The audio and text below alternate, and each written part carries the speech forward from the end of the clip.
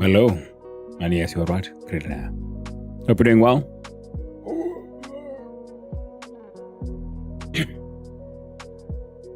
Hello, everyone. Sorry, I'm a little late. And this sort of like last minute realization of, oh yeah, the subscription things, or something like the TTS was saying, like raw input. And I need to figure out how to put an if-else statement there. And I gotta say, one thing I miss from the Windows is Notepad++.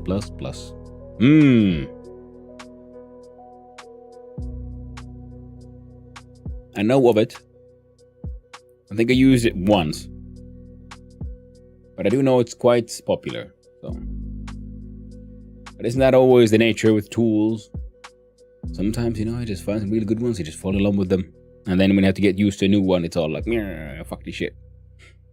I've been making some simple GameCube games. Oh! That sounds amazing. That sounds really fun. That'd be neat, yeah, trying to figure out how to do work on console.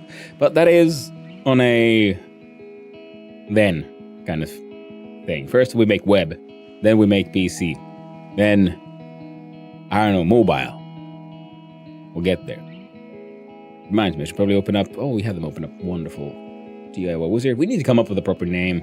I like the whole play on words that Discounts suggested, the ruin or ruin. But I was thinking more something to do with the whole crafting part. Very basic, only using the text console for now. See the screenshots? Hey, I would love to see whatever you're working on. I know I'm not the most active on Discord. I do my best, but it's just, post stream, I'm tired. IRL family needs time. And in the morning, I'm also, frankly, often quite tired. Put you there. Access to music controls. We switch.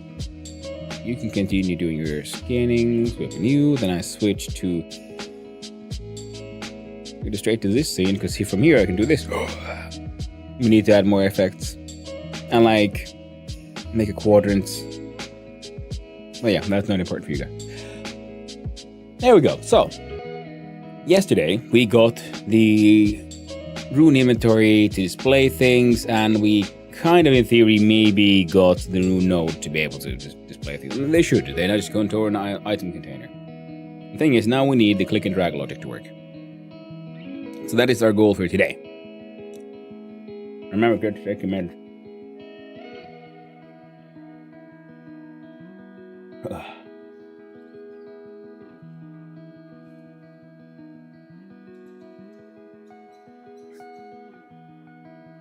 Send me a few screenshots of your terrible clicker game on Discord, lol. I love, seeing the screenshots of what people are working on. I love seeing the Tourmaline's, generative art project. They're really cool, like the mandel bulbs and so on. All these things that are like when shapes arising from math. And then again, and then also games, be it they, as you call them, a terrible clicker game or anything else. It's just lovely having, seeing that people are doing things. I like the art of creation, which is why crafting is a sort of core element in the game. Music is getting a little loud. Why is it always slightly off? I just can't find the perfect balance.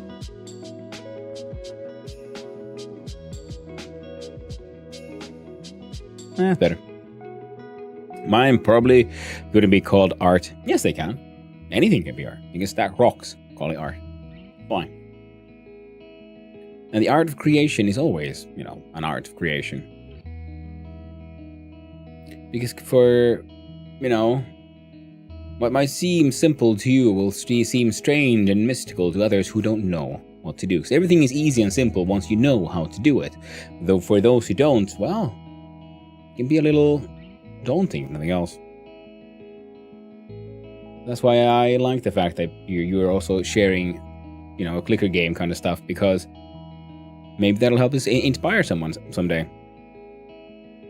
That's me at 0100 getting bored and decided to learn new stuff. It's 0217 right now, and I have to wake up in 6 hours to have my sister move into her new apartment. Ooh. Well, I hope you get some good sleep then, Krillinair. Moving is a physical labor, and it's always more awkward than you'd think. Rarely have I helped anyone move where everything went as planned, or it's just moving boxes. Something always goes wrong. Hello, capitalism. Haha. Welcome on in, capitalism. I would love it if you could share some of that capital with me as well. I would like it. It would make my life a lot easier. Less worries about bills and stuff. But okay, so click and drag logic. Let's see if we can do a little bit of a thinking through on how exactly that would work.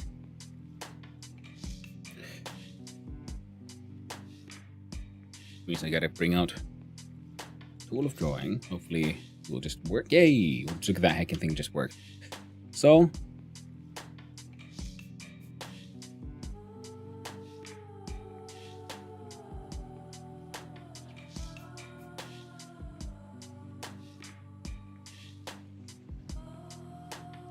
the second of the on the 26th, and it is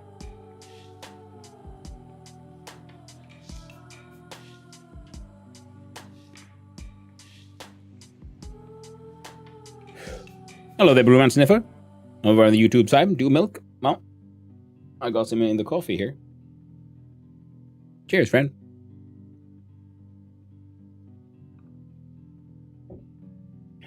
Doing Twitch TurboTax ads. I mean, get some of those taxes, but jeez. Yeah, as a Finn, European, as someone not living in the US, the whole TurboTax and the way you handle your taxes is just insane to me. We just get a form if it's pre-filled because the state has access to all the numbers. You're like, hey, yo, here's the taxes. Is there anything you would like to change? Look at it. Nah, it's all cool, and it's all dealt with. Usually it's just if I have something that's tax deductible that they were not aware of. Usually only matters if I am an entrepreneur or something I should be paying taxes on that they also have missed. Just inform those so that they don't, get angry afterwards. Like, hey, yo, there was some stuff missing.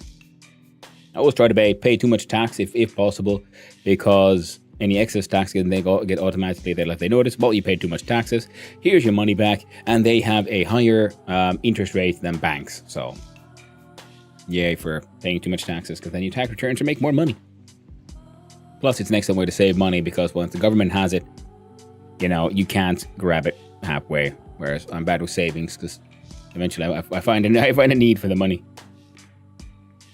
The state has the access to the numbers. It's just that they would convince the government to make it hard so they could make a monopoly on it, and the government can arrest more people for evading taxes. There's actually there's more actual story to do that I don't know. Yeah, and most likely it is, complex, but if really simplified, it is, yes, it's effectively, like it usually is in those kind of situations. It's most likely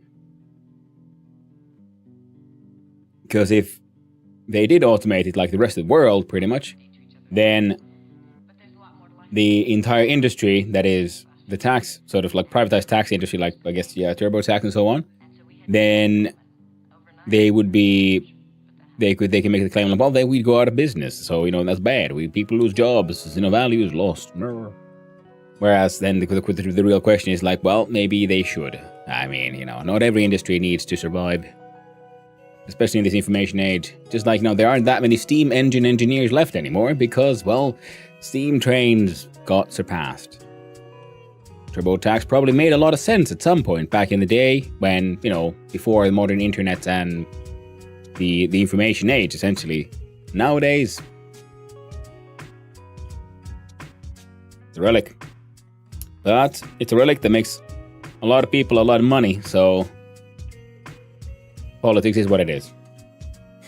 And pretty much need for asking about your game. Do you make your own assets, textures, or models, or whatever, or do you outsource to someone else?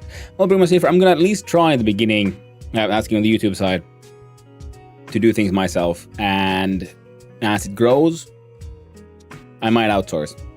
Currently, I'm just using the free assets on itch.io to just make something that'll just look okay to test. And then eventually, when the game works, then we'll have to look into art and animation. And I'm hoping to do as much as possible by myself. But if it turns out I'm not quite that good of an artist, then I'm going to outsource to someone who knows what they're doing. But I'll try to do it myself, though. I want to do music again, by the way, if you ever need music. Ooh, thank you, Creelinair. On the Twitch side here. Yeah. And there's only like a few hundred glass workers left, if I recall. Yeah, glass workers as well, yeah, because most of the glass, like, workers used to do like glass panes, now those are industrially made. Glass workers are still in need, but but it is more of a very extremely specialized industry. Because some glass work blowers and so on are used for producing some like unique glassware, which is used usually for like labs and some industrial purposes where you don't need, you don't need the capability to do 6,000 copies of this piece of glass. You just need, I don't know, 10. So then it's better to have someone who can make them,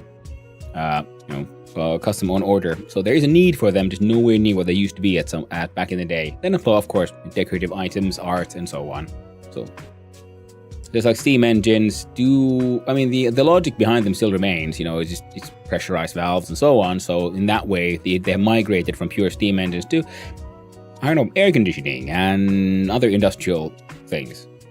So it isn't like the industry completely disappears, or, no, they never have work, these people who used to do this, which is usually the sort of excuse used by the powers that be.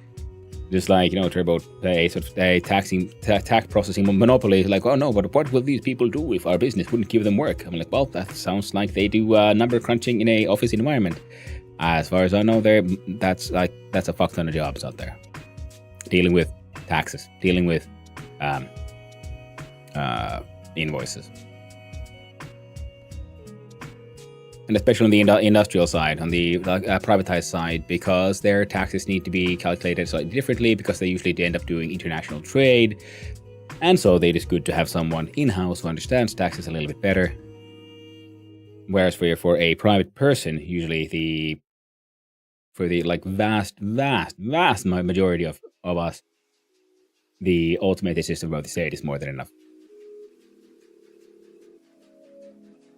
And it really, really makes you think. Jobs that were once so synonymous that people just stopped doing them, so people started automating them, are now super rare. Or they just automated it and put the people out of business. I wonder what jobs will be like that in the future. Yeah, Krillin, that's just the nature of things. The plow horse made many farmers obsolete, which was a good thing, because now you need less people to maintain a larger field, which benefited more people, and a lot, because it is thanks to automation that allows us to do things like make games and so on. We don't all have to be creating food. So, progress will happen. It's not a question, is progress good, is progress bad? Progress is. It's okay here, and then like programming could be, there's only like 100 programs left, and they're all in the very maintaining all our AI. That makes you think. In the future, if the AI bubble doesn't pop. Oh, the AI bubble is absolutely popping, because the current...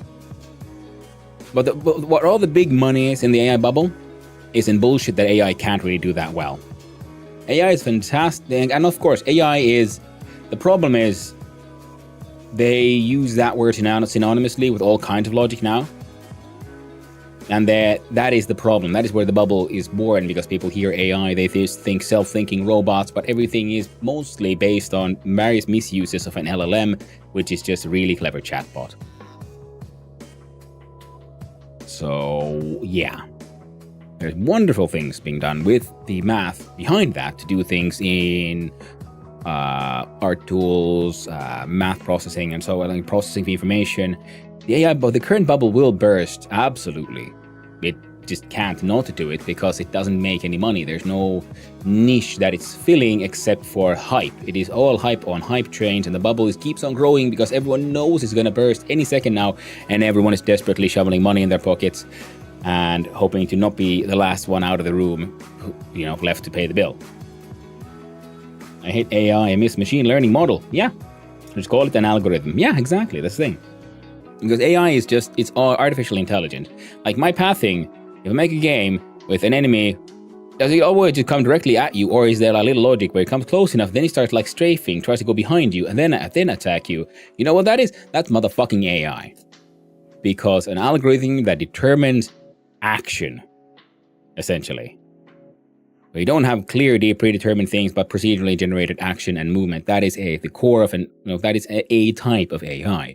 That is why the overuse of the term in marketing currently is just bad for the entire business as well, because there's so much deep misunderstanding of what it is and isn't. And of course, yes, I am very much an AI sort of I wouldn't call myself a Luddite, but like I'm not that deep into the how it all works and what it can do, but I do I can still see the limitations, the hard limitation of what it can and can't do well. Because yeah, a bad tool can be used to do a lot of things, but it will not truly replace people, not for a long time. Because even if it will, it'll just there's a lot of coding jobs will be lost, 100%, because there's a lot of busy work that will most likely be automated in the future. And the discount. How are we doing? Ooh, I'm an AI programmer. My rover has pathing. Yeah, exactly. Morning. I mean, that's the thing, because that is at its core also an AI thing, you know? That's what we used to call, like, yeah, well, how's your, like, pathing AI for your game? And then, like, you know, that's just how we talked about it. If the machine is making its own decisions without you being directly involved, that is a motherfucking AI. However simple it is. Also, totally not using a sort of state machine for the rooms in my clicker game. Yep. That's the kind of stuff, yeah? But hope you're doing well, discounts. Good morning to you. So yeah, goals. I haven't gone very far. I got lost in another tangent. That tangent again, as I usually do. So let's call it the drag and drop system is our main goal today.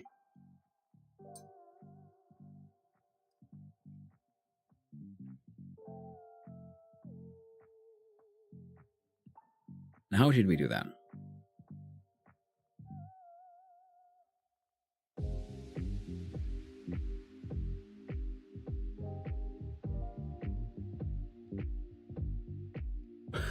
There you go. You are very much the A. Exactly. I keep on forgetting. I did like small changes in my alerts, and now everything is screaming at me. I need to turn those screams off. Eventually. Drag and drop, let's go! We're getting into the dragons, it's true. Hey there, Neon. Hope you're doing well. I'll see you around. Not exactly AI seems to control the state machine with a grey stick. Well, that is very true, Krillionaire. I mean, that's the thing, because yes, you are controlling it and going through states, so that would not be the AI. But if it would be doing things even without you being involved, and it keeps on making choices, depending on its environment, I would classify that as a rudimentary AI thing. And that's the problem with the term. It is too broad. It's like putting, like, I don't know, a spacesuit in the same category as, I don't know, shoes, because they both cover your feet. You know?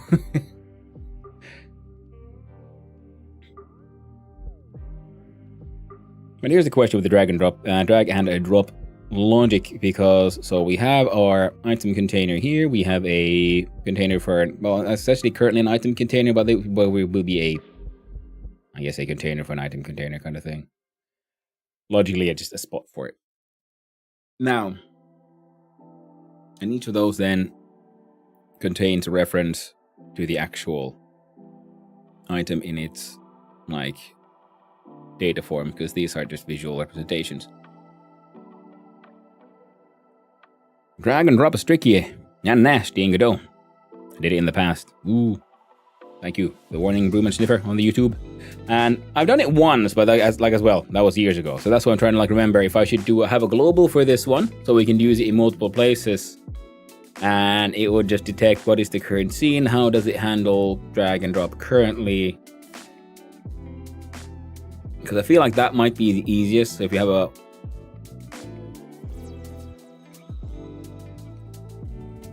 because then we could have, depending on the scene, it would behave differently if it has to.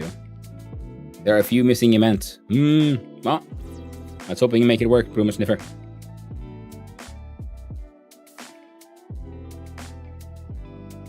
So I was thinking, we have our mouse pointer. When the mouse goes over an item, we can do a drag and drop on, into the next mouse inside, and it'll get highlighted. And it can send a signal out, like, viable target.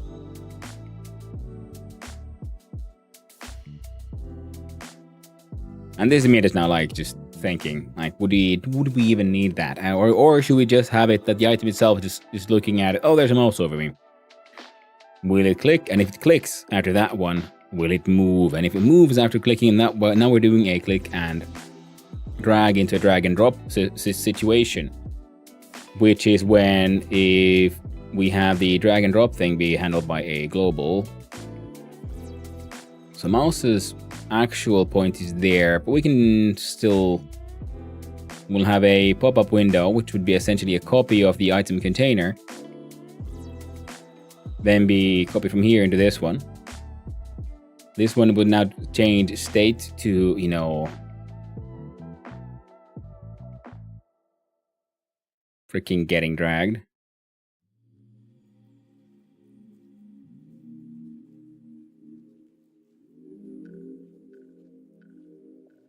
Let the item detect the drag. Yeah, that's what I was thinking here as well. It says boomers from the YouTube side there. Yeah. So then this guy detects what's happening. Then if it's valid for a drag, then it can, because now it has a,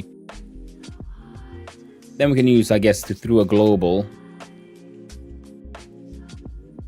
Potentially we then make this happen, and then they would have a reference to where its original position is, so that if we cancel the action midway, you know, the original remains unmolested where it was. And first, in the meantime, its state needs to change, so we can have a visual change of if this one is getting dragged. We'll like use a modulation to turn it gray or something. Then we'll have item being dragged on a pop-up with the mouse. Then when the mouse goes over a sort of valid target, we can have it then ask, is drag, yes. And if something is getting dragged, then the next question is are they a match? So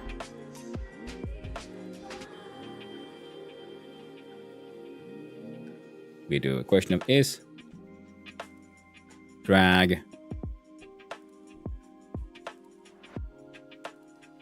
happening is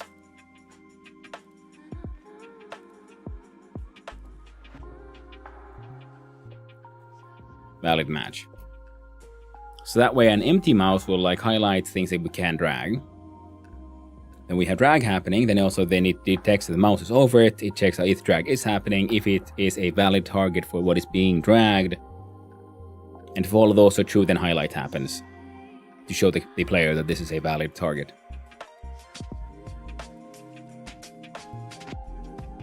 I would do like, you know, if yes.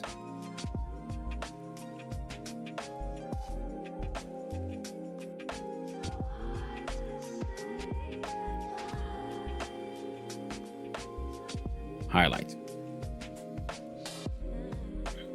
And I wonder if I should use a global for this one, because then I can probably then I could just use the same freaking logic wherever we want this to happen, not just in this one menu screen. And then we can have perhaps the same logic happening in between menu screens. And even if we move windows around, it'll always just ask, is a drag happening?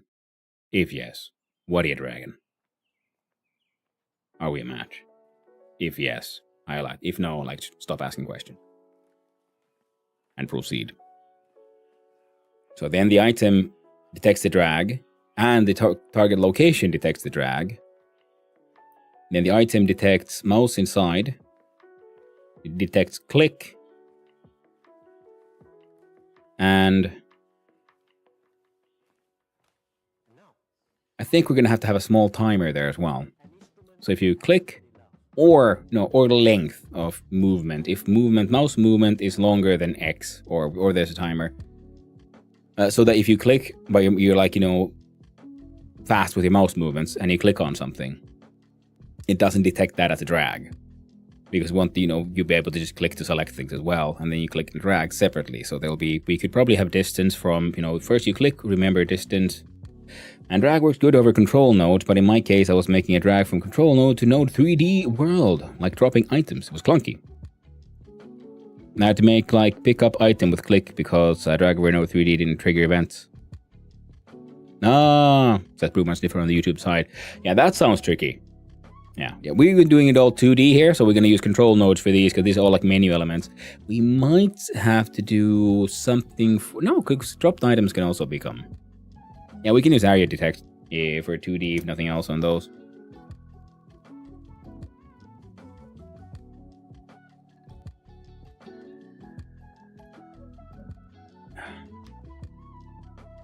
But thanks for the heads up, Room Sniffer. If nothing else, that sounds like an interesting puzzle to solve. Like find the correct triggers, what kind of signals? Because everything you'd need to do is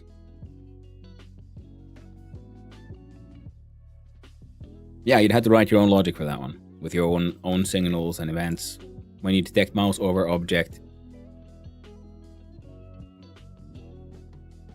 Okay, now my mind is going in places because I haven't built anything that much in 3D, so I don't actually know. I don't know jack shit, and also, it's not the current problem.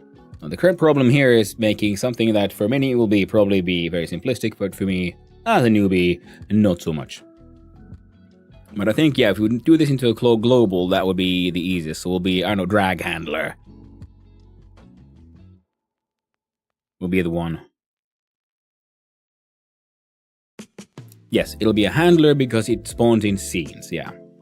That's my logic here, because we have a resource manager, but that one is a global, but it handles only data things in the background. It doesn't do anything into it with the scenes themselves. And then in my logic then, handlers deal with stuff in scenes. I don't know how far this is, probably very far from any logic that any people who've been in the industry use. And that's a good thing about being self-taught. I can do what the fuck I want.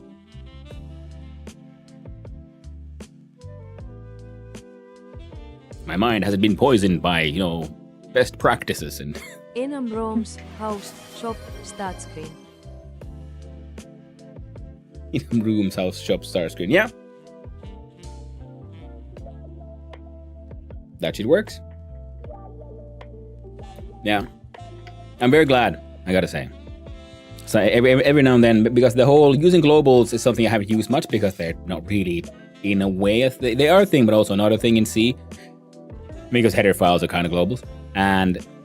But using header files and having the lists of aliases and defined and constants in a separate list from where to refer everything, and having that be taught into me to be a sort of best practice has helped me here as well, because I keep on wanting to just make a darn header file. And we're going to have to then do that, and that will be then a manager. So it'll be like an enum manager or something. We have all of our fucking enums there. Well, not all of them, but like a rune. Yeah, no. The enums will actually have to be... Okay, maybe... No, that's stupid. Yeah, the enums should be linked to the base class that uses them, but if there's anything universal, then that would be in a sort of global manager. And there's globals in C. They're just very discouraged. Yeah.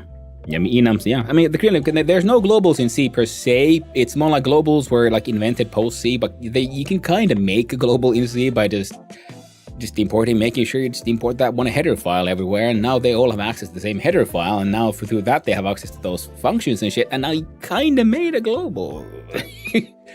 In a very sort of roundabout way. Just like there are no class objects per se, but there are structs which you can make to functions similar to classes, because you can use pointers to functions in those as well, so you can kind of make a class-ish object in C, which then leads you to understand why they took the time and energy to develop more abstract languages like C++, Sharp, and so on, where you then have class objects with inbuilt functions, because while you can do it at C, it is a little clunky. Whereas then having them being built into the language's abstractions makes it a lot easier and sort of visually clear again for the coder to sort of understand what's happening here and why. What pen tablet are you using? It is a Wacom Bamboo. An older one. See? Nice. It's just, old school. The back side is green, so it's... The green screen says no. But it's called a Bamboo. And it's just, just pen tablet. I look at the screen while I'm using it. I got it from my younger brother because he got it to try to do some digital art stuff, but then he never really got that into it. I have that one. But it don't work on my Linux. Oh, that's tragic, Room Sniffer. Oh no, and I was planning on moving into Linux at some point. Oh no. Well, we'll figure it out when we get there. Oh well, multi-file and stuff, yeah. Idea there's no way to make it global, but single file programs, if you just leave it outside of a function, is kind of global. Yeah, brilliant, and that kind of stuff. And then with multi-stuff as well, multi-files, yeah, you can. Because effectively, you make a library, right? And you just import the thing, import header file with the functions, and then now you can call the same thing from multiple places. And if you, depending on how you do your data, then storages and pointer madness, you kind of can. Make libraries a pain? Yeah.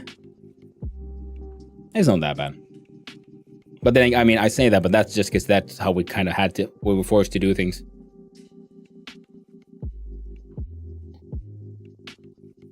Where I learned my C things. And of course, I say that now, not having done it for years. We're kind of getting there. But okay, let's save this and actually jump into the coding part, because this is we can sort of, very poorly documented, but I can sort of see the logical flow here. Where we'll have our see, now I'm using my mouse, and you can see the nowhere near as, just as chaotic, less smooth, but mouse can only give 100% push. Now then, where there, free diffract, there it is. Now, let's press F6, open up the circle menu, and I'm just gonna look at it and feel, accomplished. There's ads happening, apparently. We got the visualize, here to visualize. We got the toggle for our interaction modes, and we got figured out the order of drawing these matters,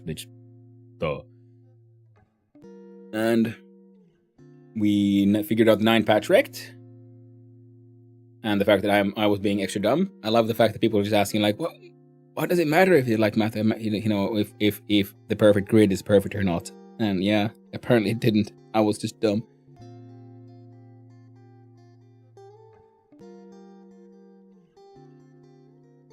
But I'm looking for, my plan is to use the same scene structure we have here for the item container UI to be the same thing that pops into existence where the mouse is.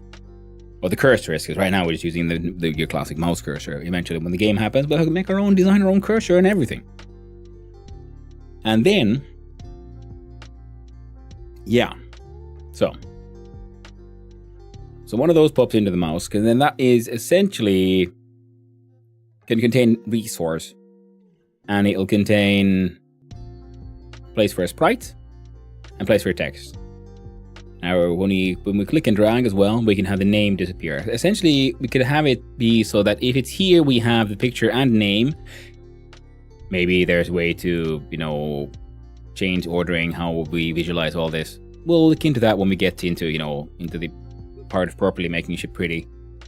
These ones need to have a toggle for if text not visible, then this one should be in the middle of the square. Because now it's slightly up, I feel. Wait. I might be wrong. You might actually be in the middle, because your 0 point might actually be right there. So I might be wrong. It might already be. The thing I'm trying to fix might already be fixed. And I'm thinking maybe when we click and drag, we want to use this version without the name. That as well as something is more of a cosmetic thing. So, we detect them when the mouse goes over. Like you can see, we already have that happening. Then we want to detect mouse is clicked. And then drag.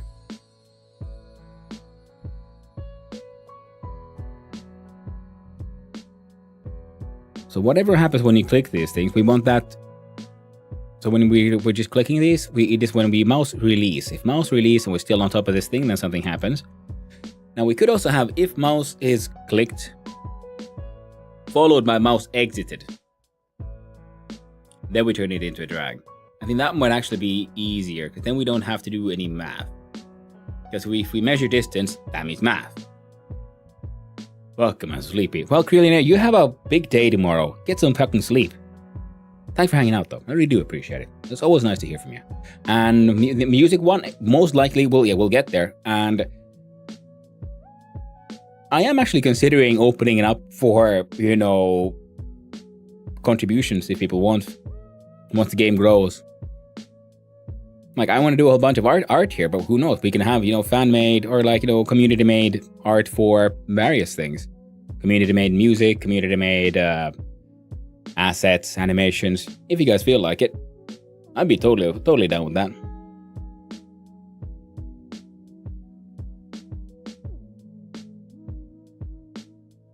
That could be fun. Because you guys are already helping me and just, rubber ducking and also giving me good advice. Both on the YouTube and Twitch side.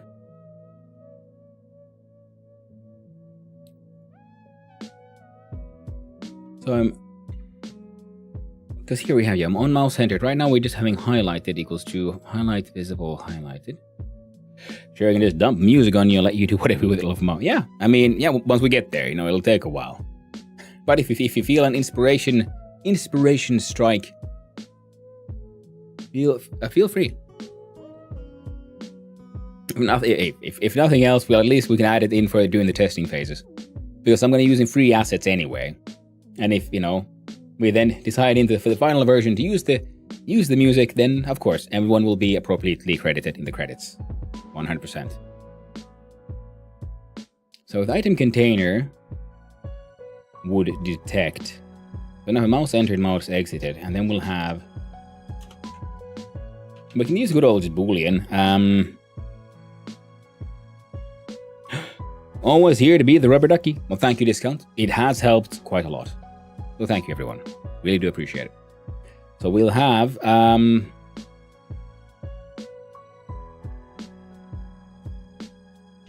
mouse underscore pressed as a bool. I was thinking here to think what is the...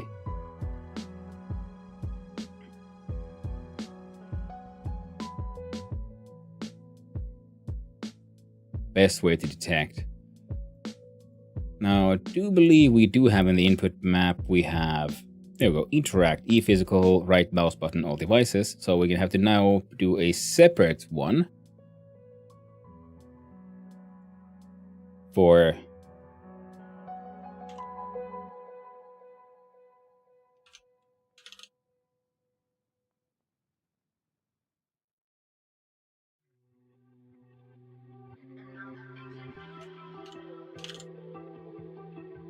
one of these again. Just good old mouse left button. And then it says here listening for input, and we click on the left with the mouse left button, and now it says detected, and I say okay. So now we have mouse left button both for mouse left button and for attack. But I wanted to keep these separate, especially because I'm hoping to then figure out how to do key remapping, and I'm pretty sure that will then have to be, then we'll have to have all these properly named. Because even if you change your attack button, doesn't mean you necessarily want to change your interaction button on the mouse and so on. But that is when we get there. Right now, again, clear separation. What does it do and why? I might even have to rename this thing from mouse left button to like a menu interaction.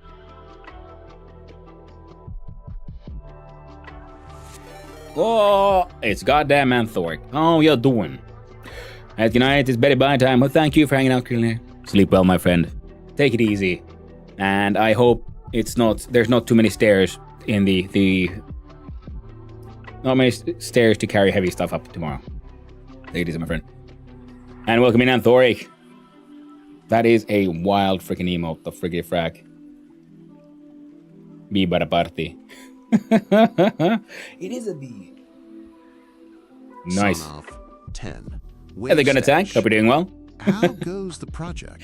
It's going well in the sense that we have it sort of figured out what we're gonna try to do today. And as usual, the first hour almost hour has been mostly getting distracted and talking about AI and shit.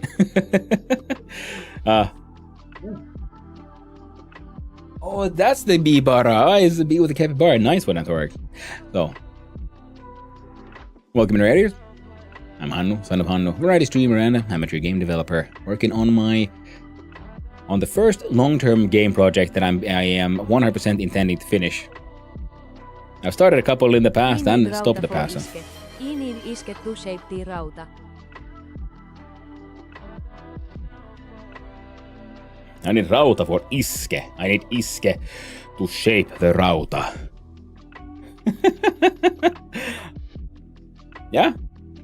It kind of works, but yeah, the first one. Next one, I need iske to shape the rauta would be AAPS. What's the word like? How is it? How word is placed in time? Slightly wrong, but the words are correct. I need strike to shape the iron. First one is I need iron for strike, which I guess would make sense if you need iron for like weapon. But yes. How did the Core Keeper go, by the way? Because like I was saying there, X, I got it in early access like years ago, and it seemed fun, and I played around with it, but it felt a little hollow back then. But it was early access. It's like usually early access is. It has fun mechanics, interesting world, but then after you get to a certain point, you sort of like, but okay, now what? What am I doing here? Why am I doing anything? Now I haven't given it a proper try after 1.0 came out, so that is something I should give a go. Hey there, Realia. Hope you're doing well. Lovely to see you around as usual. Hope you're well. I'm doing quite well. Hope you're doing well as well. Now, in the process here, I'm wondering,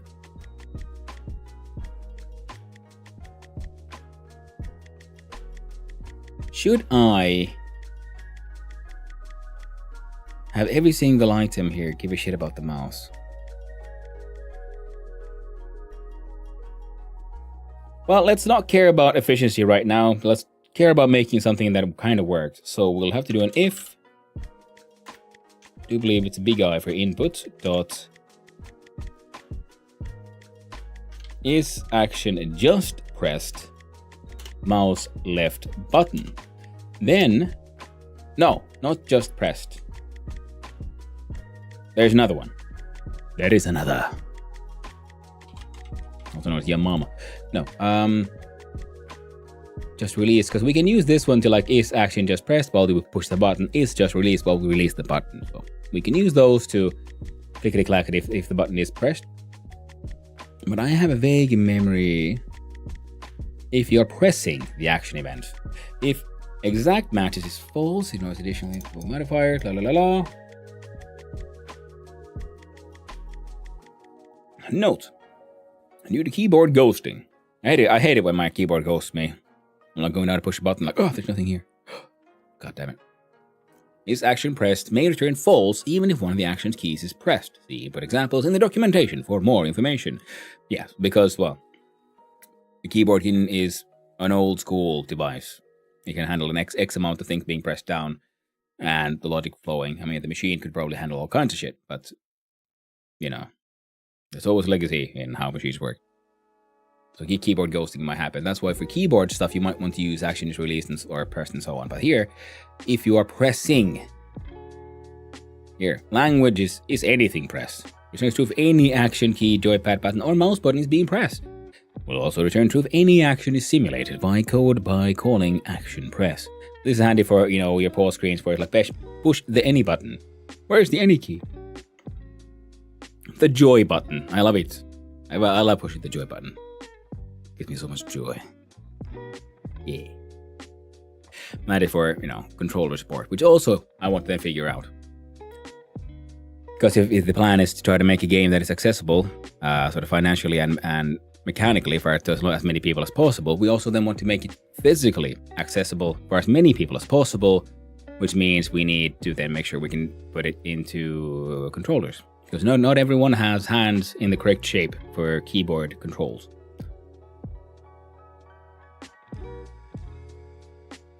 So accessibility is important. Randomly reminds me of an old idea I had when trying to design a game. I was trying to figure out if I can make a game that is, like, what is the smallest amount of buttons I would need to make a game that I personally would find interesting to make. Because again, some people only have like single digit maybe left. You're born with it. They might still want to play games, but it's a challenge. You know, what do you do when if you only have like a finger? And like, oh, well, I would like to play, you know, the new, I don't know, fucking Dark Souls. Tough shit. Nothing you can do, which is one. Too many buttons to push. I just had a sort of realization, like, oh my god, that'd be horrifying. Oh god, I hope I never break my hands that bad. I love gaming. And it would be horrifying to be physically incapable of gaming. Same though. Yeah, I hope yes. I hope you're well as well, Realia. So yeah, that's why I want to try to take that into account in my game design. But that's like when we get there. Right now we're just gonna build something that kind of works. But we can probably use, like what you're saying, not the just one, because this reacts to what just happened. Did we just push it down? Did we just let it go up? And here we do a yes, no, Boolean is actually pressed. I'd be devastated. I couldn't imagine. Yeah. I mean, like, I've just been, like, worried about not being able to, like, cut bread or something and mundane things. And then I realized, well, there's solutions for those things. But there's nothing you can do if your game requires keybinds that needs you to push 3 buttons at the same time. And you don't have 3 fingers. Nothing you can do.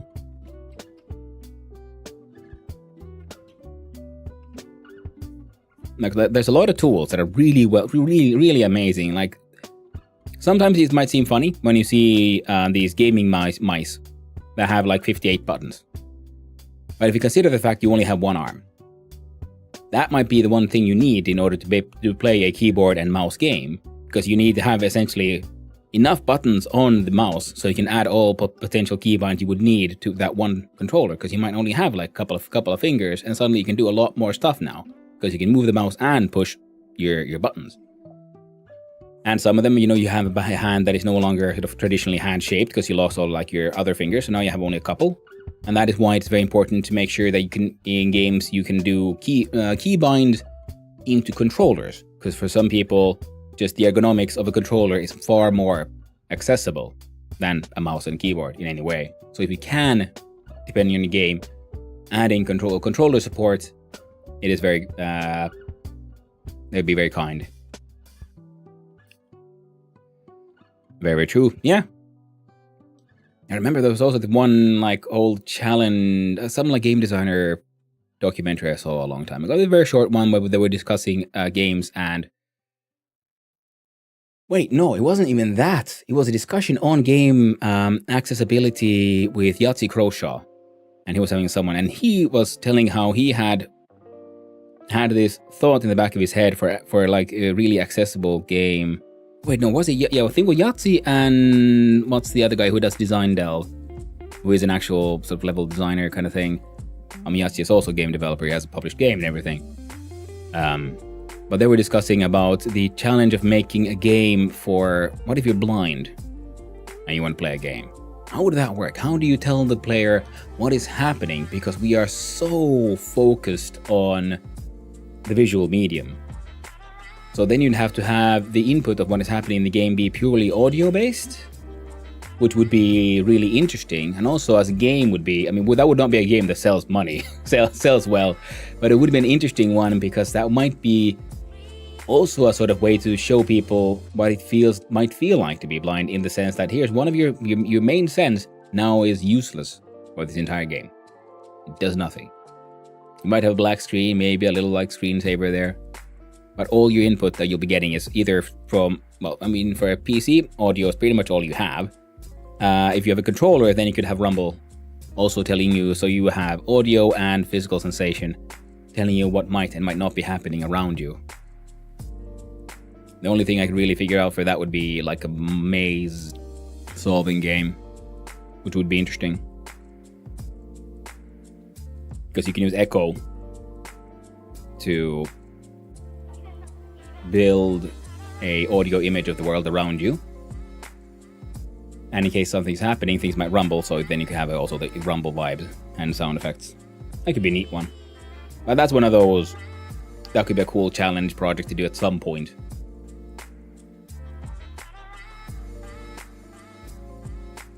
First, I need to figure out how to make a game that kind of works. Exact match bool false const. What is exact match? If exact match is false, it ignores additional input modifiers for input event key and input event mouse button events in the direction of or input joypad motion events.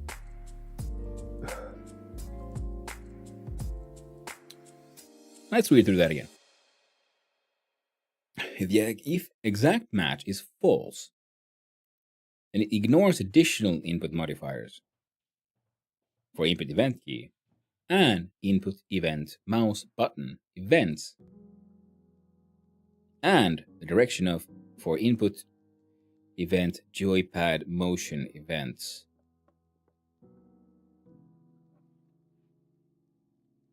I'm assuming this means that if exact match is correct, then you can do a sort of, if joystick to the left and press A on like an Xbox controller, something happens. If it goes to the left and you do the same thing, it does something else. So for like really exact key combinations is my assumption. But is action pressed returns a boolean, so we can just keep on using this one actually. Which means if we jump here, I might not need this one at all, the mouse pressed one. Because I would just store the value of is this button pressed, yes or no.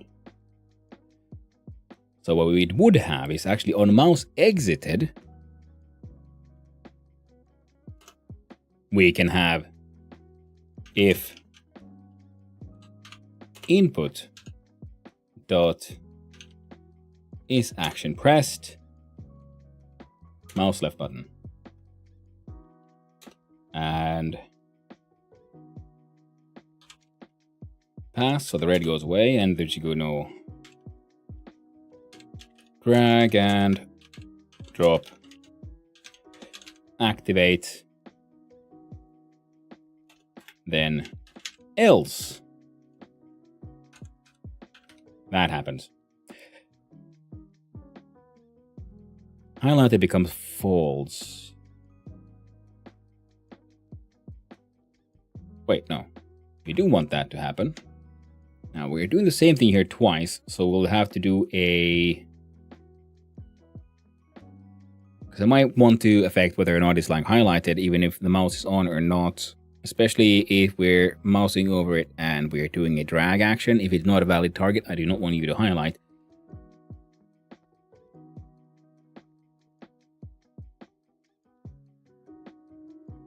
Okay, these only have the underscore, so we're actually going to do this with a little bit of a... We're approaching things where I should be trying to keep shit somewhat organized. Remove the else. I don't think anyone externally should be telling this thing to highlight or not. So we do a func underscore, because this again, it implies private. Implied privates. They're the funniest ones.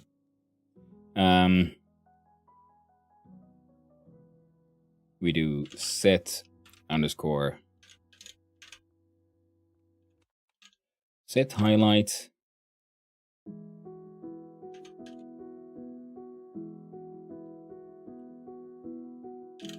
highlight underscore state, then added a space there because I'm a moron, is a bool.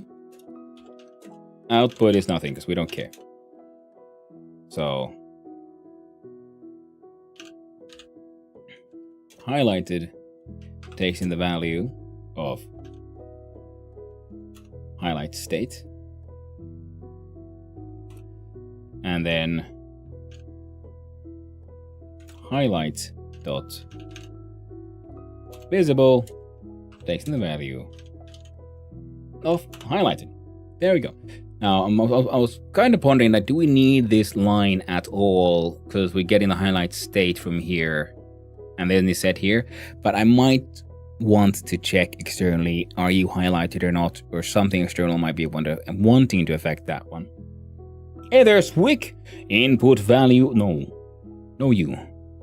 Swick, no you. Hope you're doing well, my friend. I'm seeing you around. So I've been missing your streams, but you stream too early for me. I'm waking up a bit late lately. And hello there, Boofta. Hello there, fellow dev. Well, hello there. Hello dev, Boofta. I'm working on my sort of first long-term game project that I intend to 100% finish. First iteration will be a web browser game, just so I can get people to test it. And then plan after that is trying to turn it into a game I can, publish and sell. Probably on itch.io. The dream is Steam. Hope you're doing well, Boofta.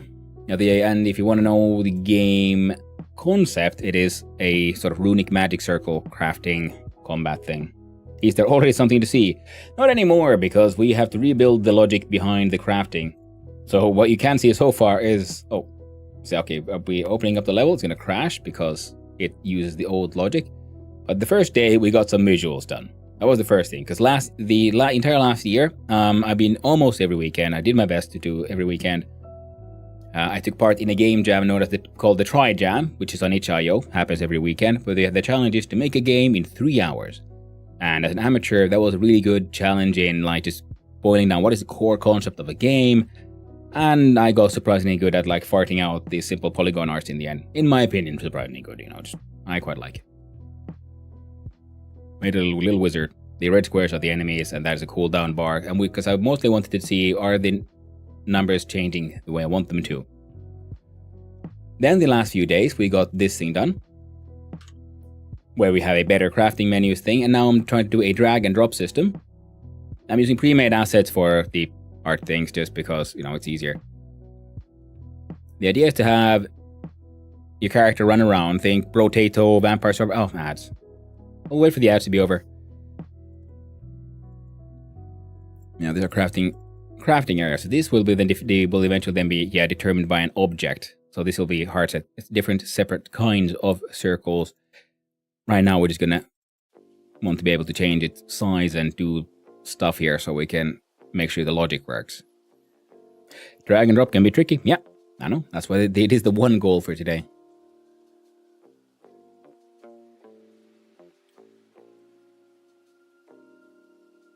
Well, still 50 seconds of ads and a tiny splash of coffee left.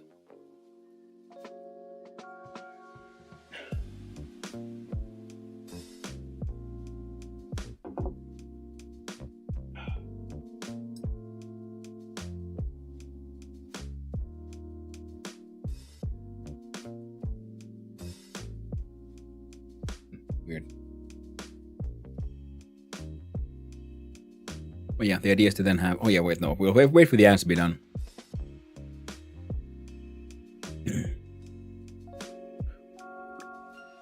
$70 more seconds. Meantime, let's go back at looking at circle... No. What do I call it? Item container. Right, we should also do a right click and close all, because that's a bad habit I have in a way.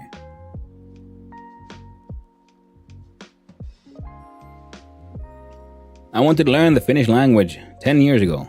Oh, welcome back from the ads, everyone. I didn't. Well, I didn't much have a choice being Finnish. 1, 2, 3. 1, 2, 3.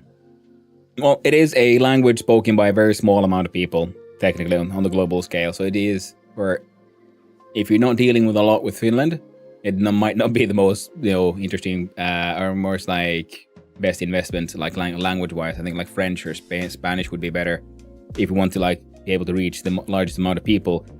But if you just like the language, then you like the people, then it's then that's also okay. Me and a friend wanted to use it as our secret language. Not bad. Not a bad motivation at all. But yeah, the game description. We'll get to that one quickly before I forget. So the idea is to have this is my sort of current version, new version of the sort of crafting menu. So think Vampire Survivor Brotato will add its core. You have closer to Brotato, I guess, because there's the progress happens between runs.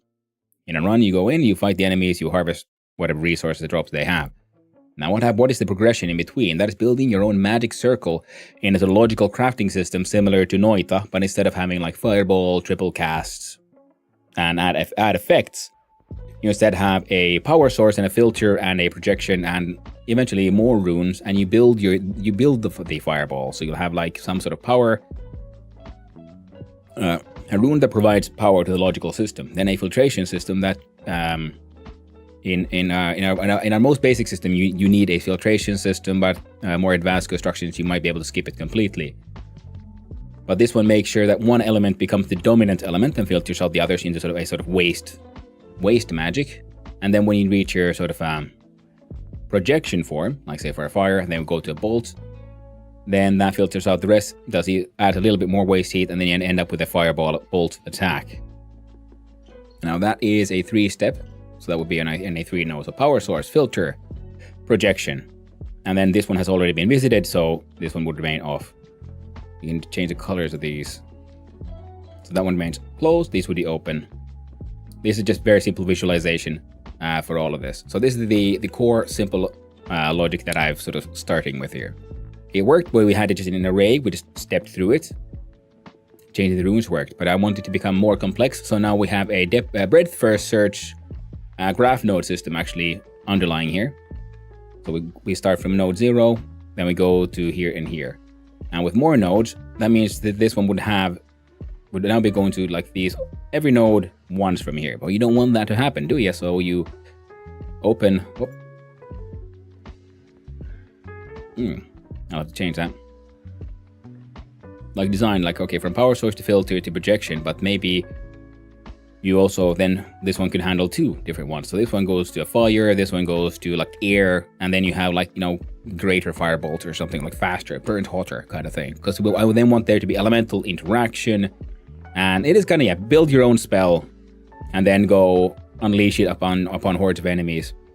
And the idea is that eventually you can have multiple circles on the character, because the character will be actually sending a sort of magical golem robot thing into the multiverse to harvest the locals for the resources in other dimensions. And that way you then end up building, I'm hoping to be able to, let's see, what's it like this, I think, where you could, so if we open up, say, that one, this one, and this one, and that one, see, because now this one sends in power to a filter, and then it goes, and this would then be an ongoing loop system, and then be a similar one going on, and then one ongoing. Oh, and thank you for the follow, Boofta. I really do appreciate that. And I hope you have a wonderful day. And would you look at that? We're hitting 820 followers. Holy shit. Thank you, my friend. Amazing. Interesting. I really enjoyed Brotato. Will be a lot of Excel sheet work to make these systems balanced. Oh, it will eventually. But hey, the thing is, it doesn't have to be balanced because this is not a multiplayer game. I'm just building things because I wanted to build this crafting system. And yeah. That's why, and then I want to open up for testing, and then it will very likely be a lot of the, like you said, balancing and testing to be done. But that's then. Right now, I want the underlying mechanics to work, because this sort of runic magic crafting system is just something that I've had stuck in my head for the longest time, and now I just need to get it out, and they're using a sort of Brotato-like combat system, where in between you make your spells is just the method I'm using here.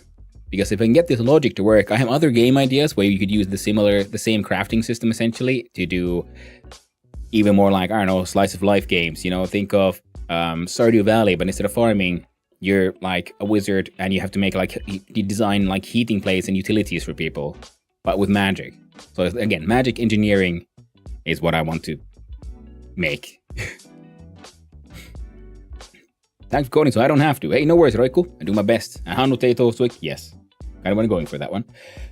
I like Potato for its probably the only auto-attack survival game I like. Everything else just don't look right. And that little bit of animation of the bullets actually being shot out of your gun goes along. But that's very true. You're a hairy wizard. Well, thank you, Perk. I wish I was. All I got is a stash, but all the other ones, the hairs that left me. Does that mean I'm a shit wizard? Magicless and bald. Tragic. Sorry about that. Ooh. Hope you're doing well, Perk. Nice seeing you around, and I hope you've had. It's always hard to say with you. Have you gotten up early or are you up late? Either way, I hope you're getting some sleep, my friend. That is the core concept here of, because then when we get the drag and drop working, then we'll have to then start making the logic flow work again of how do you transfer magical power from node to node, and how do these work agnostically from whatever the nodes and the connections shouldn't care what's inside them. So that would be the next challenge, making the logic work again. I'm still asleep. Ah, good to hear it. Well, I hope you're sleeping well, and your sleep chatting habits don't bite you in the ass. Sorry. Trying to come up with a good joke. Didn't work.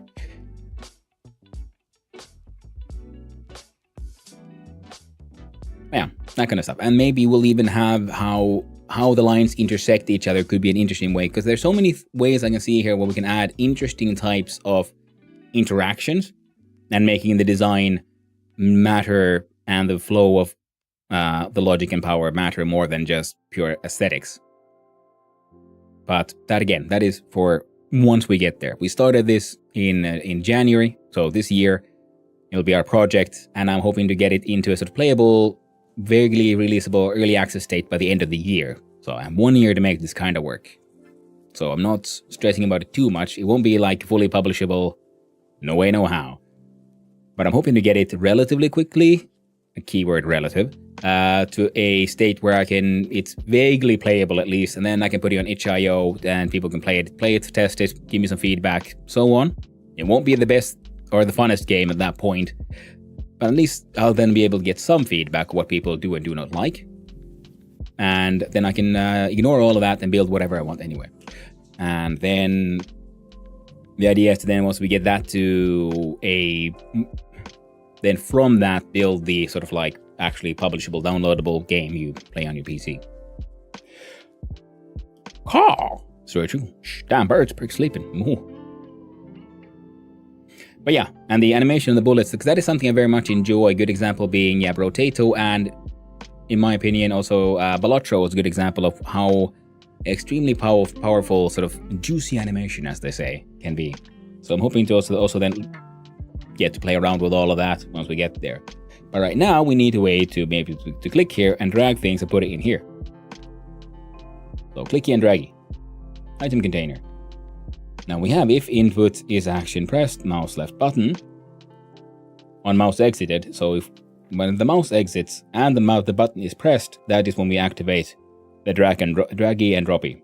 And the drag and drop will be then dealt with by a global, and it will be a manager because it's going to be creating scenes.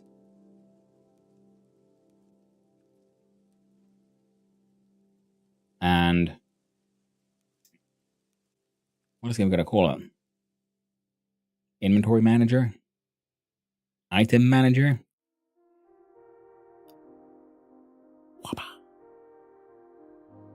Stuff like Vampire Survivors, Megabonk, and DRG1, I don't like due to the lack of animation. I totally feel you there, Swick. I feel you there. And Boof does it. I like the magic crafting in Morrowind. Yeah, that kind of stuff. I've always liked magic, and I like crafting, and I love stationeers, and I love Factorio, and I love, fantasy, magic, high fantasy, that kind of stuff. That's why I want to get my own blend of sort of hard sci-fi, but high fantasy, so like hard high fantasy. Hard fantasy. What I'm sort of going for. But it's less complex as you intend to do it. Yeah. That's a game that has point and click attacking, absolutely fantastic. Yeah. I mean, currently, yeah, I had it's when you click your mouse, it shoots in the direction of the mouse. With my the super simplistic, just animated something. But now we just need to get it to work again. So you need to first make things so I can click and drag, I can move things around. Then I may need to make sure the numbers can change without crashing the entire system. And then I would need to make sure those numbers change correctly. And been loving this game I've found recently called Zephyria. Ooh. Well, you do have good taste. I'm going to write that one down.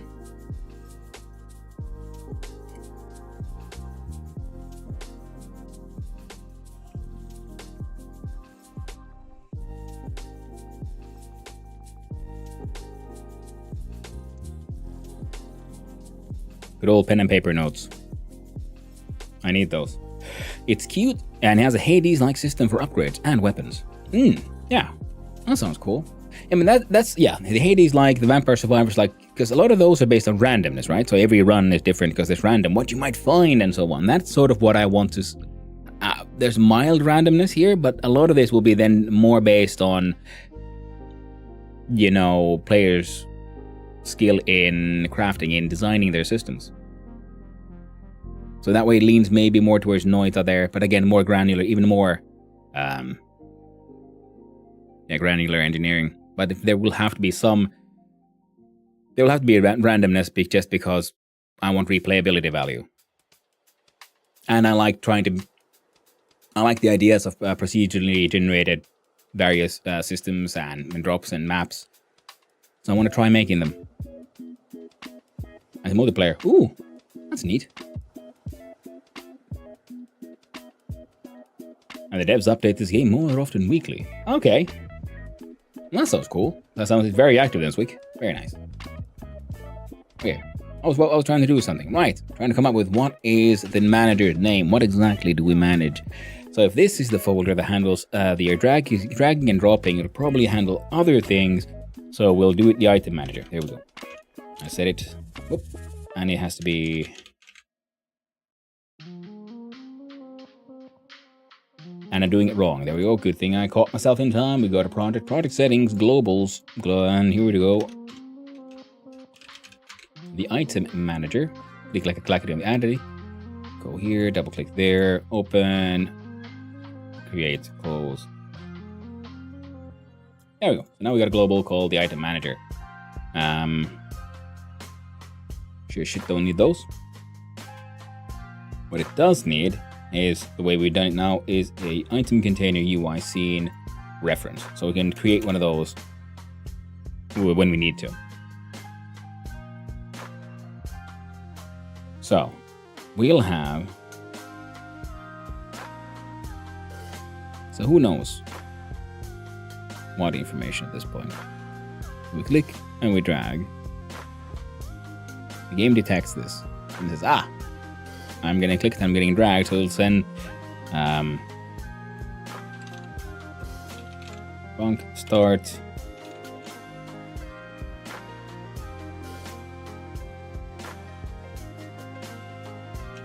start drag and drop. There you go. Oh, fine.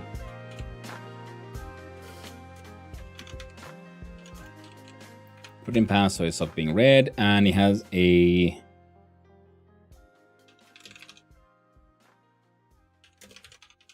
target is a node. So it doesn't take just anything, but it can be, well, it can be any old kind of node.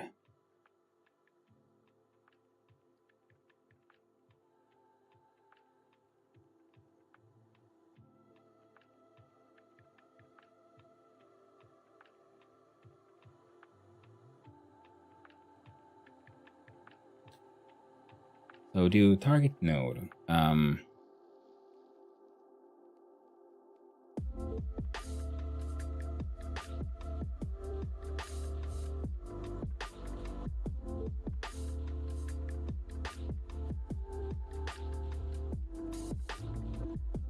Shit.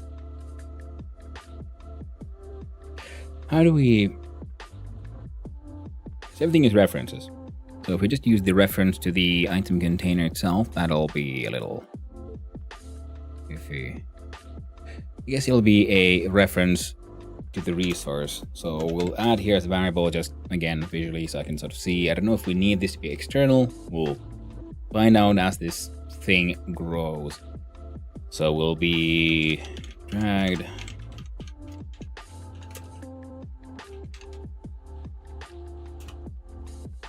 Dragged resource is resource. We'll start a drag and drop.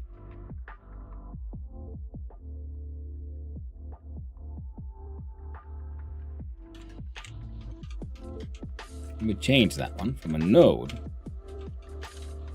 to a resource at this point.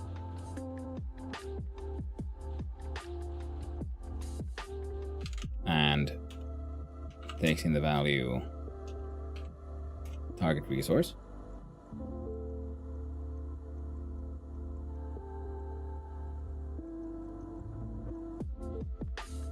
Nope, that won't work because we need to have a reference also to the original container that we're starting to drag, because we want to let it know if the drag action like stopped halfway. If we start a click and drag, I can't put it anywhere. I release the mouse button. Then I want that thing to be able to tell where it came from, like, unflip that switch. You are no longer grayed out. Your state is now normal again.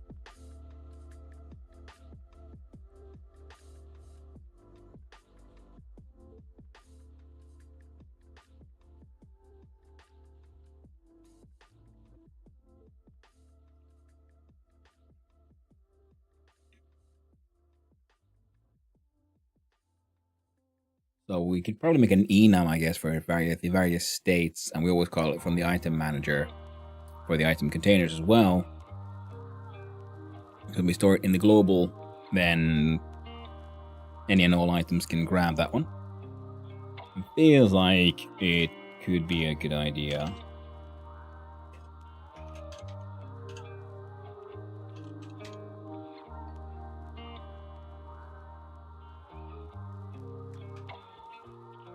Item state.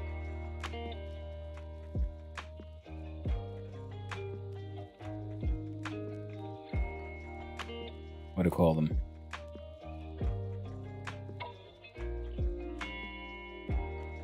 I don't want to use the word like normal. And we can't really call it free either. It'll be default. Dragged.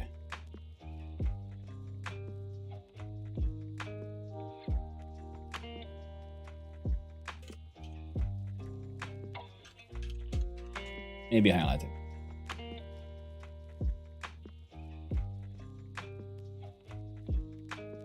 Hello there, Schneeble. Hope you're doing well. We are trying to make a drag and drop system. Life itself. Oh. Oh, that's what I know Mrs. Hanno do sometimes.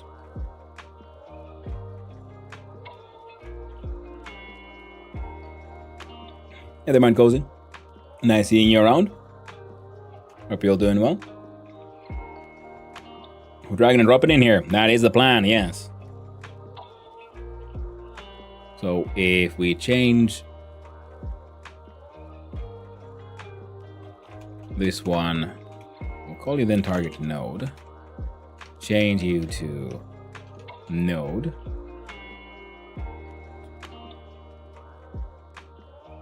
If nodes grab the resource itself from the node, so we drag node and we change you as well to node. Excellent. And target node dot state takes the value of item state dot drag. Item container here. 7 stream streak. Oh, hot diggity dog. Been here a whole week. Thanks, Berg. I do appreciate it. So item container now needs variable for state of type item manager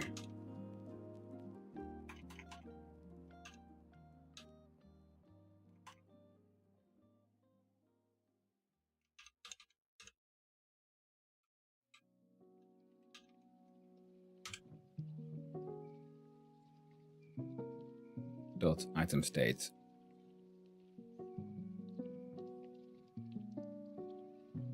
Wait, I fucked that one up, didn't I? Yeah, I did. Alright, good.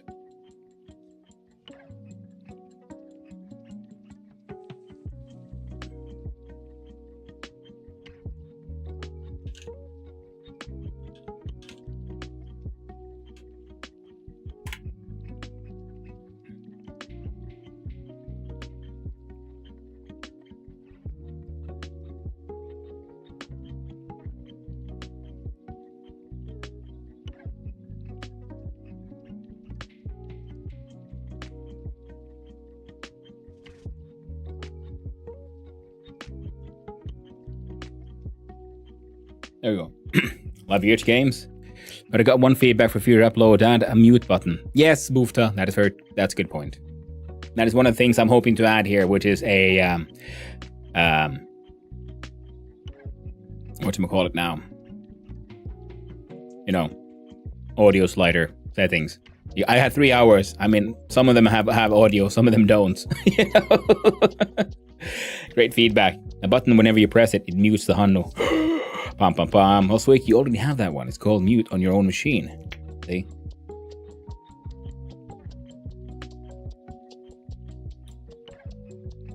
What in the game? Perfect. I need to learn how to drag me right to the right places in life.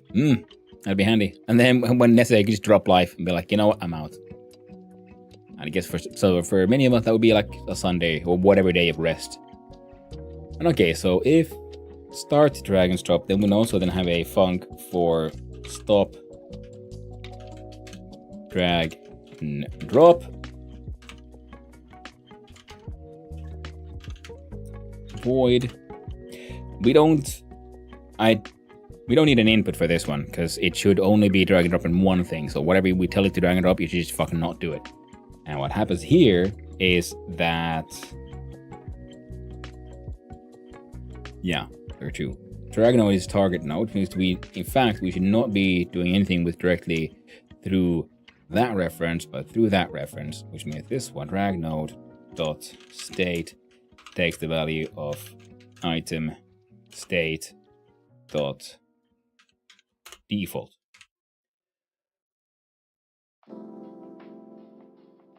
And then whatever logic for actually dropping stuff. But right now we can use this one to at least have a visual representation of what's happening. We would have to have here also a check so that whenever we mouse over an object, we check, are we in the act of dragging, which would then be a variable here for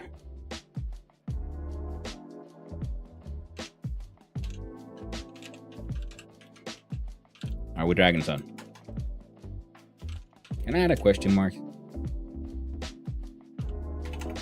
Of type bool.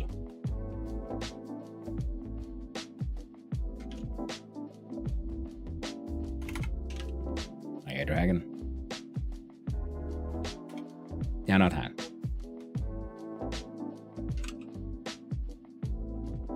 And yeah, we'll give it a sensible name at some point. Right now, I'm feeling less sensible. So your dragons on here would equal true. Your default value is false, so that whenever the game starts out, we already know there's nothing on the mouse. There mustn't be anything on the mouse. So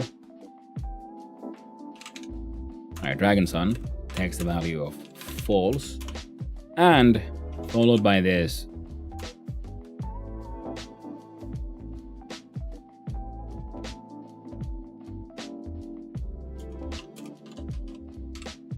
dragon node equals null. Yeah, that should work. To make sure we don't have a reference there left. 100,000 channel points. For muting the Hanno? Oh, true, I don't have you on this one. There's another one here. I've got unlimited channel points. Bum, bum, bum. Hacking Lurk Master. Hanno just doesn't acknowledge them. Well, not yet. One of these days I might. Oh, that reminds me. See, I don't know if you were here. I think I was talking about it yesterday. Speaking of channel points, I do have an idea that's been rumbling around in my head. I want to make, once we get this on itch.io in its barely playable form, then I need to have a second game project on the parallel on the side with this one. I should start like just planning it on pen and paper because I do want to add a midstream game here that keeps on happening while we do stuff. So something to do with your channel points because they keep on collecting. I don't have any good redeems and I'm just struggling with try to come up with ideas to do with them. So I have the idea of, I want to build an auto battler that happens like midstream and people can gamble on it. Does it work or not? And you can then use those winnings to then sponsor something like knights go fight monsters in cave. And as they fight them, you know, some of them make it, some of them don't. And you can bet on which knight makes it, and then you can also like sponsor them, give them like better gear and stuff. And if they survive 5 times, then they retire, nice and wealthy, and then there's a new knights enter. And man goes asking, is this going to be something like an inventory system, actually moving items, or something like a paint picker dropping the magic into a rune circle from a list, which doesn't move? No, this is going to be an actually moving items, because I'm trying to use this in a global, so we can use the same logic for moving the runes around and also actual inventory items. There was a great auto battler I played on a mate's stream. I can't remember his name. Pick it up if you like. Hey, if you have any references for existing things like that, do let me know. Because it is another one of those ideas that's been rumbling in the back of my head, and I'm thinking like I need to make it work. But first this one. Then I add a gambling auto battler system to the stream itself. I'm probably gonna use the like you can use channel points to buy then in-game currency, which would then be managed by streamer bot and so on.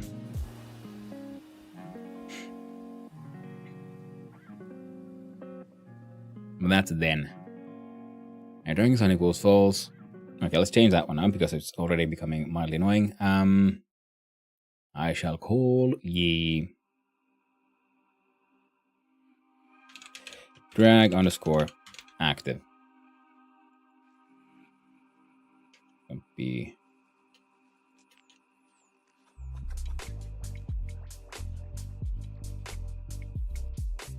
drag node, target node, drag node state, drag node state, drag active, false, drag active node, null. So now it happens and it closes. The thing is, now we also then need to make a thing appear.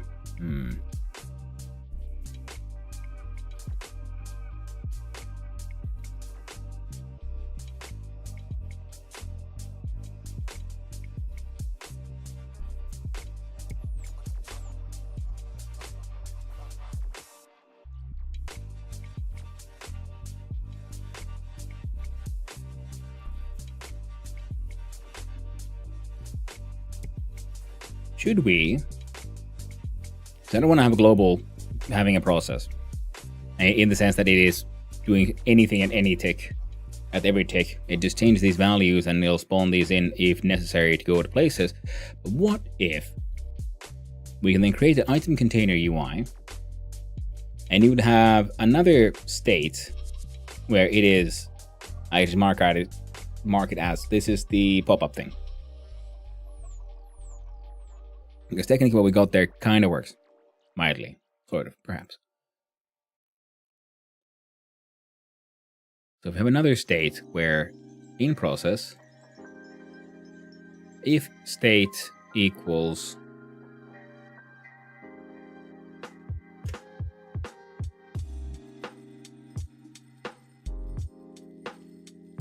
what's a good word? Drag pop up. Dragged, highlighted. I don't think we need highlighted, but I'm gonna have it leave it there for now anyway. And we would then have if state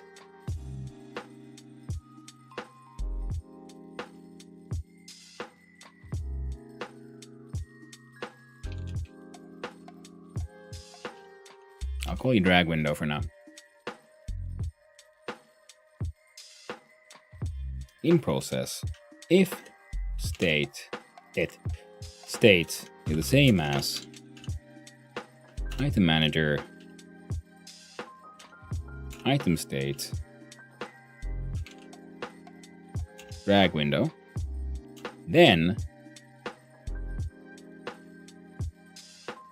self dot global position equals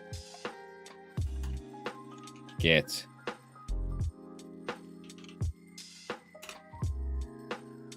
global mouse position.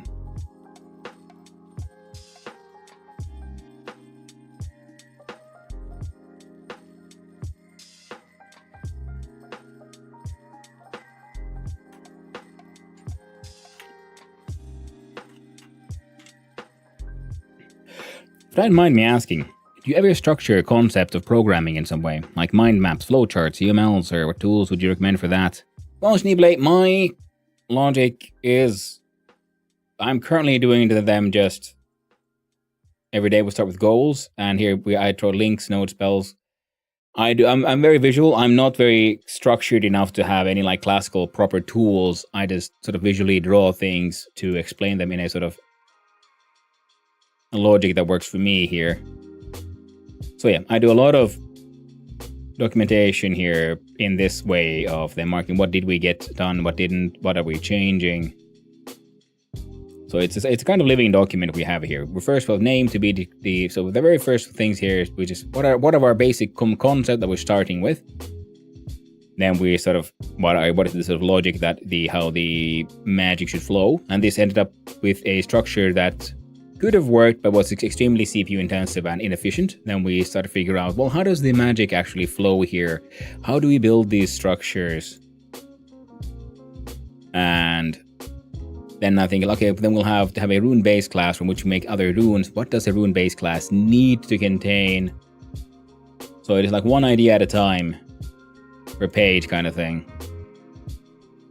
So I guess it is a kind of chaotic mind map here, and then like just use arrows to dictate flow of logic. And I'm trying to keep all of them here and within the sort of a logical system that makes sense for me.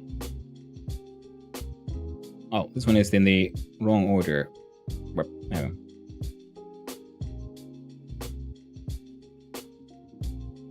So that I can then, now that I'm actually working here, and then I decided to add this. What are the goals for today? Drag and drop. Then start the stream with sort of trying to visualize the flow of logic here, what I'm working on. So the tools I would recommend is whatever works for you, pretty much. You can use a mind map, you can use your UMLs, you can use the flow charts. However feels natural for you. I've always been a doodler. I have like notebooks filled with all kind of like sketches and doodles and so on. I can try to make something more structured, but that would make more sense if I am working with actually other people. But currently, because it's a solo project, I'm just allowing my chaos to be as chaotic as it is. And everything being saved in one single document also does help a lot, because then I can always come here to look at my older concepts and see like how much have I veered from what I was going to do, and does the old idea seem better than the new one, and so on. And we use the sort of pseudocode, pseudo logic of thing like is drag happening, is valid match, if yes, highlight, that kind of stuff. And through there. Like I've always been the kind, if I like to doodle, write notes on, backs of receipts, whatever note things I have. The ADHD is strong in the brain here, so well, as horrible as it might look, it is a way. Yeah, I try to keep it in my leaky head. Get carried away and loses track, and to find myself finding issues all over. Yeah, same here, Steve. Yeah, it's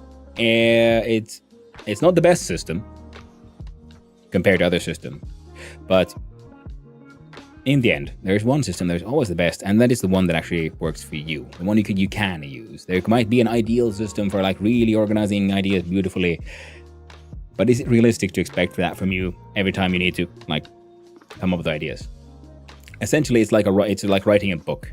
Your first draft, usually for a author, is something they share with absolutely no one ever, because it is just gibberish and madness, sketches, doodles, where you like just write an idea and then you refine that into something semi-coherent and keep on refining that in something for more and more coherent.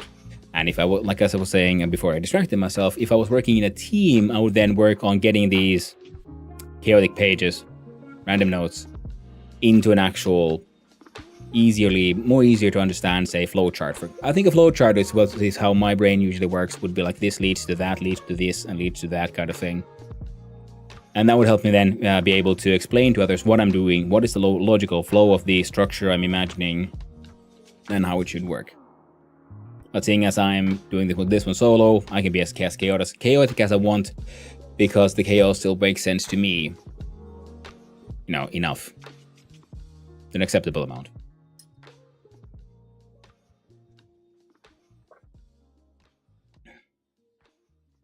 So, yeah, there is a kind of logic behind this.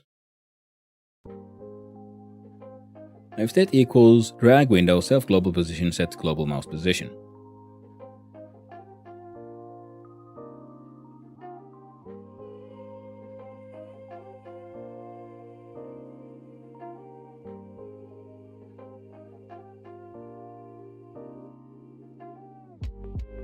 And here we have if state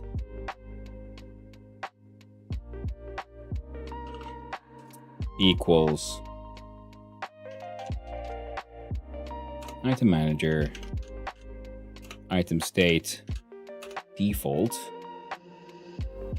then we set highlight true.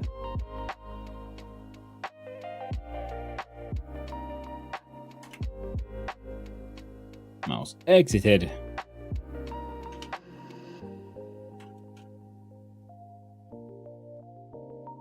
If I is action press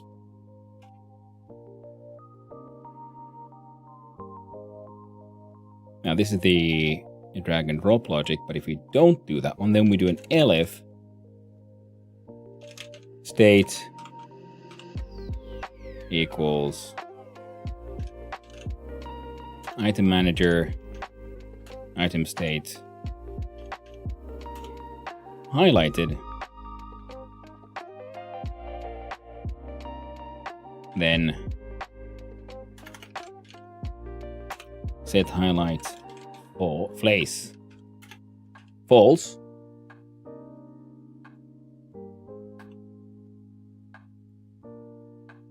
and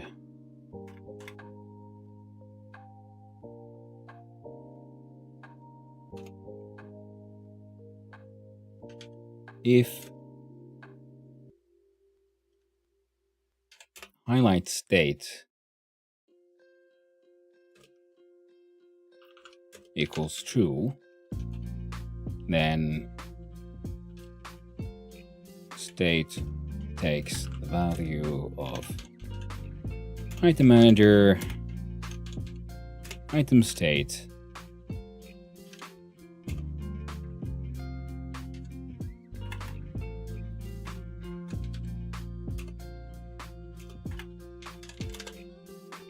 else do that one.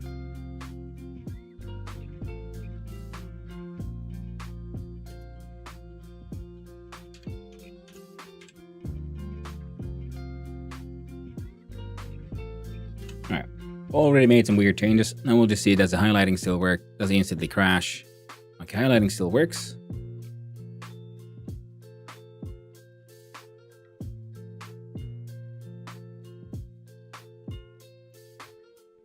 So we click and drag and let go. See, then it remains highlighted. So now we want to make sure we can change that one.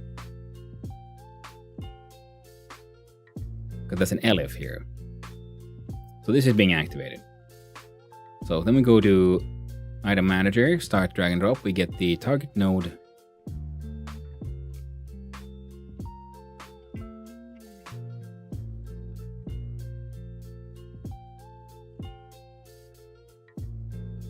Drag active true, var new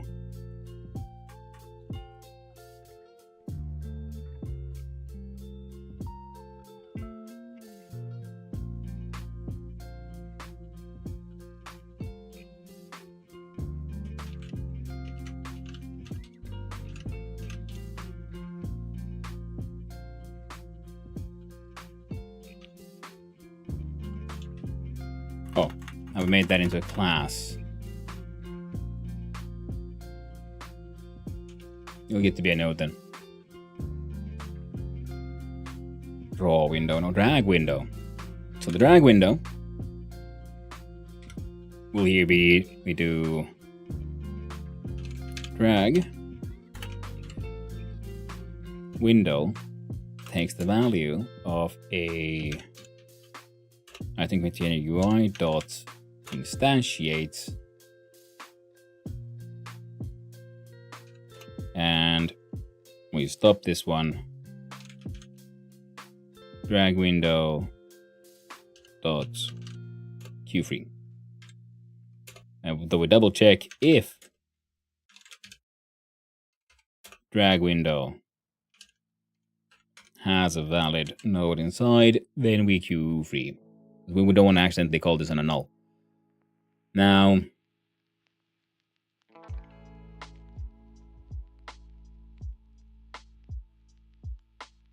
drag window instantiates. Let's have a look see at our item container node here. Ready, process, on mouse entered, mouse exited, set to highlight, insert item. Now I want the same one here, so we do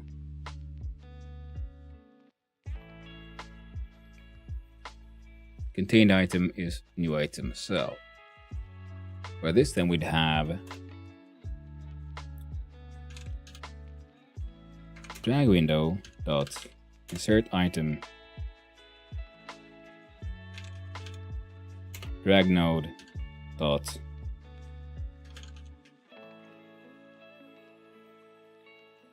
was it contain item?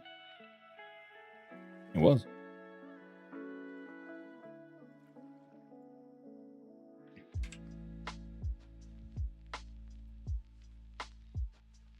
Feels ugly, and we're gonna need a whole lot of like streamlining this nonsense eventually. But like I said, we gotta first build something ugly that kind of works before we can then try to turn it all pretty like. Now we're gonna need a reference to the current scene.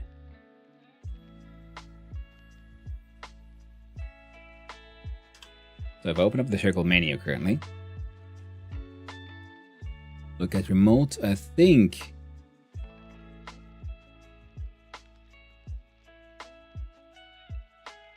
not you.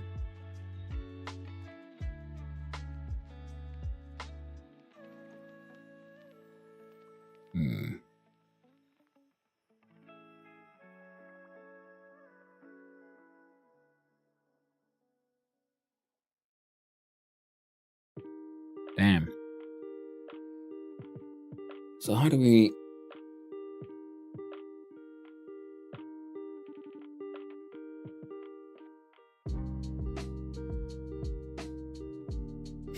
It was called Botrix Beduel. I believe it was tied to the bot Botrix. Google search would be kind of scarce in results, but you'd be like exclamation B duel, and per cause fights would gain new XP each level, so you'd gain a random point of an attribute. Oh, that's interesting. Yeah, that sounds like you're actually having bots like to fight individual people. I was thinking more like, the audience, like you're all nobles and you're sponsoring these knights as they go out, and then you sort of gamble on how successful the knight you chose is. That kind of stuff.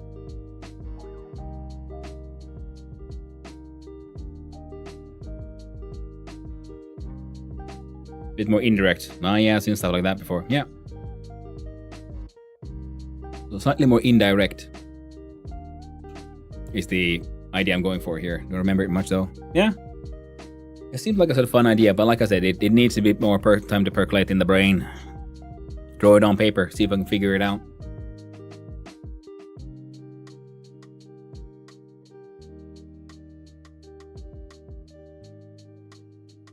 Too competitive for those group heist type things.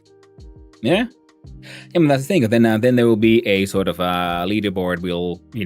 Where we can then collect how many successful sponsorings you've had, how many nights that you've sort of sponsored and gambled on, actually survived all the way to retirement and so on. So I'm having the sort of gambling on the nights be the sort of like global, the higher level game, but then that'd be the core game, and then like see if we can make a sort of meta game happening around that entire thing.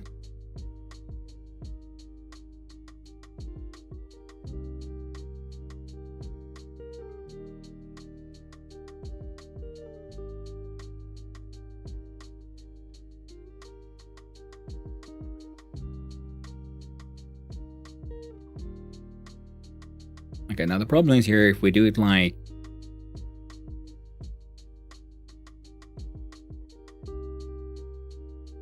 Well, we're probably gonna have to make a freaking scene manager anyway, but for now we'll just have... In here, current scene is...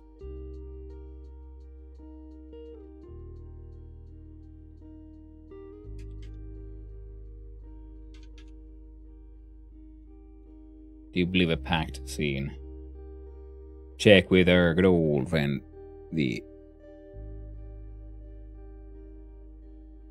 Oh, stop the simulation. We have... Oh, that can be open, I guess. Globals. Tag manager. Oh, it's the node. Hey. Well, they're all node, technically. Now, then we go here and...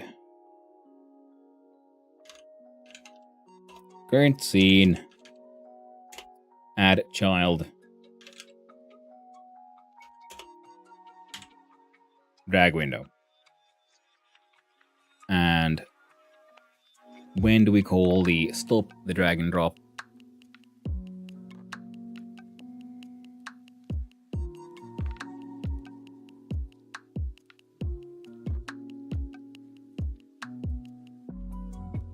Well, hello there, Get Team on the YouTube side. Now seeing you. It's going slowly but surely. I guess this one could then be detecting itself because the other ones shouldn't really give a shit. So the item container is already mouse exited the input if mouse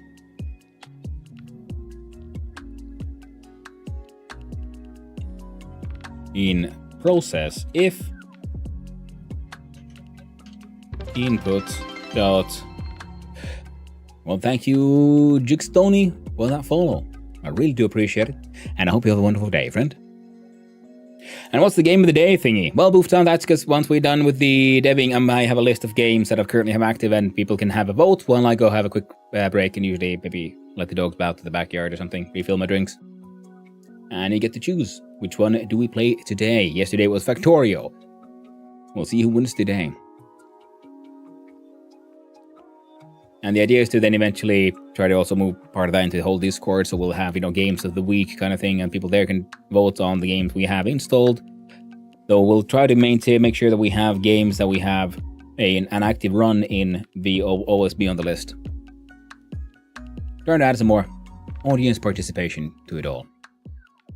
Now, if input is action just released, is left button.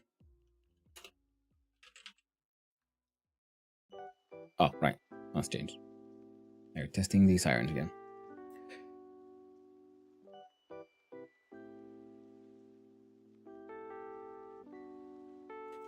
And...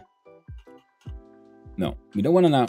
I think we can do the logic here in this way. We first check the state. If state is...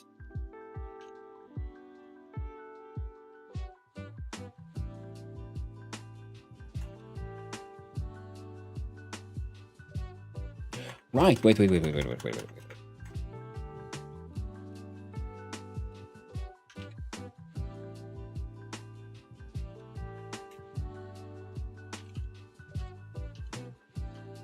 No, not self-queue free, but item manager, stop drag and drop. So if state is drag window, then you follow the mouse. And you are paying attention that if input this action just releases mouse left button, then we call item manager stop drag and drop, which should then release this one and dragged node.state item state default and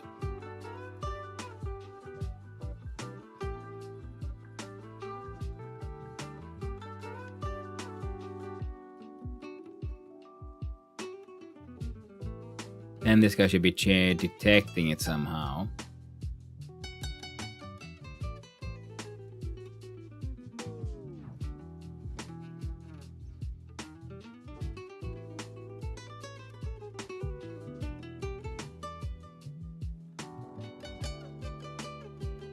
Nah, we'll look at it when we get there.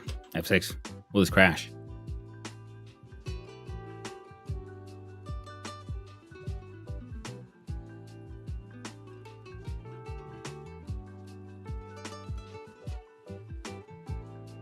Well, there's no errors, but nothing's also working. So, oh, right, of course. So we do a stop drag and drop. We don't have a start drag and drop now, do we?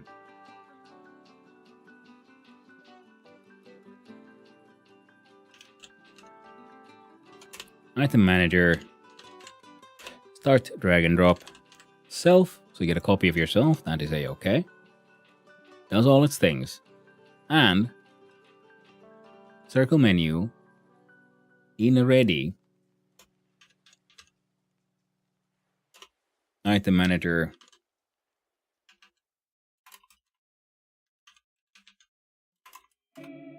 Current scene has the value of self. There you go. So now it'll, at least when we go in here, it'll have, you know, current active scene. Then we click. Motherfucker, almost worked. Whoop. Ah, okay.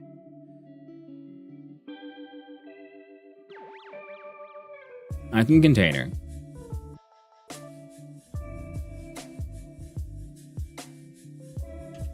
And item manager dot drag active equals false.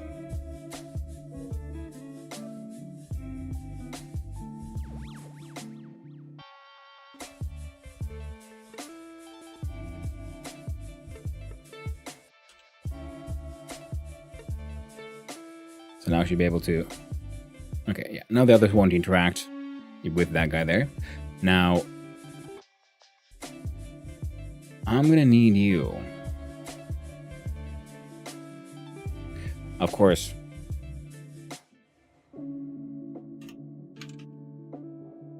Drag window dot state has the value of item state and drag window.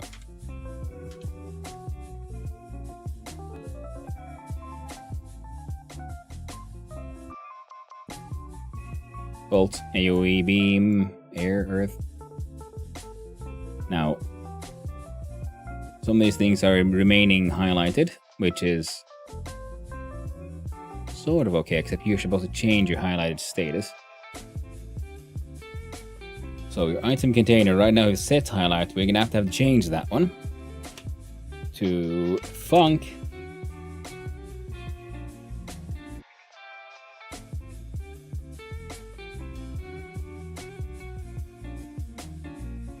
Unhighlight or highlight? Yeah, go with those.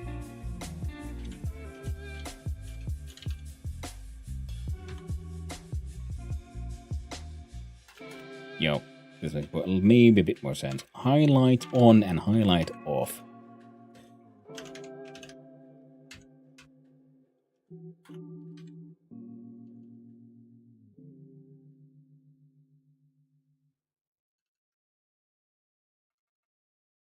Highlight visible equals true.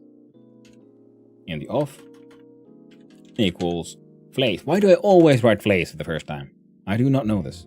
Do not comprehend. Why would my brain do this? Highlighted.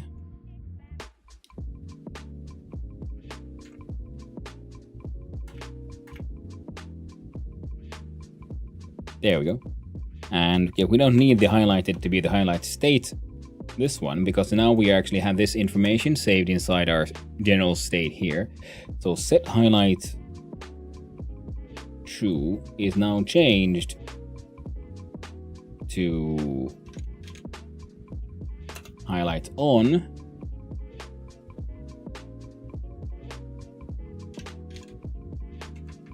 Highlight off.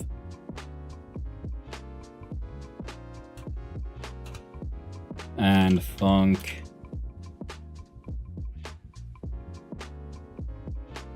set dragged.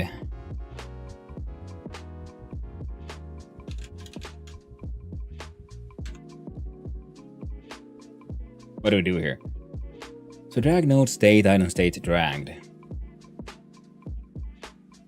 guess we should have a switch state, but I don't like those things that keep on like doing a check on a simple value every motherfucking tick. I only want to do it when it changes. So in other words, we need to add a signal system to when this state is changed.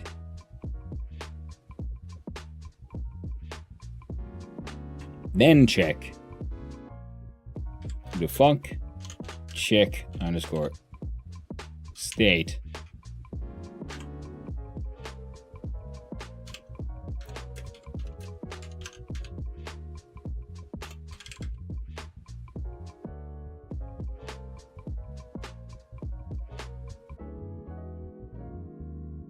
Now, how the hell did we do this then?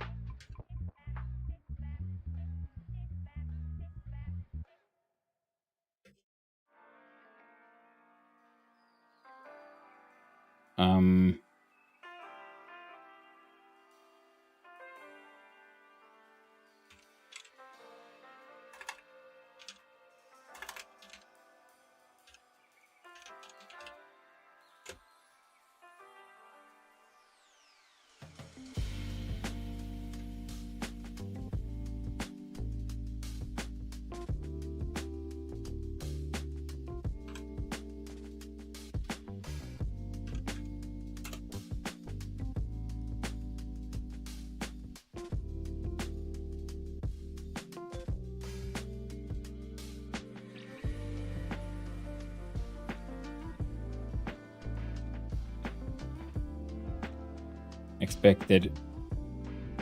What?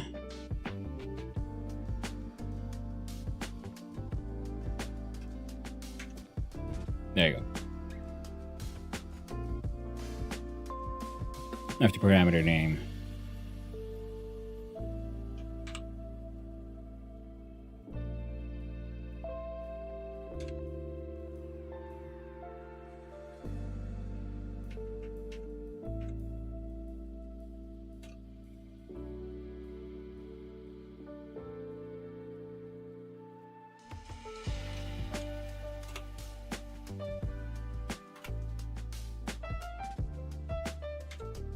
There we go.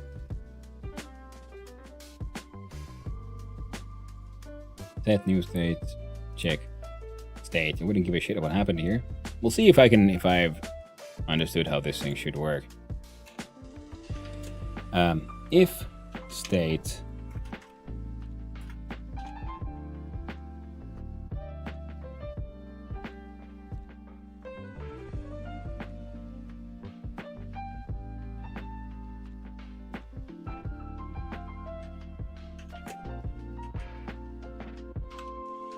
is highlighted.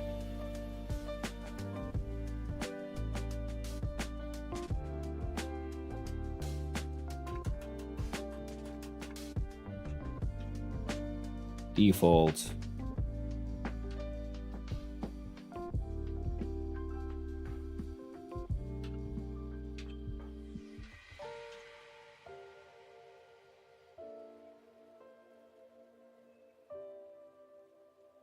If highlighted is true.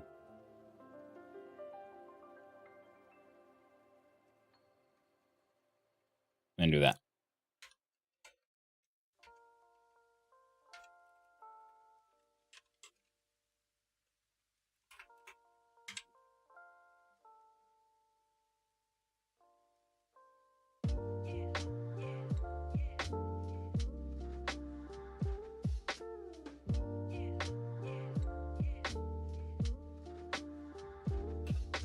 Now we know this, that should work.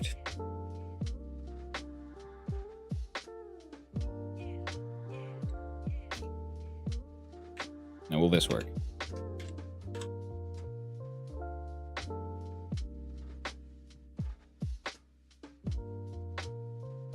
Inline valid assignment of proper key visible with type boolean base object type of nil.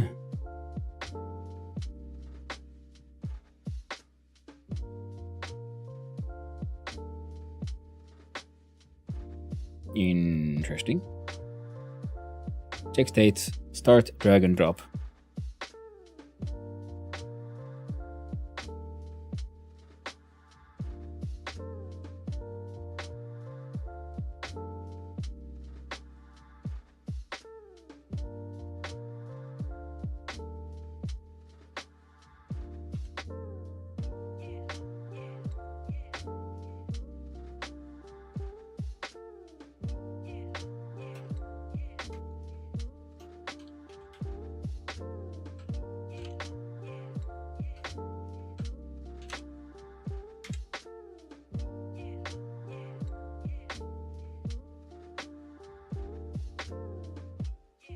So highlight visible equals 2.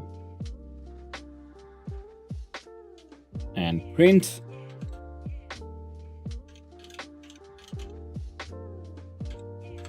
That one.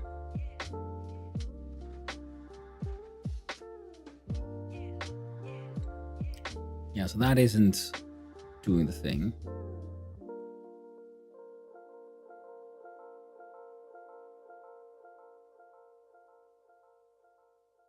Interesting.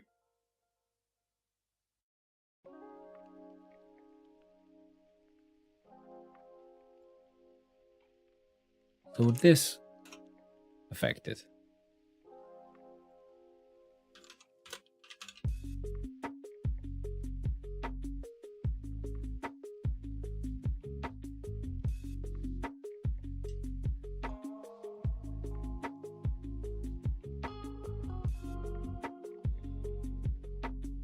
Like, is this done before it's like straight up set?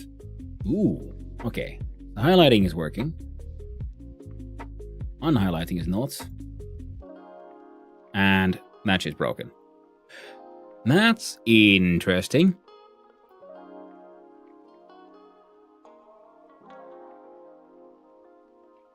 Ah, we're doing it twice. No, we're not. If state is default, turn it into highlighted.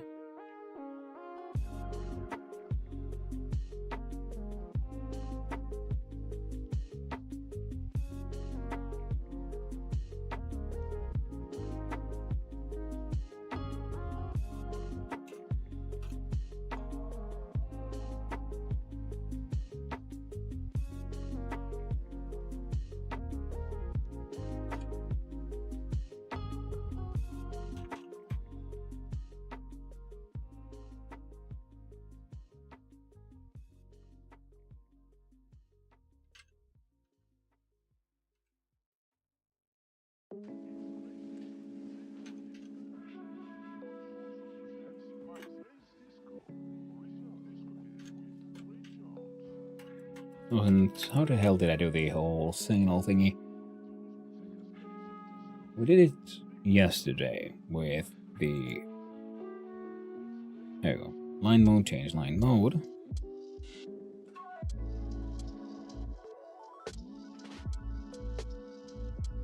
There we go. Now we're going to find some signal info here. Signal attack item, drop item name. Amount. Additional arguments may be declared. These arguments must be passed when the signal is emitted. Signal from signal object, string name.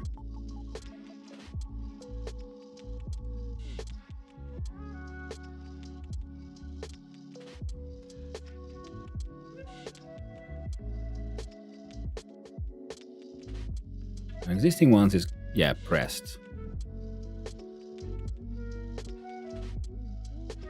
Now, wasn't there a signal for value changed? Not that there was.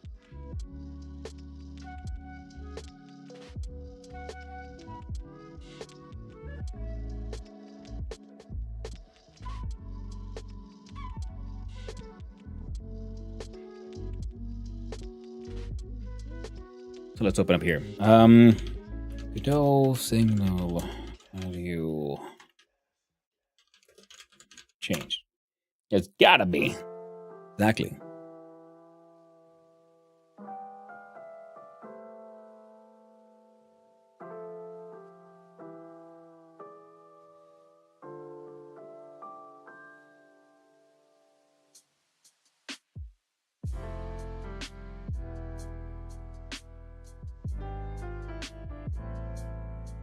There we go.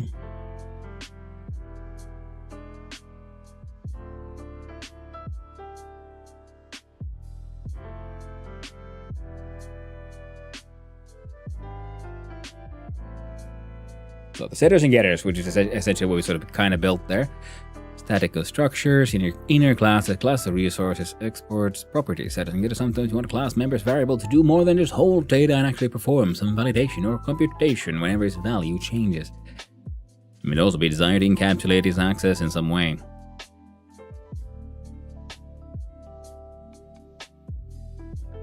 Okay. Seconds int get. So second would actually not really own stuff, it just returns milliseconds divided by, okay. Cast into an int. Alright, okay, neat. Set value. Okay. So then seconds are actually stored in milliseconds. Unlike setGet in previous Godot versions, set and get methods are always called except as noted below. Alternative syntax also. Another notation to use existing class functions if you want to split the code from the variable declaration or you need to reuse the code across multiple properties, but you can't distinguish which property.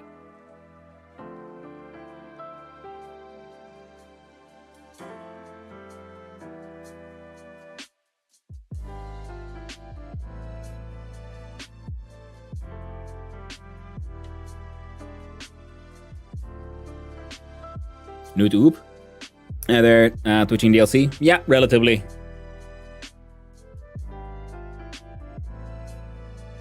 I've been doing Godot now in both small project, but sort of weekly for the past year or so.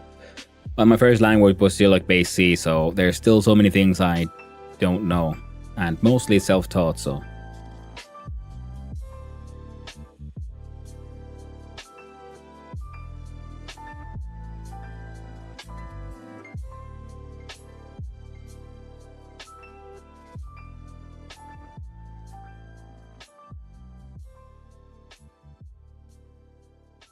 Separate not the setter.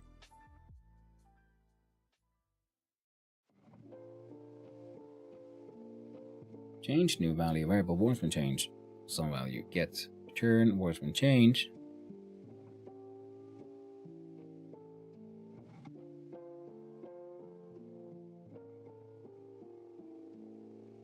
Using the variable's name to set it inside its own setter or to get it inside its own getter will directly access the underlying member.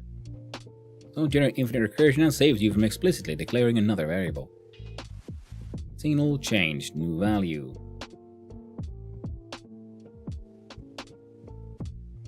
Some value warrants when changed. Set value.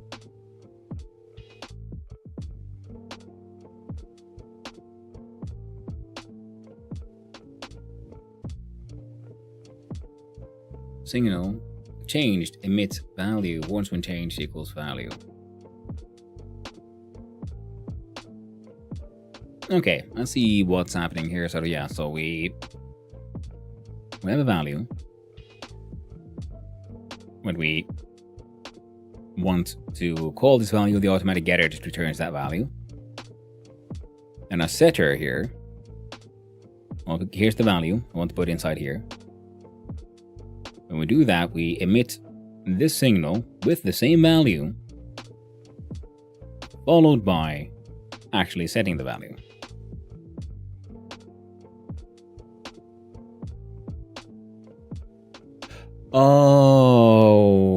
Okay. Right. I see my mistake.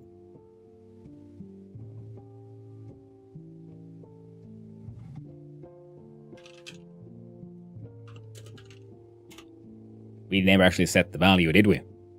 Hello there, Buffalo Buggers. Hope you're doing well. Nice seeing you around, friendo. And let's try again. Yeah, see now the highlighting and low lighting is going perfectly. We quickly declared, hey, shit's working. Oh, and it's remembering. See the, oh, fuck yeah, boy. Oh, our clicks are clicking and the clicks are dragging. Well, I apparently did kind of break something. Whoops. And I forgot to check what exactly broke there. I was just too excited. I think it was because I dragged it outside the screen like, oh no. In the max property key, rune name on base object type of nil. Right, yes, because those are empty containers, so they should also then have a new state, which is empty. In which case, you can't click and drag. Boom. Control Z and then Control plus Y to check what broken and step forward. Yeah, there's the buttons here.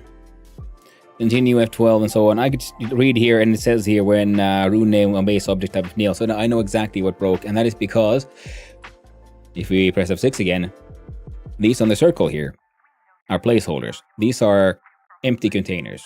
And currently my drag and drop logic is trying to copy what is inside the container. But seeing as it is already empty, it can't do that, ergo it breaks. So what I need to do is turn these into having a new state called empty. So if empty, then the drag and drop system doesn't work. But man, I'm so happy that I got that shit to work. I feel all like a proper developer now.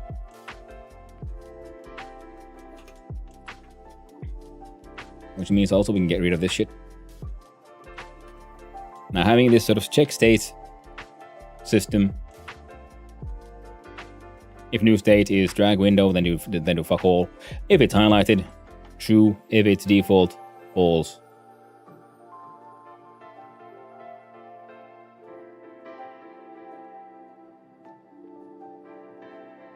Yeah, because if it's if whenever we check the state in the drag window, we don't really care to change how it looks.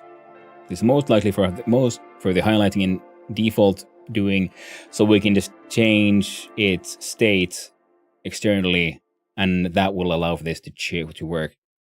And that's also why this one didn't want to work first yet, because when I set a new defined setter and nowhere did I actually set the value, I kept on calling the new state but never saving it here. There you go. The rest of the logic didn't really work because state never changed.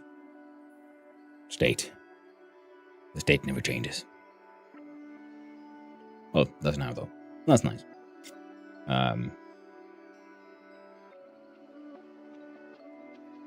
So item container. First we have to go to item manager. We add a brand new beautiful piece here.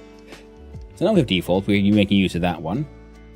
We have dragged, we have highlighted, we have drag window, and default is something we're gonna want to kind of get rid of at some point. Or maybe we'll leave there when something spawns in, it's in default state, but we should also have, it's just now populated, it's in the inventory.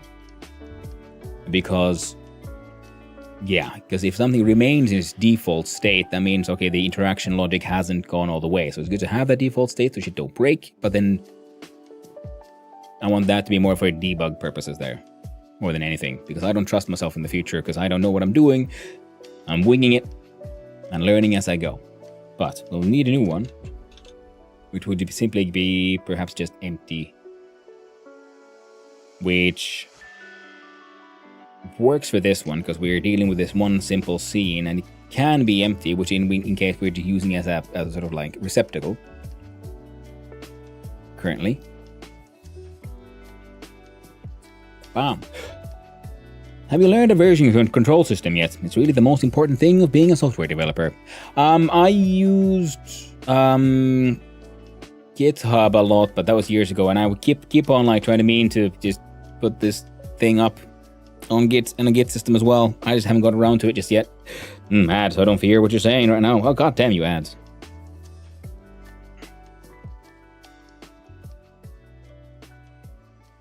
We'll wait for this ads to be done. And then I'll reveal my shame that I've just been too lazy to get it up. Here. Get it up.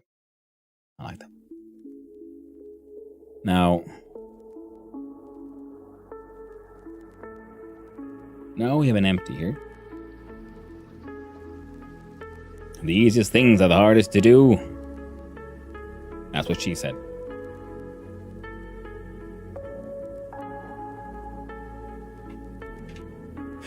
But yes.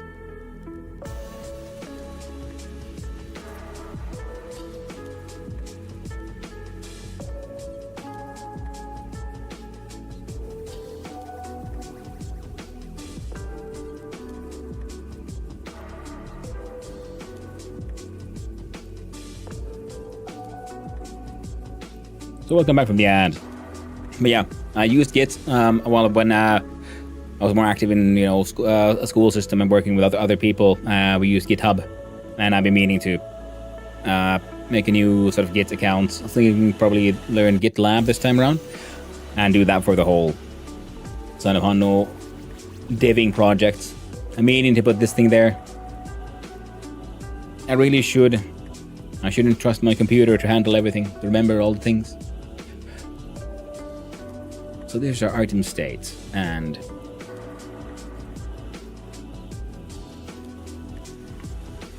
we do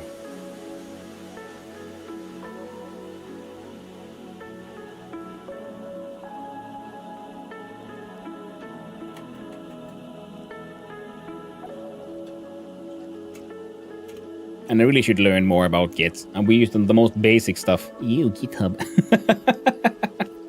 Yeah, well, GitHub was very good back then, and then, you know, the whole AI thing happened. Now it's a bit like, I don't know if it feels a little weird putting Hello, shit there. Hanu, son of Hanu. What are you up to here? Hey there, Oshag. Hope you're doing well. We are working on getting a click and drag and drop system to work with our sort of inventory interactions. Right now, we can click, we can drag, we can't really drop it currently, and we have broken interaction with containers that don't actually have anything inside them. So we want to make sure that if new state is empty, well, currently you do nothing.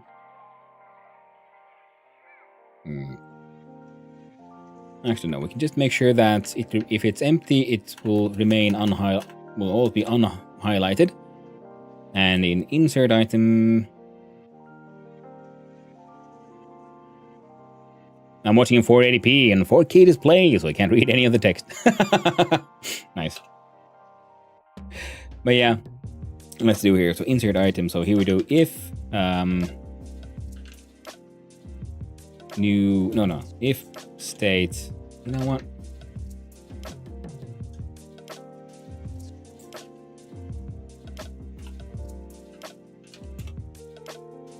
Then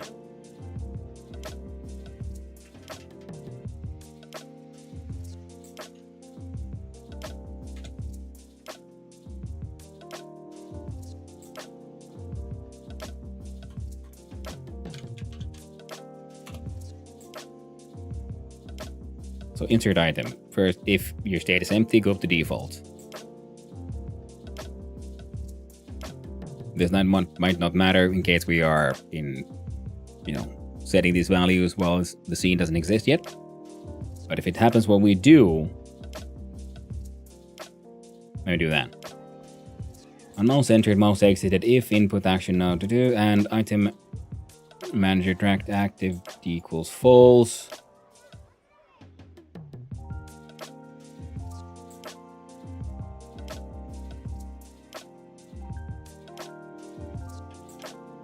And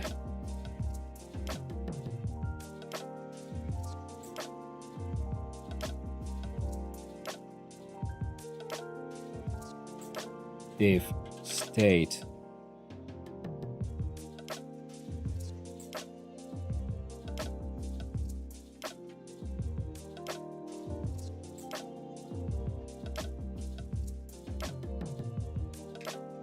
does not equal empty.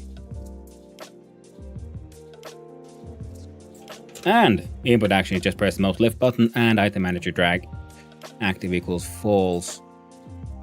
I always feel that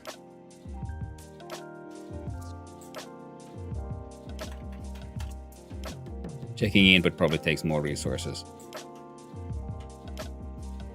So first we check these just variables. Then we check is action pressed, mouse left button. Wham! Like GitLab better. I haven't looked into other hosted source control systems. Yeah. Well, I have a friend who likes GitLab, and I was just also thinking, like, well, might as well try to learn that one for this project when I eventually get my shit together and add a proper version control system. But for now, it's just on the machine, saved on the rocks. Now, press F6.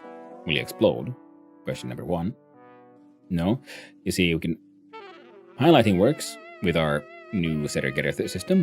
We can do a click and a drag.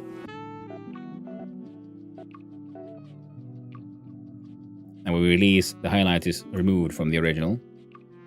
So that's good. And now this one is empty. I should not be able to do that.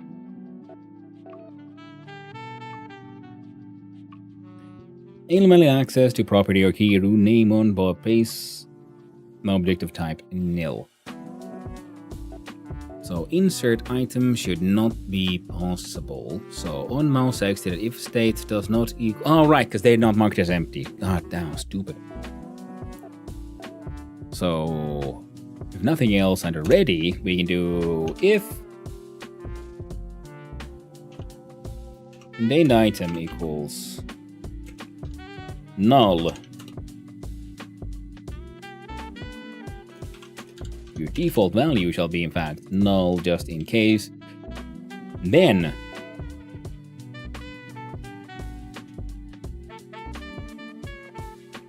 state takes in the value empty.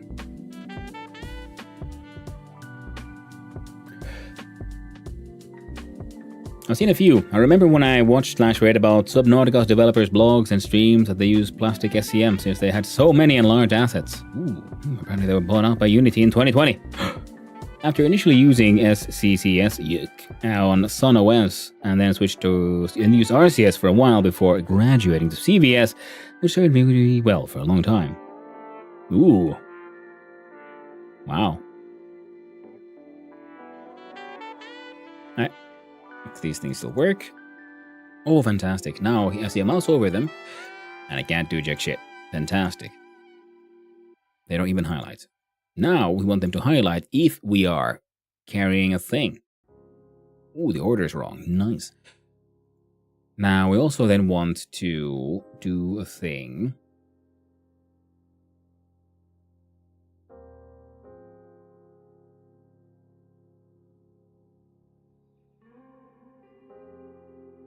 Atom container. And the UI.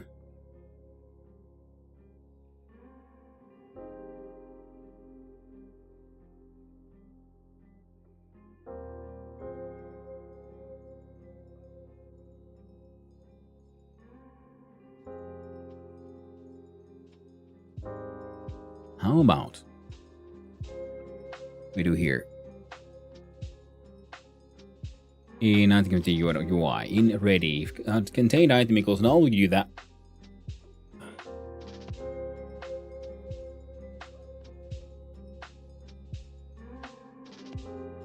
In process, we check that one.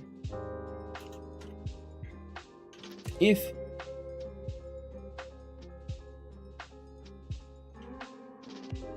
you're a drag window, then I want you to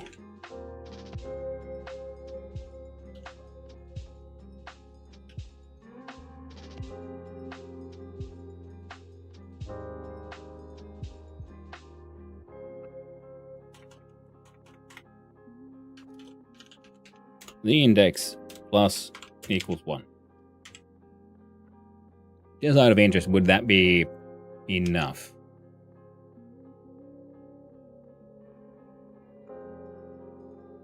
Ooh, fascinating. It's not actually. See, we're above these, but we're below those. So then it's the node itself.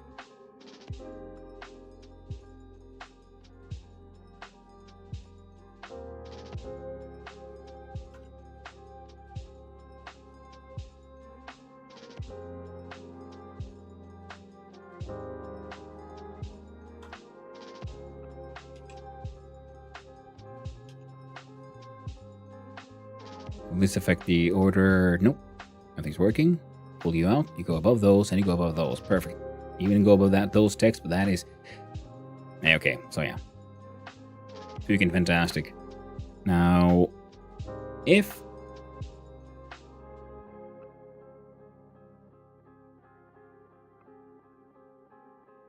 Now on...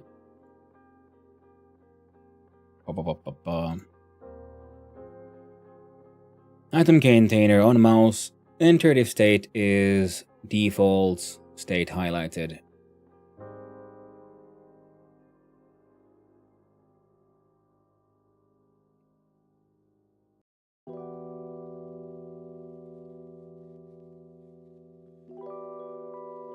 Then other things started appearing, like Mercurial, HD, Subversion, whatever else. I moved to Subversion. I really like things that use a client-server model. I've been very stubborn for a long time. I'm using Git now. And there's still things I do not like about it. Goddamn decentralized hooey. I don't think I've heard of Plastic SEM. And I have the Git large files extension for handling, well, large files. Kind of feel weird about putting everything into an SCM though. Might be old-fashioned to me. Yeah. Well, sadly, I don't know enough to really have a comment on that one. Seems like you know what you're doing far better than I do. At least, if nothing else, you know enough to have an actually, like, educated opinion.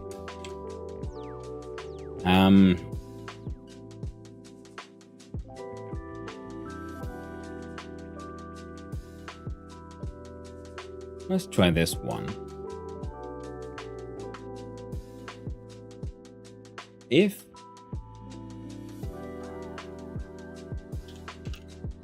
item manager dot drag active equals true, so we are dragging an item, and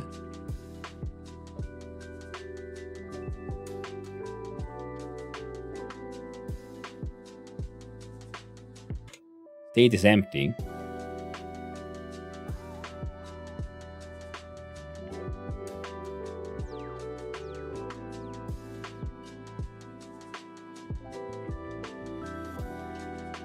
Okay, this feels stupid, but we're gonna do it anyway.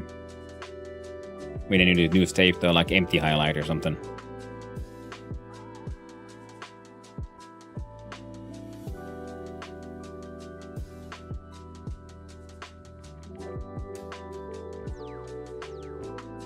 First we'll do that.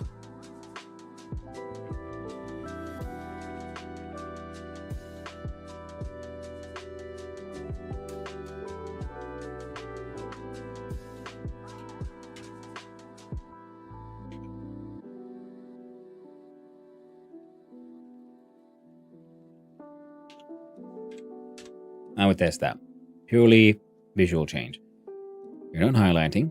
We're doing here, these are still highlighting, but they're now these are highlighting with me carrying a thing and let go, and yeah, now you're no longer doing the thing. Okay, so we can get the correct detection happening there.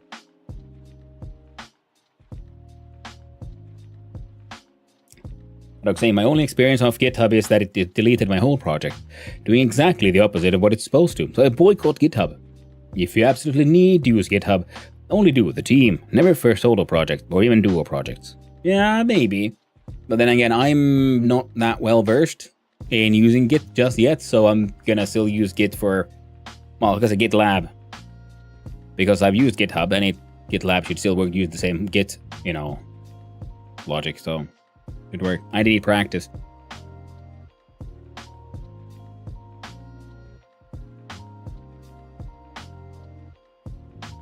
And mostly I always just save shit there anyway. It's just like it's an extra save button. I don't really do branches or any changes. Now that might change, later on if the project grows enough, then it might make sense to use that kind of version control. But at this point, it's just making sure that kinda works.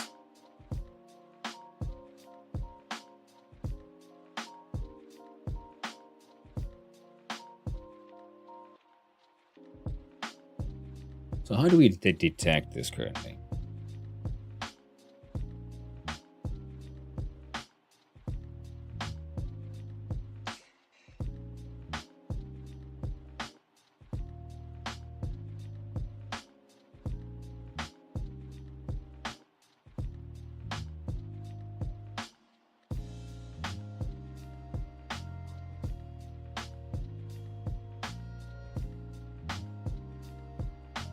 Okay, yeah, we're gonna need a new variable for keeping track. Is it empty or not? So is it a viable target separate from the highlighting? Because here I want it to remain as empty, so viable target, but also change its highlight status. Because then essentially we can just look at its highlight status to then determine whether or not it's being moused over currently. Or can we? Or should we?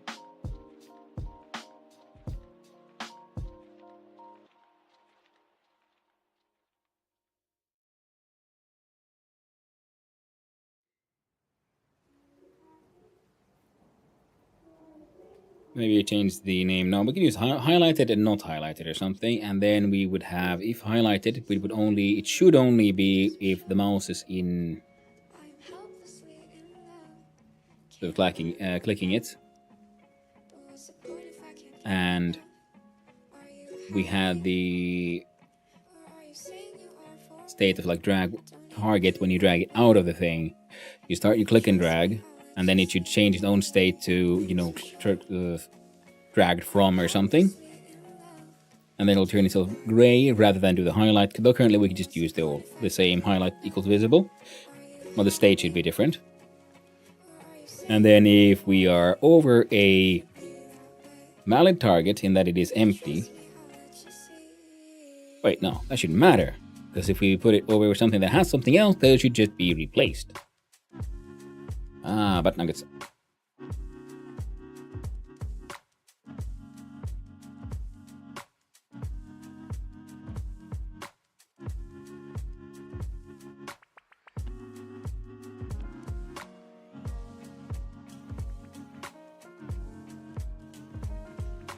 We mouse over it.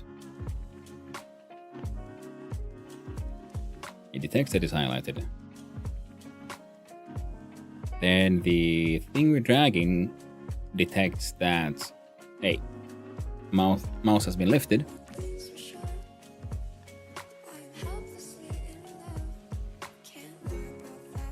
Stop the drag and drop.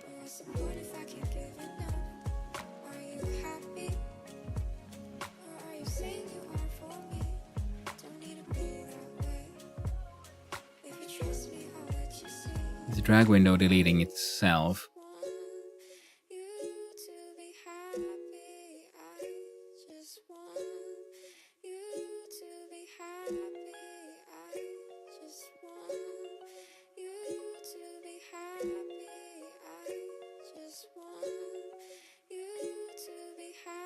I see. So when things is highlighted, mouse over it, we should actually put a variable here. Well, like a target node.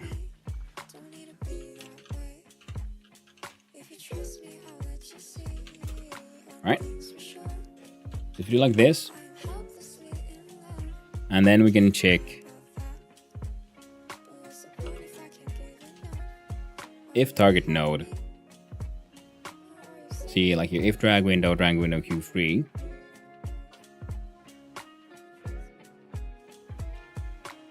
If target node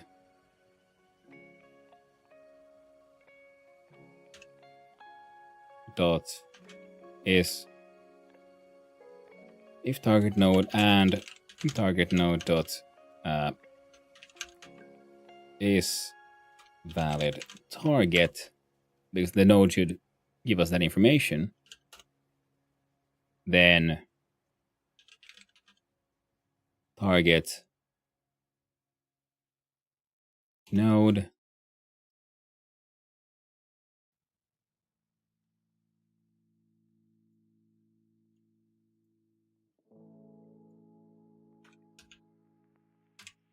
dot insert item and all that jazz.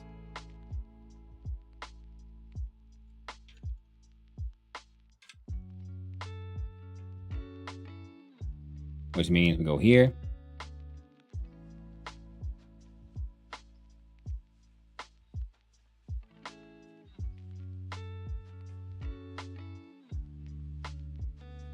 Now that happens.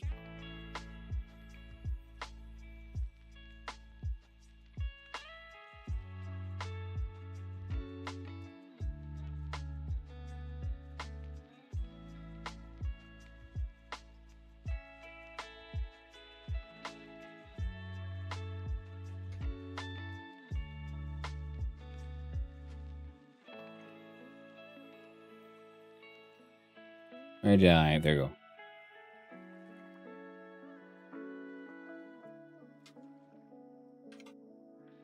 So the item name text is pretty much all we got. So we can see if a text appears, shit should kind of work.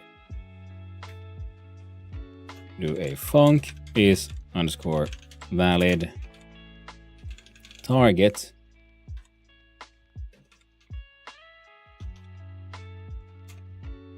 Right now we're just doing one thing, so we're not doing actual comparisons, but we're gonna then have to have a comparison of, you know, if what kind of a container are you, what is your sort of type, are you like a rune receptacle or an item receptacle, or, you know, whatever.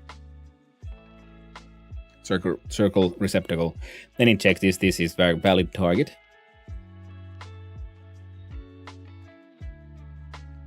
And turns bool. And we do if, again, another check of state. If item state equals empty, return true, return false.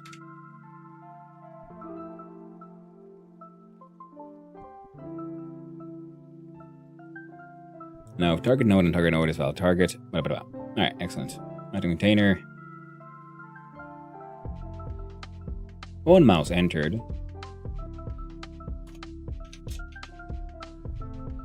Item manager. Target node is self. One mouse exited. No. I'm pretty sure I built something that won't work.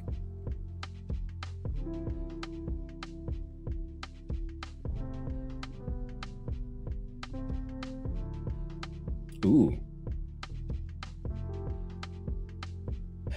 Right.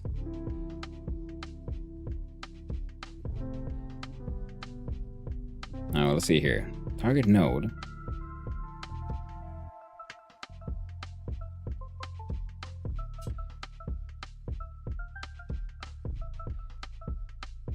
Drag node equals null.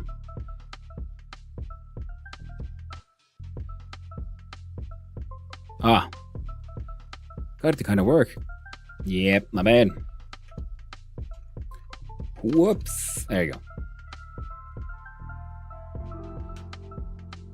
A local Git repo is enough if you're alone. Oh. I might have to consider that one then. I really consider that.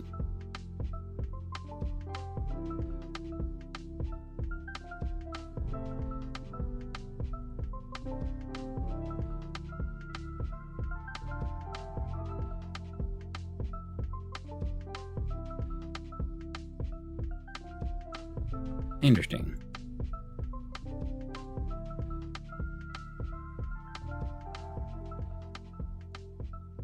Now if we go here, circle.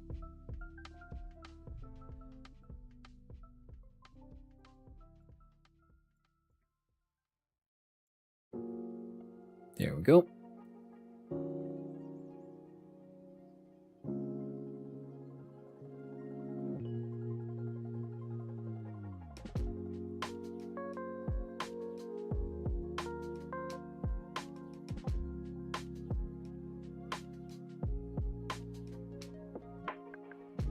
Fact scene.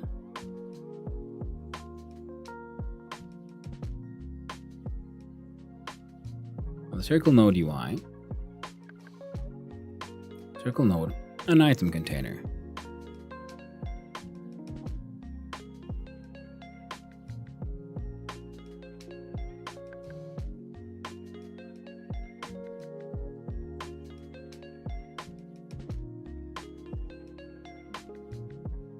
Hey, SVNs work. Hated it till I could relax and found out I could use SVN.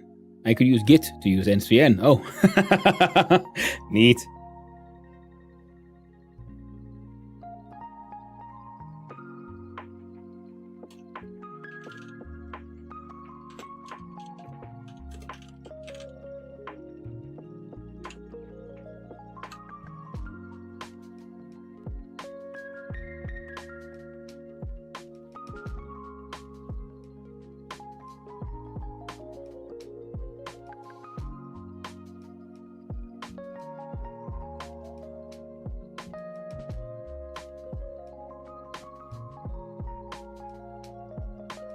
Alright, so that never activates.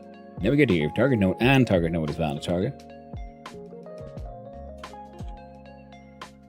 Print. Target node plus SDR.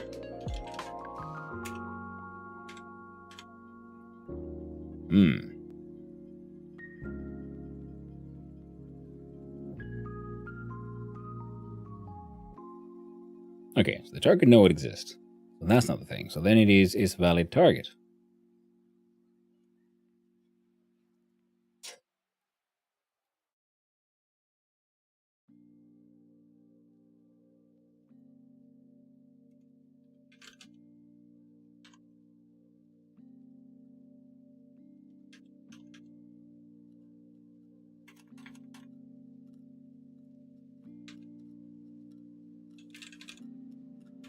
Target.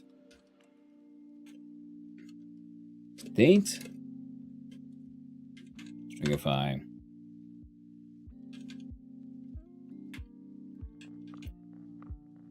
State. Well, it deleted repos intentionally. It does ask at least once if you're really sure that you mean it.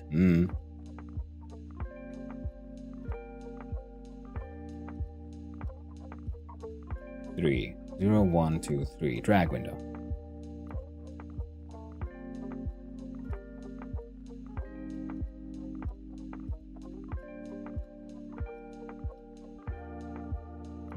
Not the victim blame, but how did it happen? Bum, bum, bum.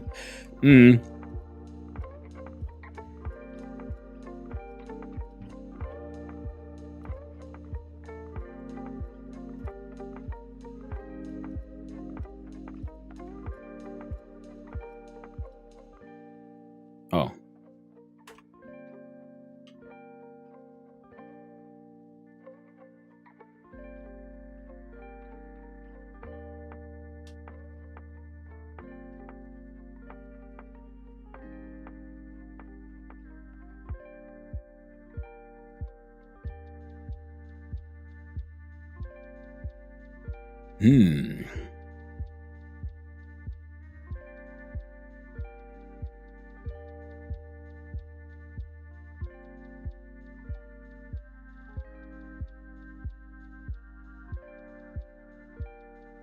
Now our target node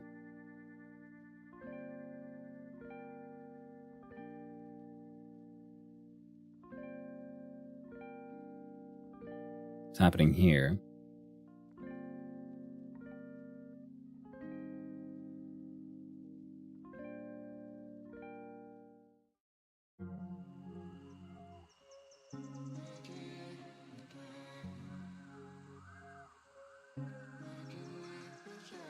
All right.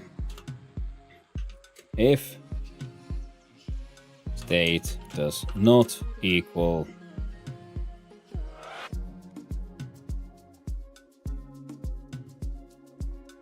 match it.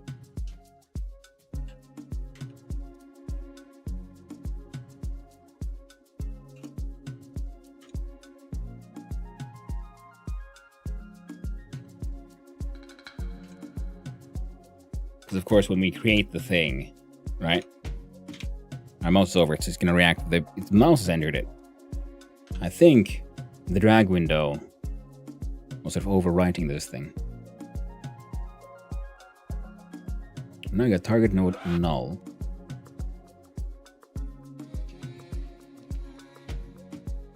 Interesting.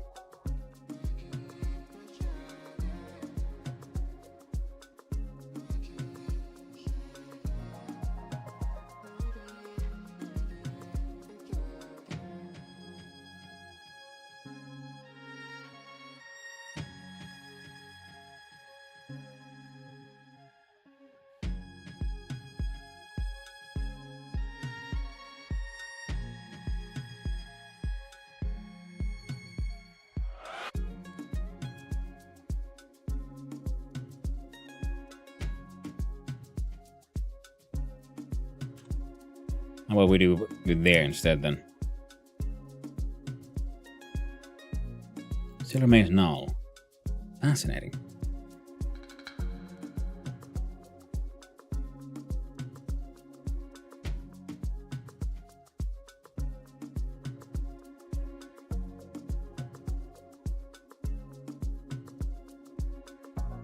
Can't really see your print lines and then log, by the way, since your cam is blocking. Oh shit, that's a very good point. Yeah, I gotta move myself around, I guess. No, we'll have to do that at some other point.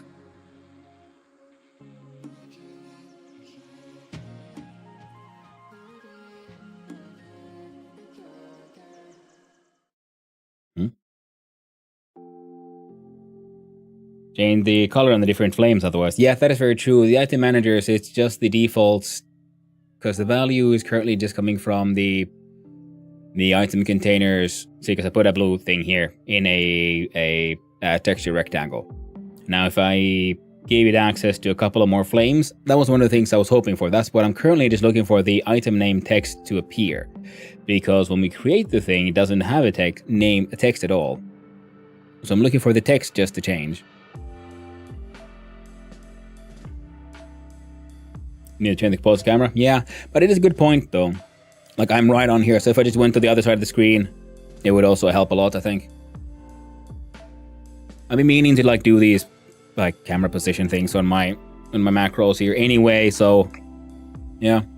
So currently we have item name, which is here, but when this thing gets created, we look at the script here, where item name.text equals item name text, with here is actually just a non-existent string, right? So the default text from there has disappeared. That is why the ones in the circle have no text. Whereas the item name text is then determined by the resource inside here.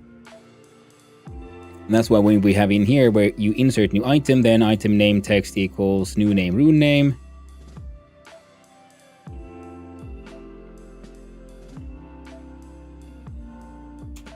And alright, we're gonna do a little bit of a ugly ass copy pasting again, which we do mostly here. That's fine.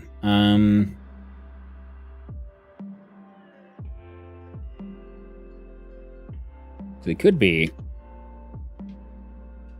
that we're doing something wrong here, because insert item is the one I was supposed to put the text in here, but I think I might have fucked that one up. Oh, wrong button. Wrong scene, correct button. There we go. In the value assignment for property key text with value type string on the base object nil. Right. Yeah, so we can't do that here because we put in the information when it is just a packed scene. It's not in the scene itself just yet. That's what we do here. And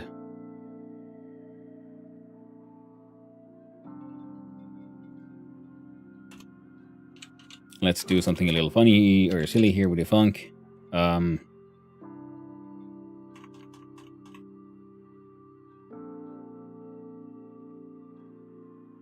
Wait, can I just...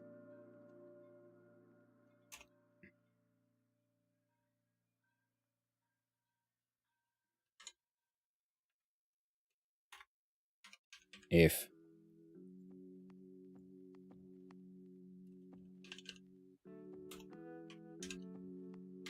item name exists, put the text in there. Didn't crash. Wonderful.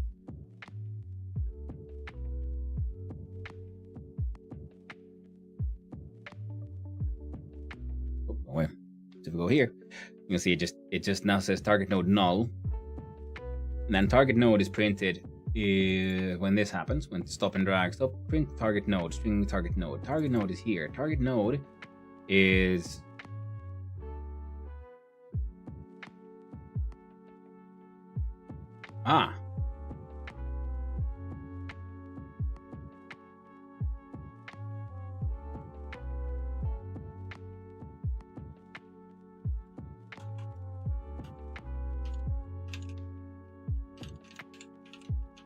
that might have been the problem here. We were mirroring this thing too late, so stringify that one.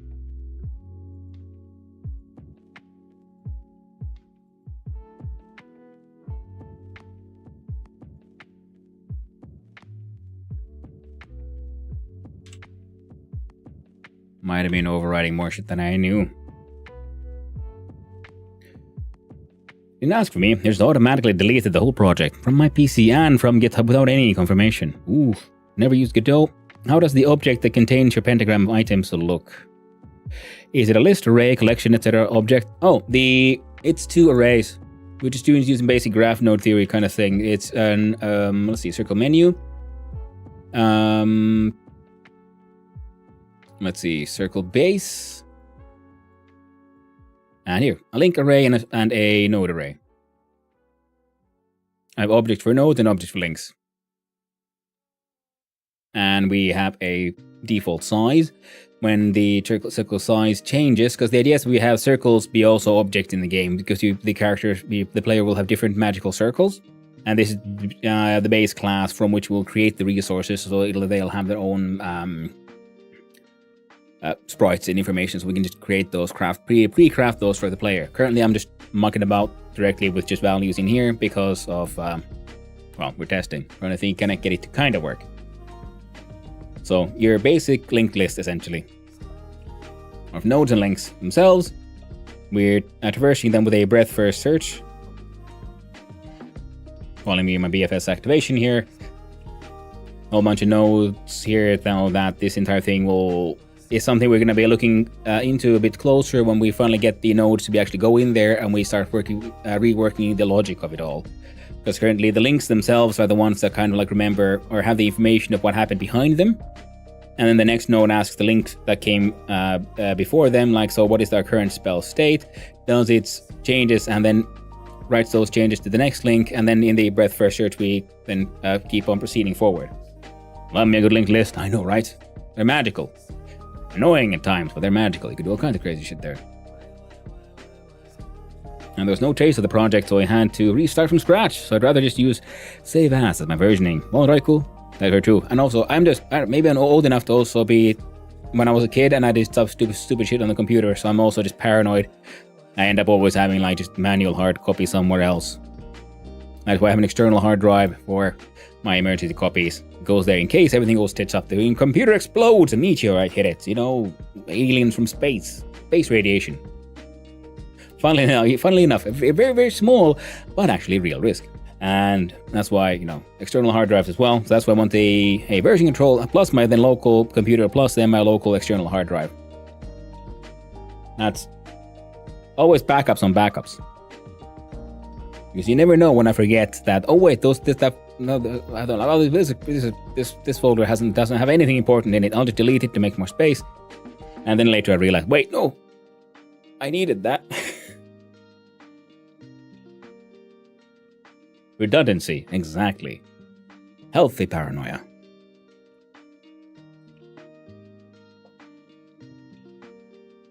Well, yeah, we're doing a breadth first search, because first I was thinking of a depth first search, but then viewers and Kira pointed out that the breadth first search logic is much better for how I was describing how I want my logic to sort of flow through the circle, because my very first circle was just extremely theoretical, and it was just an array of these runes. We went through them one by one, but I want there to be more complex behavior.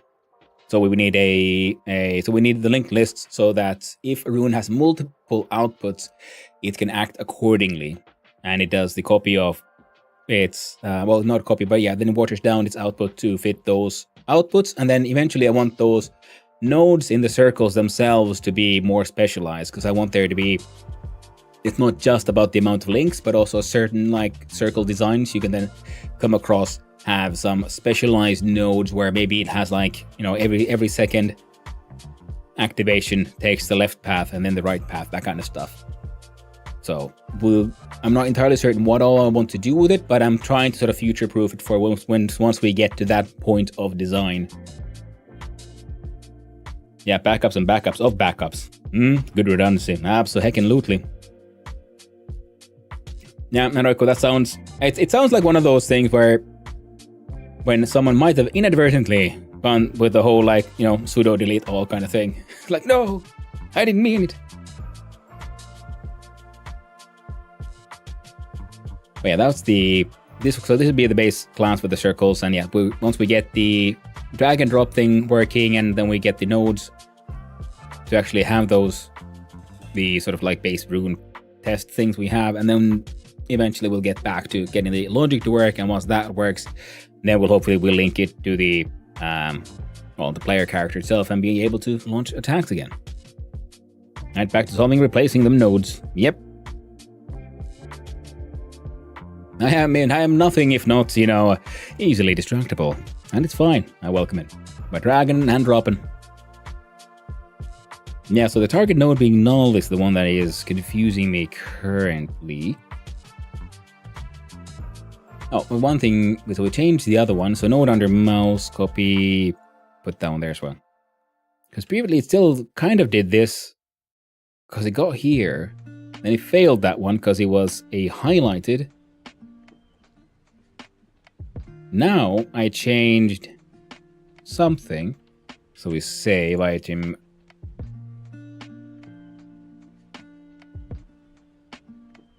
Item container here. Now, on mouse entered void if state does not equal drag window. Target node self.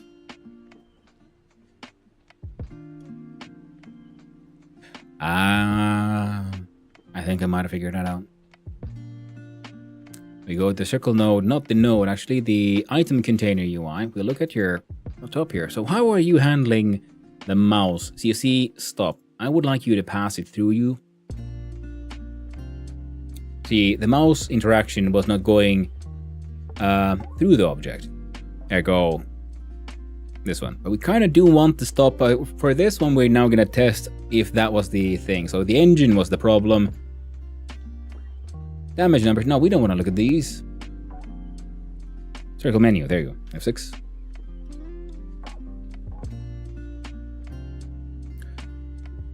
Invalid assignment property key target node with panel container item container UI.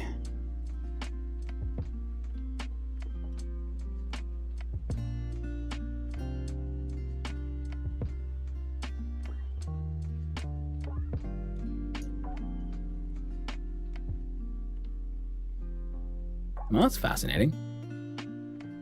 Because now we're letting it pass through, right? So invalid assignment property or key target node with value of panel container.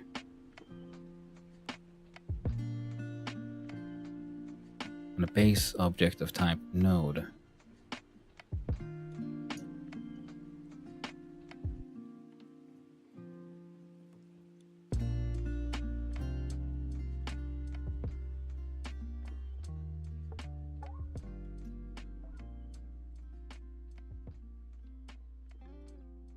But you're the one reacting to it.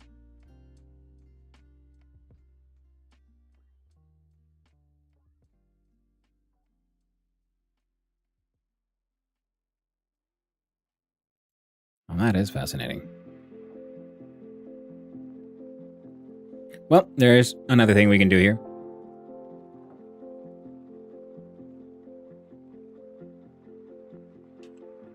Let's stop again, so we can't interact with shit beneath it, which is... Wait, no, but that can't be right.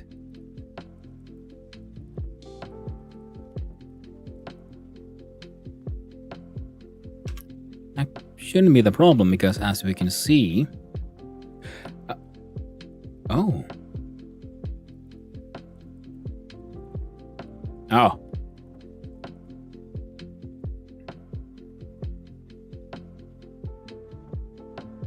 That was a problem. Func. Set.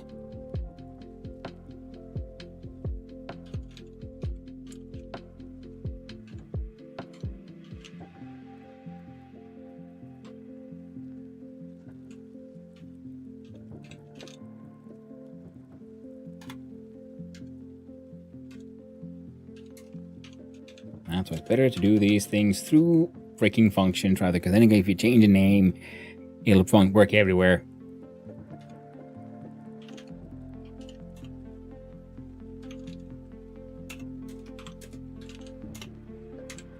There.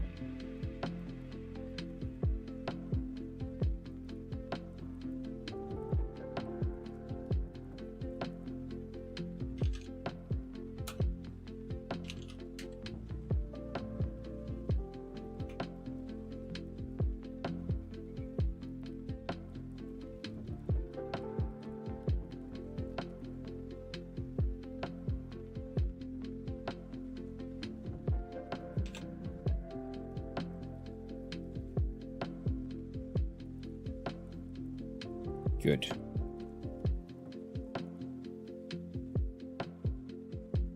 And here we want to turn it off, so now you turn into a null. There we go. We F6 again. Actually, it kind of works. You see, because these are highlighting even when with me lifting it, so they should be reacting, but still node under mouse remains a null value. So now we'll try one more time. Mouse filter into pass, so it allows for mouse logic to go through the object.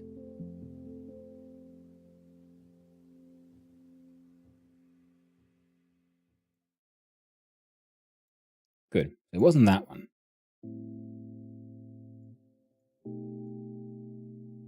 Because I preferred having it stop there.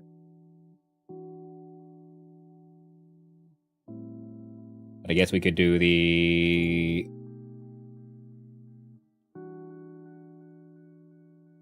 What do I change here?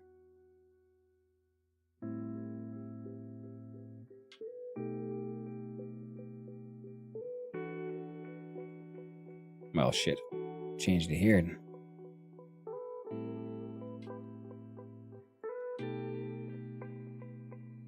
Instead of print line in the replace node function. Yeah, but the problem is we don't even get that far. You see, we have stop and drag drop node equals item state default node under mouse, print this node once. Then if node under mouse is not null and node under mouse is valid target, then print attempt insert, and then the insert item function happens. We never get this far. You see, this one keeps on getting a null.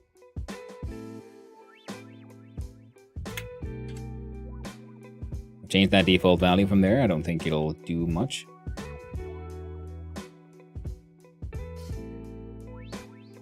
Yep. Why? And attempt to insert. Now we got a bolt in there. Why did that one work?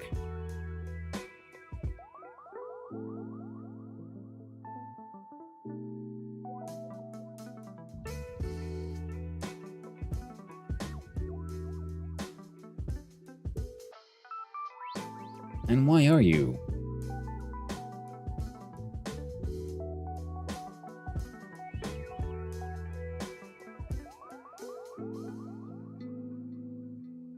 Flickering like that. So that actually worked. So the code is working, it is the interactions that are broken somehow. Okay.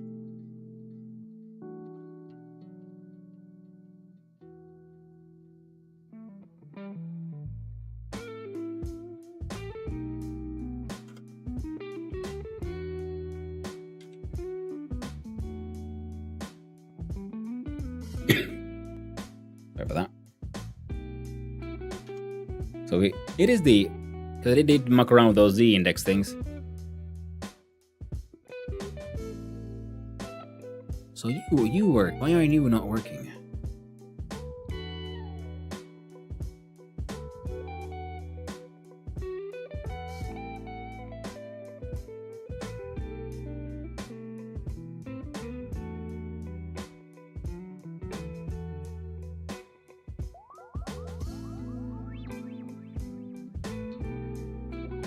Why do you flicker?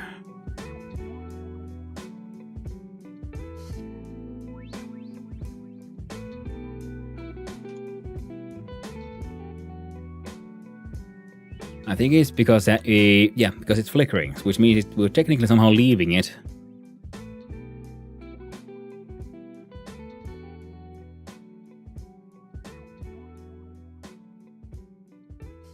You see, there's weird shit happening there.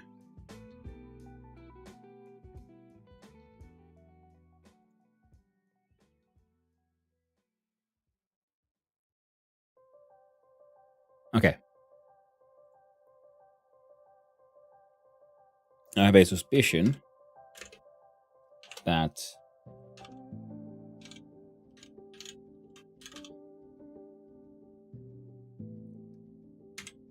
we're gonna need an empty highlight. Item container. Item manager drag active goes true and state item manager is empty. Then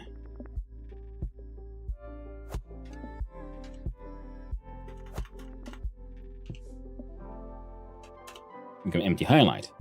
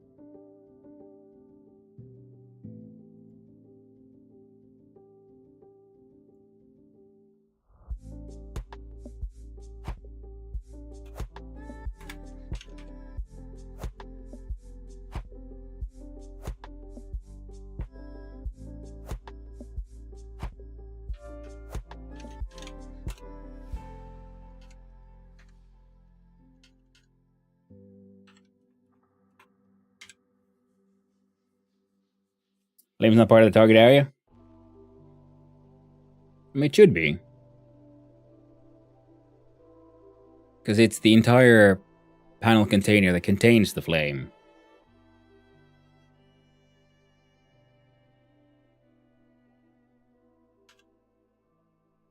Like I might have broken something doing this, so what have I forgotten?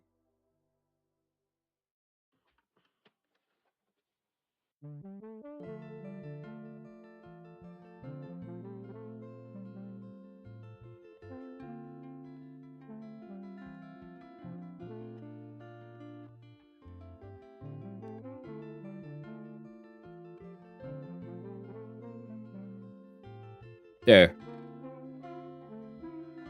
Target safe 5. Oh yeah, but we're also not doing the... okay, so...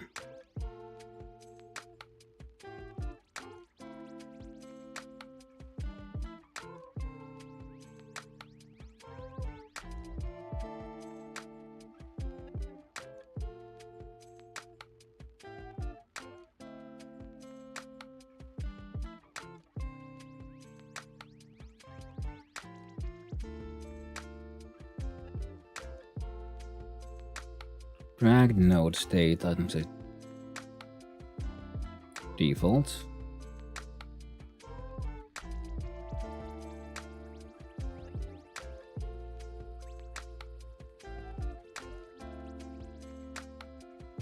So it's not there. So glowing when you mouse over it, I think. Never mind, it's wrong. Yeah, because there's something strange happening. We had this problem previously with the lines being there, but now the ordering there was fixed.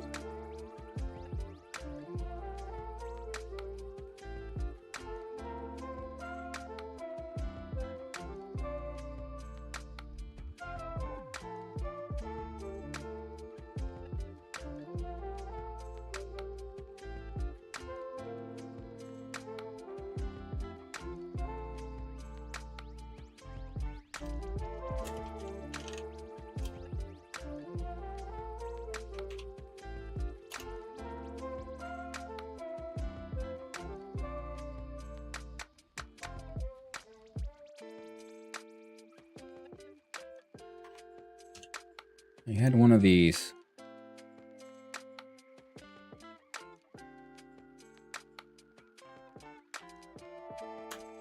And one should be 1-1, I think. One, like, is it actually... are they just a little bit on top of each other, and that's causing the problem? So if we have our drag things be slightly to the side, a little bit of it. Oh.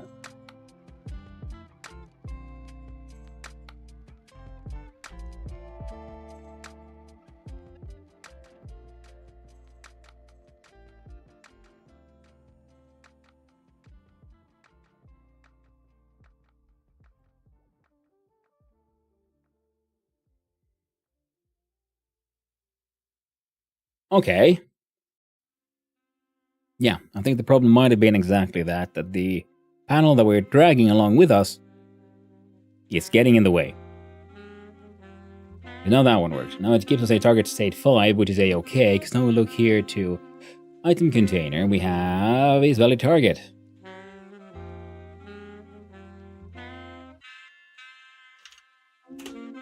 If it's an empty highlight, then it should be okay. Now,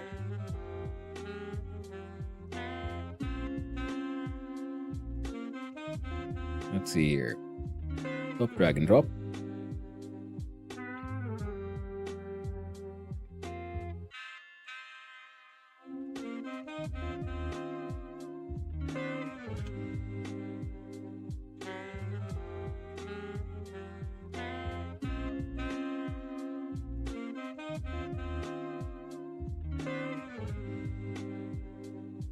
It's imperfect, but it works. Target state, attempt, insert as is functional. So now we can put them in there. Nice. Now I do want to fix that somehow, so we're gonna have to look at circle item container and mouse filter. Properties mouse filter. Okay.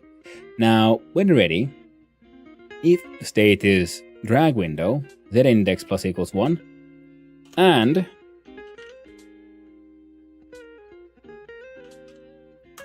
mouse filter has the value of set mouse filter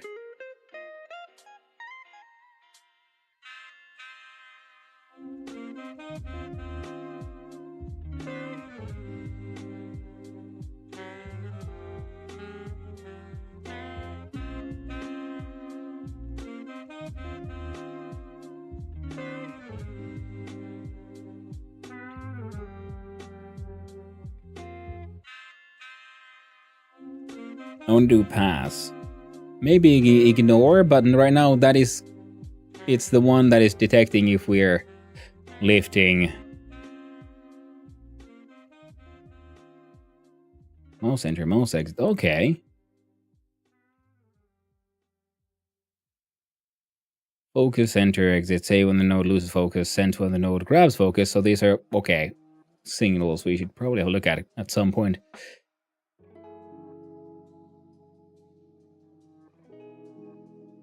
Come on, you bastards. Anchor. There we go. 1.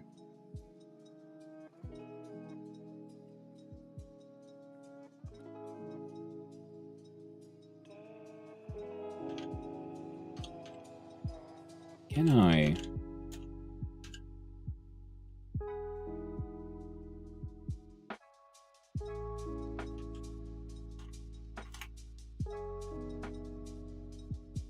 With under control.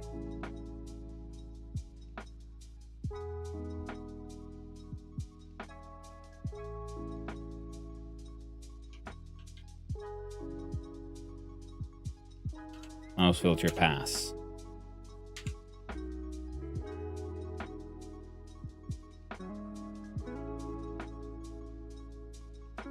I don't know if that one does anything, so we're gonna remove that one. I was just trying to make sure it would be the highest one. First, what's your favorite cheese?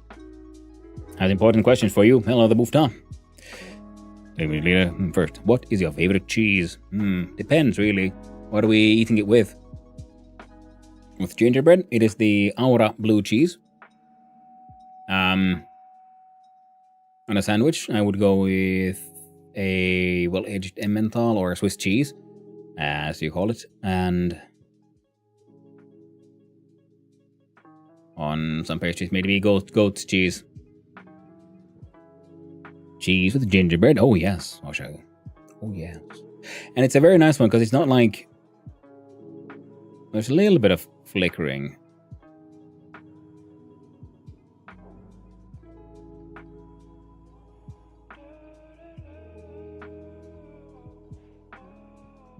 But it still works, even with the flickering, so that's fine. We might want to figure out how to fix that one.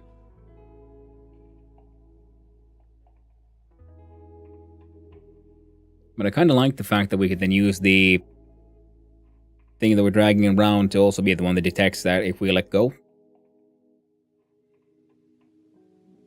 Ooh, how interesting. Yeah. Second, does kakkakikkare have any slang or informal meaning in Finnish? Or does it just mean exactly what it literally translates to? It means a small piece of poop, yes. Kakkakikkare. Yeah, most of the Finnish language is extremely literal and to the point.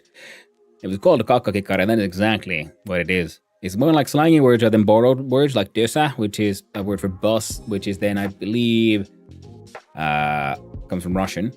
For the studying slangy, ratikka comes from, which would be, ratikka is then a slang version from raitiovaunu, which would mean which is, what's the word now? It's the tram. Vaunu being like a wagon, and like raitiovaunu means like it's the wagon on tracks. Rata being a track. Vesbufta. Kakkakikkare noita is literally a poop. A turd. Kakkakikkare, yeah. A turd, I guess, would be closer than a piece of poop.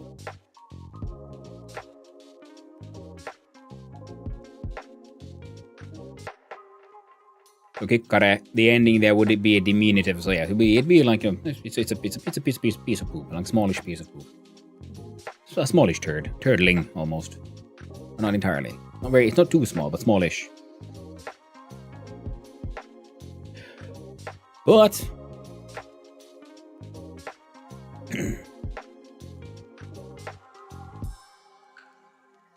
however shitty our current clicky and draggy system is, it works. I'm very happy with my old figuring out this check state thing, and now we can have the different state for empty and empty highlighted, normally highlighted and default, which we can add now for being populated highlighted, unpopulated, not empty, full. We'll have to come to terms for that one. So we have the different kind of highlight things, or then highlighted becomes its very own variable, which is highlighted and not highlighted, which probably makes more sense. Can that one then be directly linked to purely animation resources, whereas the empty or not, or if it's a drag window, would make more sense for everything else. And then it's like if drag window never highlight kind of thing. If empty, well then see. Is it a match? Should you highlight, yes or no? Yeah, I think that would make more sense. Important questions. Yeah, they are. Just asking because I found this vocabulary when we were trying to learn it. It's odd that this word was in a list of easy to learn words. Well, it would be, I guess, kakkakikkare. It's kind of funny. And it's a good example of how we handle letters. Because the first K is just one, so it's ka. The second, then there are two double Ks, which means the ka. In Finnish, always, if there's more than one letter, then that sound is extended, pretty much. A kakka instead of kaka. If it were K-A-K-A, that would be kaka. But kakka, which is Finnish for poop, like literally like poop, as in like a slightly like innocent, childish way of saying, instead of saying shit, it's kakka. Shit would be paska, then we have kakka. And they have feces, which would be uloste, and so on.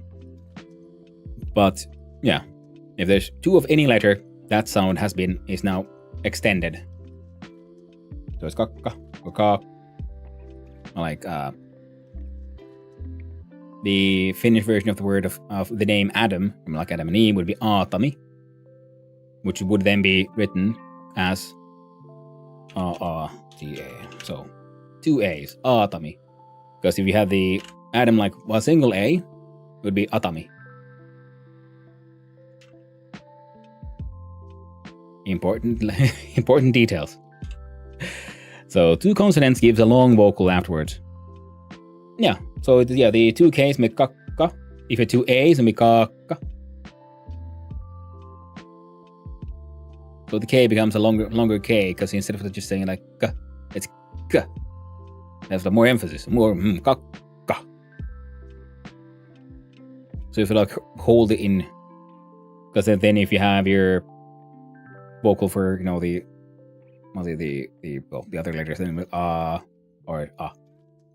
or and then P with pa, which would be, though that's a Swedish word actually, but still, similar function there actually.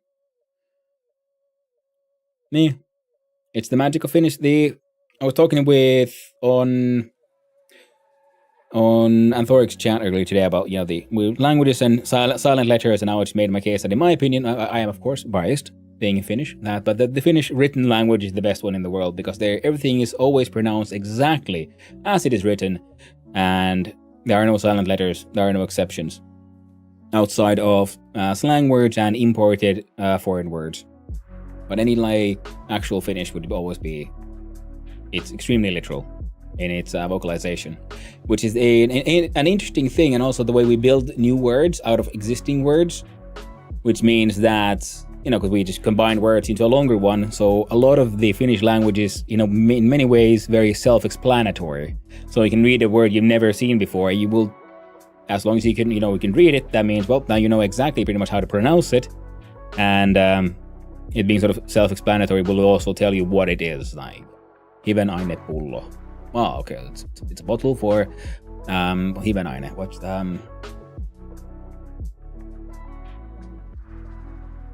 like vitamins, I think would be the closest one. I like the name Antti. Yeah. Oh, and third and final question: have you played Dota? There's a hero called Invoker. He can craft spells from 3 elements. Also, every element comes with different scaling of base stats plus improving the spells. Maybe this could be a reference for your spellcrafting system. No, I never played Dota. But that is something I'll write down here. We do Dota Invoker.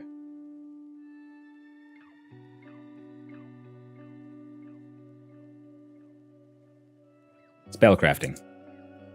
There you go. Oh, and also for your question, you don't quite get how a double T changes things.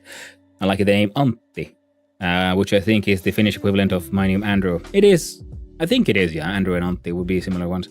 It is because in Finnish we also have, we do have some, you can't escape the Latin, so there's some words like anti, which in Finnish would be Antti. And with the double T, with the name, there's Antti. So Antti and Antti. There you see, because the double T makes the T sound longer. Or has more emphasis to it. Antti. With just singulars of it all, then it's just Antti. Which actually is used in the way of Latin in some circles, but there is also actually, I just remembered, wait, no, that is also an actual Finnish word as well, which would be Antti. You would use that as in like the bounty of the sea, for example, in like the meren Antti, the bounty of kind of thing would be Antti, like something someone is giving, but more abstract than a person. Maybe Antti. Because Anna is both a woman's name, but Anna is to give. Antoi has given. Antti is what something gives. That kind of stuff. But a T sound can't be longer, and yet we have an entire language and full of people doing exactly that, Hoshag. Because maybe I'm explaining it poorly. Maybe instead of saying it's longer, let's say it has more emphasis to it.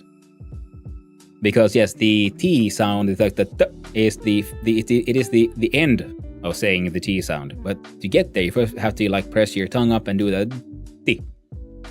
Antti. With one, like Nti.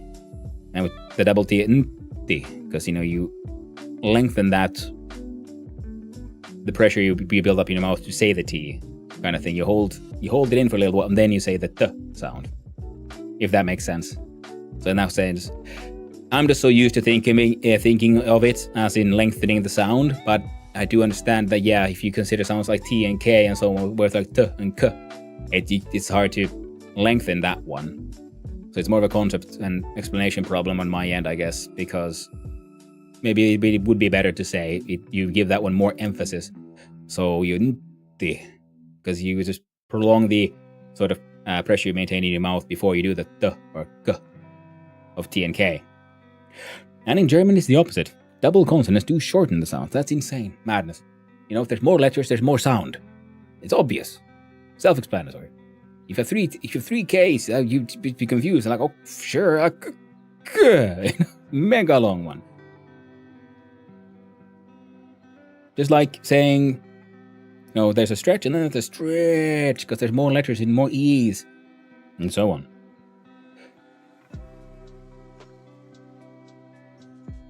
Makes plenty good sense. Right, thank you. Shut down the servers, which they could just release it. Ah, oh, and Magica Wizard Wars as well. I think that was mentioned bit as well.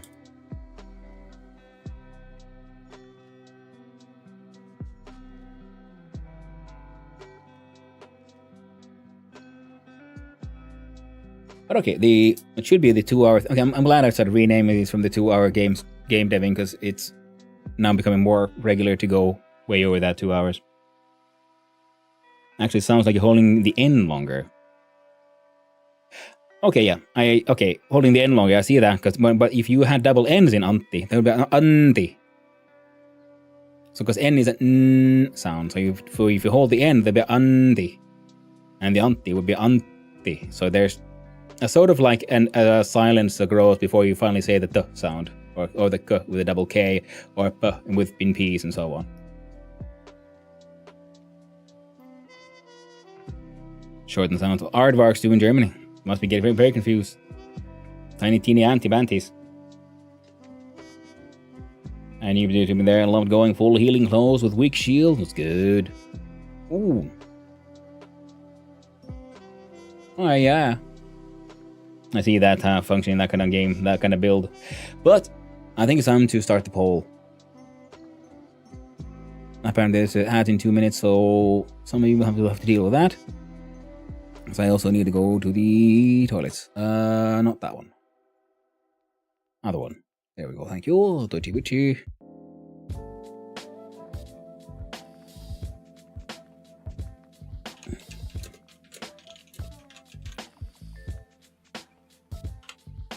Game of the day.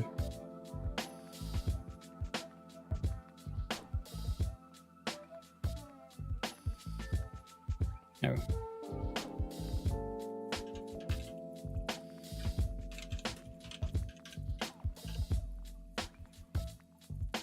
Morpheus Logistics. Dwarf Fortress. Void Stranger.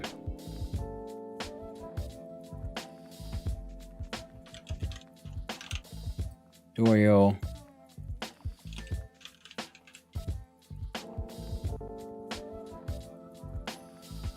There you go.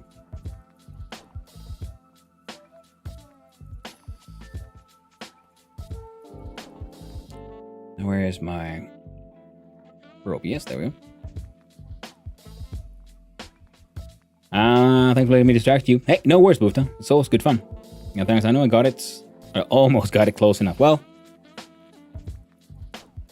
I'm here most of the week, so I can always ask more questions in case you're interested. Yeah, or in case you're even end up more confused.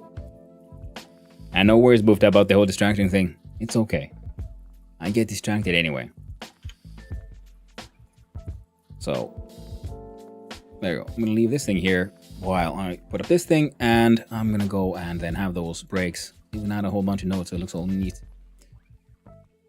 And while you guys vote, so I'll be back soon, and then we'll hopefully then find out what will be the game of the day. Feel free to vote, and if you don't want to, you don't have to. It's okay. So, see you soon.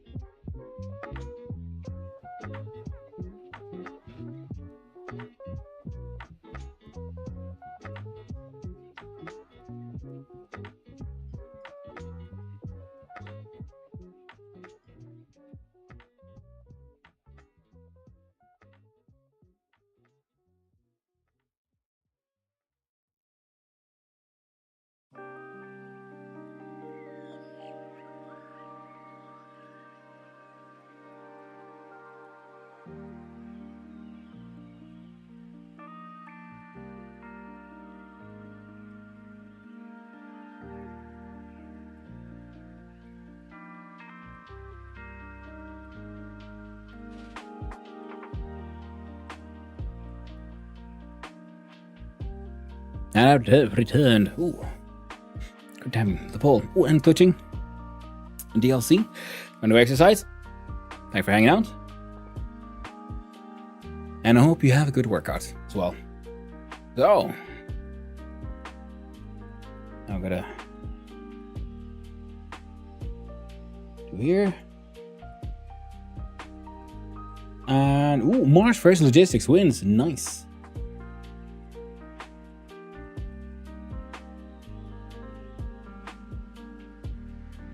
So we go here and unpin the message. Close this one. Save all scenes. Push that button. There we go.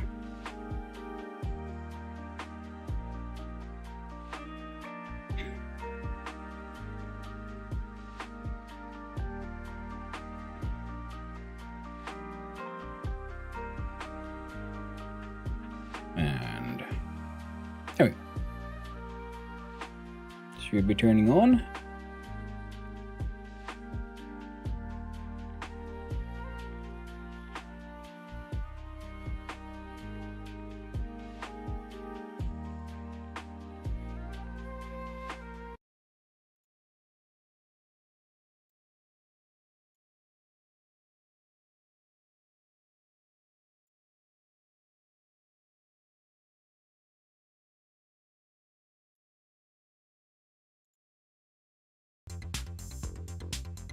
There we go.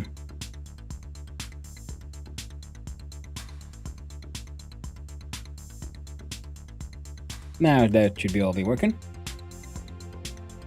So, Monsters Logistics Times.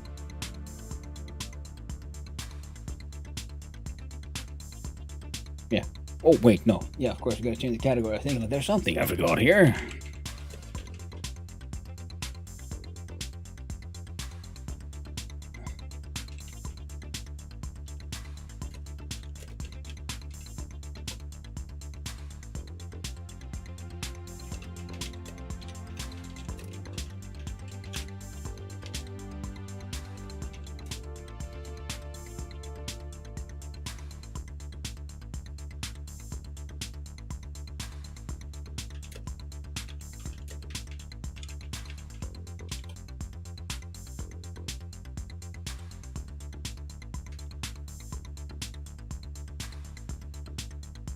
Copy paste those in there, and then we'll look at the change we'll have to do on the YouTube side. Apparently, I can kind of make changes if we do it like this. I realized.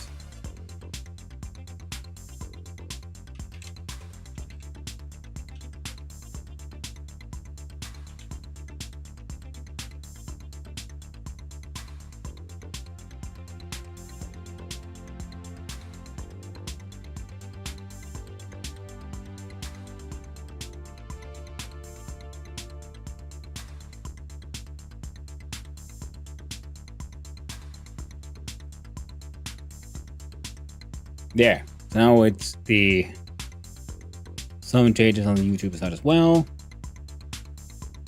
And now there we go. That's game time. So let's resume and see where we were. Oopa. So I got my oh yeah, I got the slidey thing, and this was the robot. Yeah, this is the guy we built when we were playing with multiplayer. So now, right now, we have some tasks. One of them is the main contract, build a monorail. Side job, build a power line. Oh, use a dome.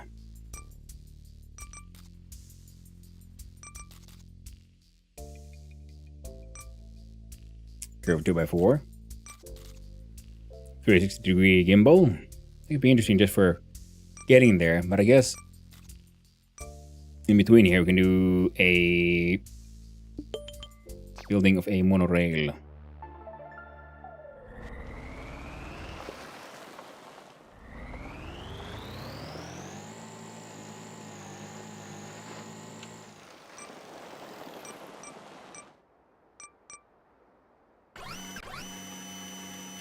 Bonk. There we go.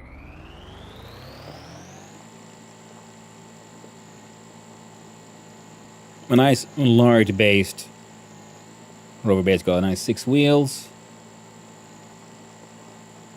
We got springs in all of them, and they're all like on angled joints so they can handle the whole rolling motion pretty okay as well.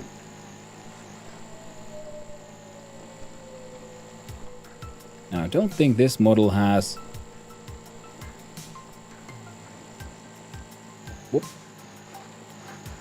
Does they have these theodolites? I can't remember. No, it doesn't, but it does have grappling hooks, which is pretty neat.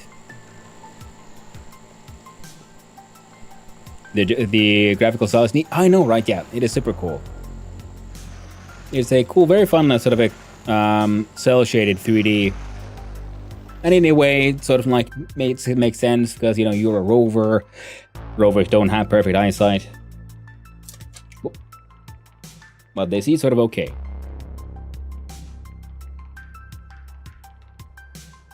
There we go.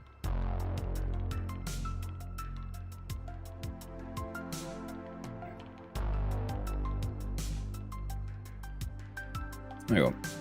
Now this one has grappling hook because I realized that one's pretty powerful.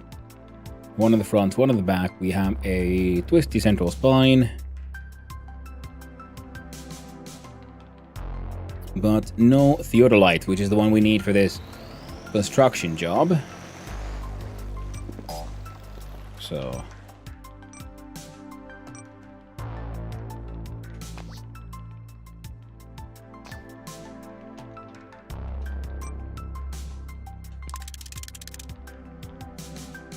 we look at saved ones.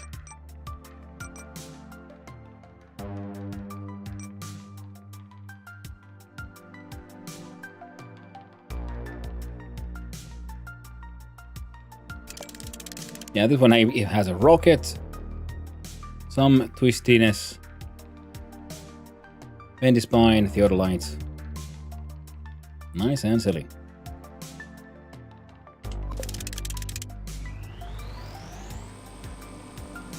Now, did you have a refueling station here? Yes, you do. Because we have a fuel tank. Alright, so now we need to look at our map here.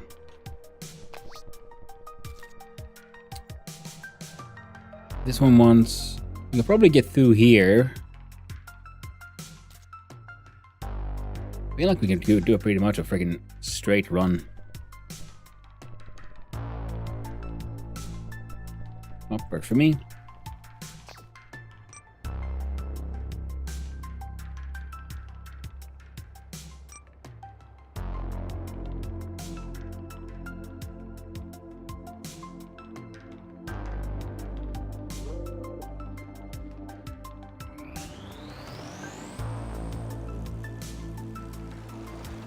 Do you think Godot is able to create such a style as well? 3D projects in Godot I saw seldom looked any good.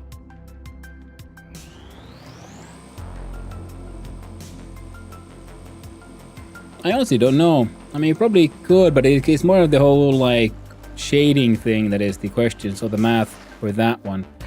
But I honestly don't know. It is an interesting question, though. And this game looks like Besieged plus Death Stranding. Hey there, Ironic Moronic. Hope you're doing well. And yeah, I see the... Oh.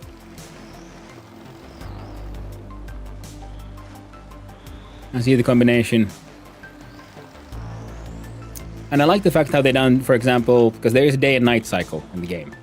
Well, you're currently seeing everything's purple, which is the night cycle, compared to then the day cycle, which is more like, say, normal day colors. So instead of things being light and dark, you have the sort of daylight be just a color change, which means you never actually get, you know, you don't suffer from the darkness in many ways. Okay, so from there...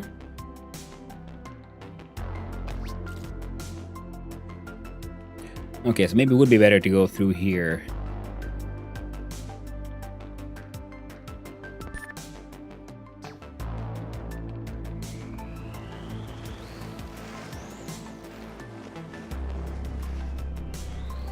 Rather than through the rugged terrain. You can do the Sun and Godot easy. Yeah. I mean, it's cell shading, and it is one of those... It's an art style that is... It's not the newest. It's relatively well known.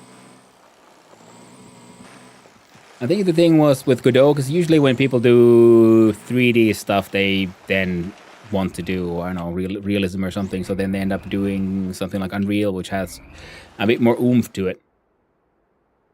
I really don't know.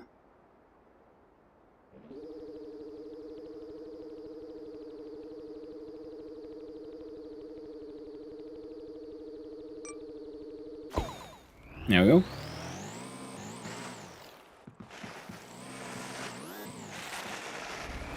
I mean, that bendy spine helps a lot. This one doesn't have sort of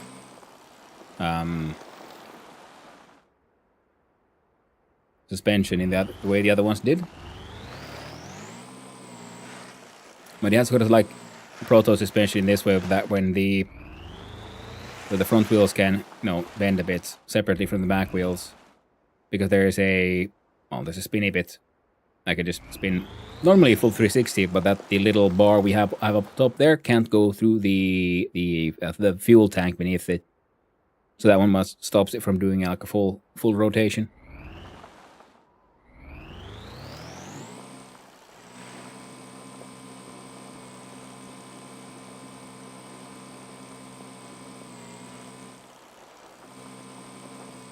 How far can I get and still build from that one?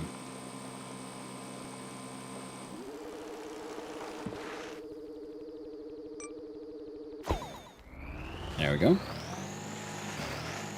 There we saw the back wheels try to do a mild flipping, front as well.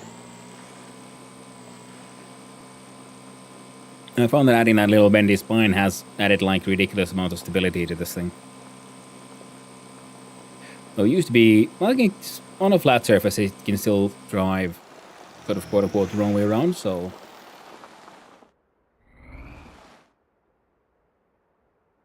I think I can get you up there. Do I want you up here? And now we're going down here. So we could then...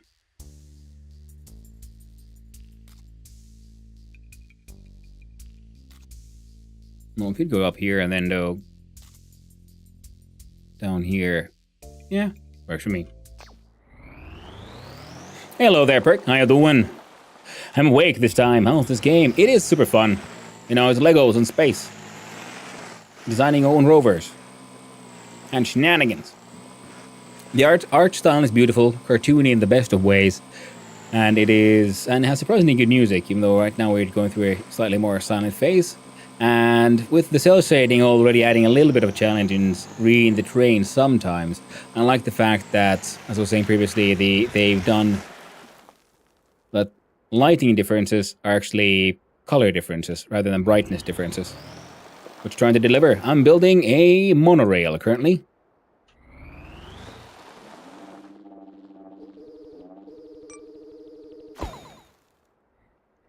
Need to reach that point there.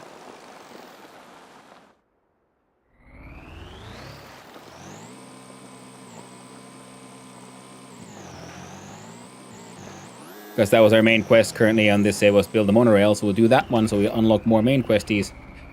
And then we'll see what else we can unlock after that one.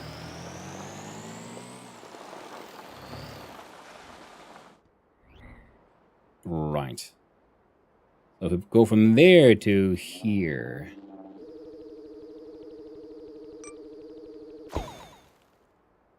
Then we can probably get to those cliffs over there.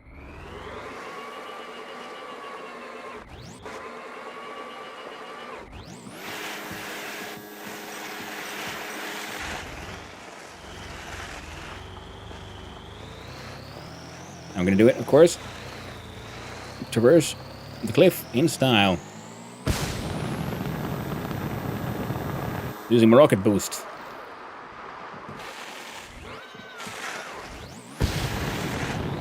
And rocket brakes. Heck yeah.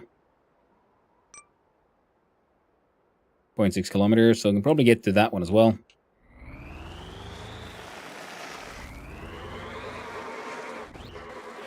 Makes you want to try to make a delivery boy style game.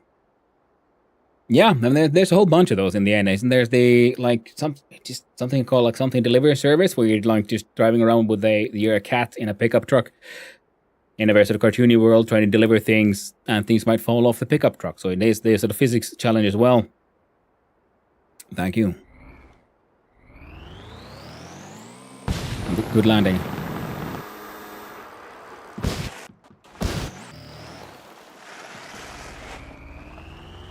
Nice. And a bit of fuel still left. About 8 kilometers. Check on the map. So if we get it to here, then it should be a relatively straight connection from there to that one.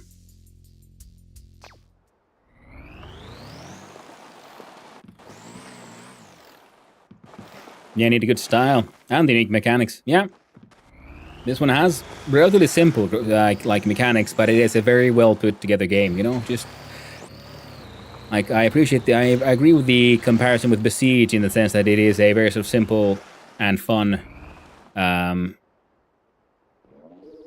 It's kind of a physics puzzle, like how the machine works.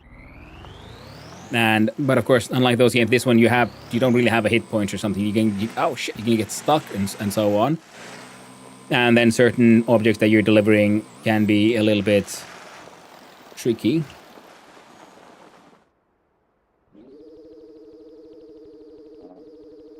Right. Wait.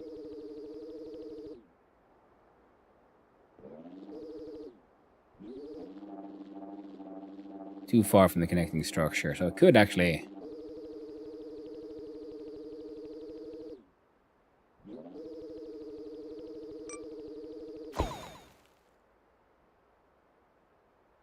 Oh, you bastard.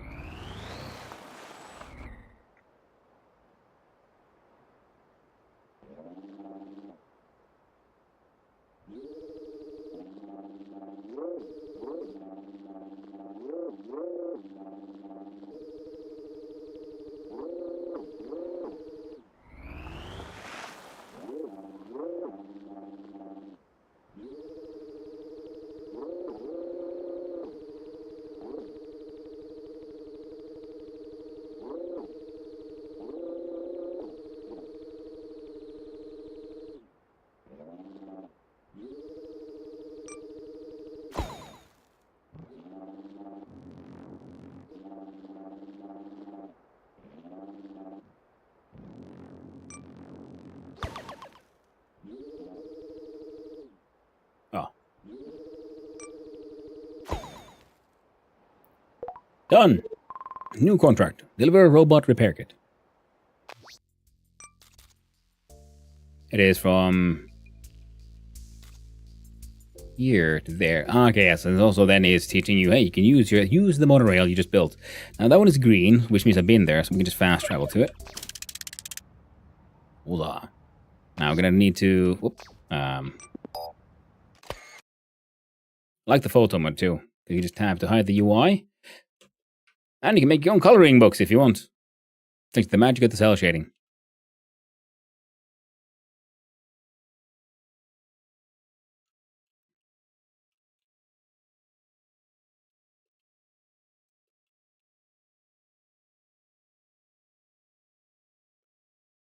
Very neat. Oh, there you go. Now let's look at my saved designs for this one.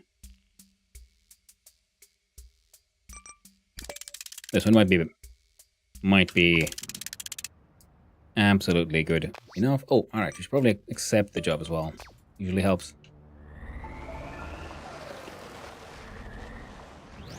Nice wide base. Medium strength springs.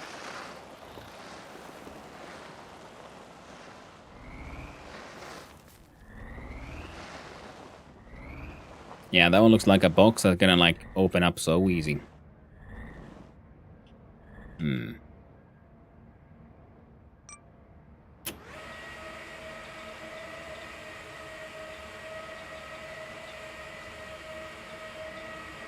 Do do do do do do do.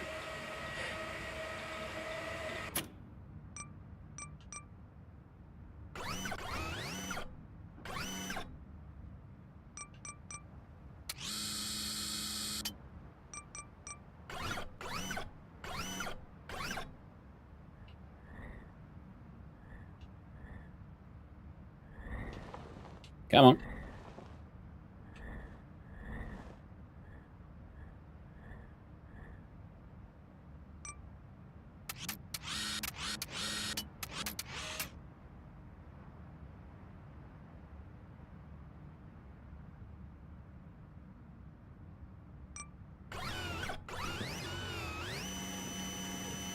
Ah. I see.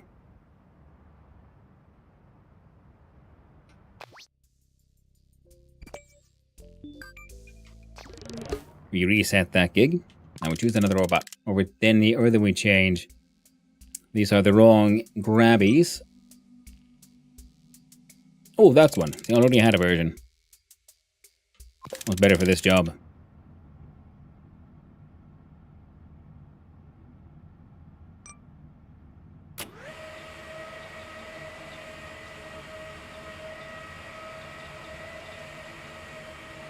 We're gonna have to come in from another direction, though.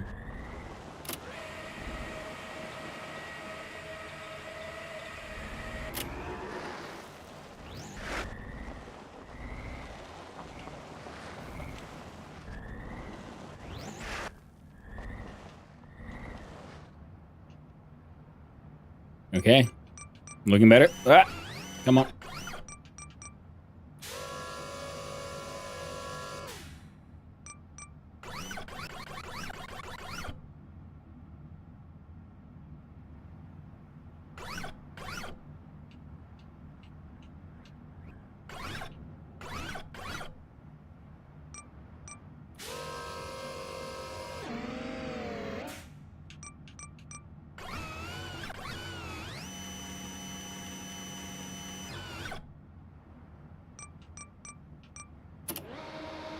Slightly more centered. There we go. The panel will be hopefully holding the lid closed. And the grabbies are grabbing from beneath. So yeah, shit should be working just a-okay. The only problem with this design is if we want to use the train,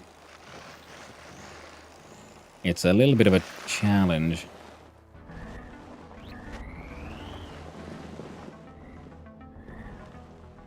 Because this thing is wide as all hell.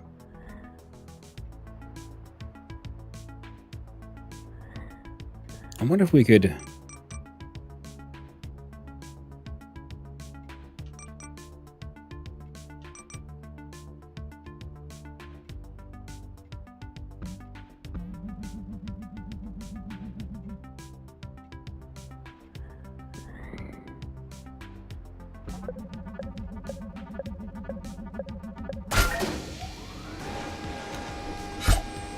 Okay, we could use the grappling hook as a button pusher.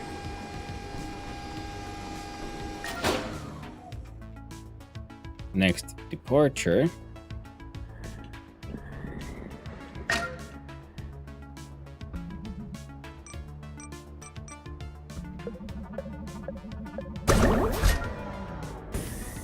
We have summoned the train. Oh, Jesus. Went slightly too close.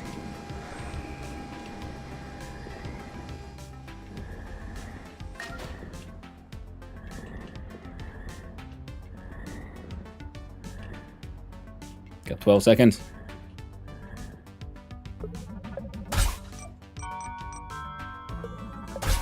There we go. We're grappled onto the train. They can't throw us away now. They can try. But they're stuck with us. And now we can take the wonderful monorail we have just built. And enjoy our tea.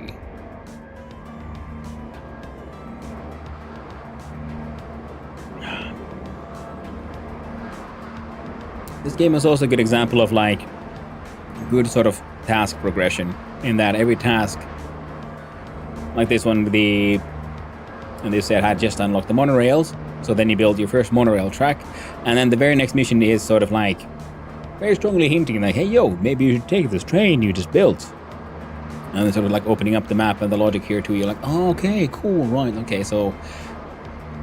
Because a lot of this is building your own infrastructure for moving around, including taking the monorail, especially handy when trying to get across very cliffy terrain like that. And then because you only have to build your own the radio antenna stations, which then open up the map as well. Monorail mentioned. Thinks monorail song from The Simpsons. Ah. Monorail. I can't remember how it goes, I'm afraid.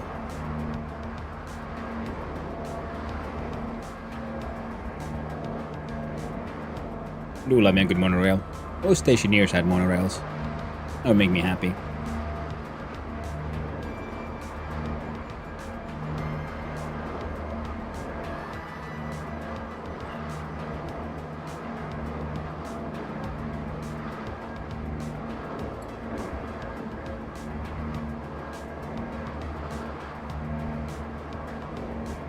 All right. And that construction area there is going to need this one. And also fun, yeah, how every delivery mission is also linked to one of these map locations, and they always change after the delivery. So no matter what you do, if you follow the main quest line or do more side quest kind of thing, you'll always end up opening up the map more.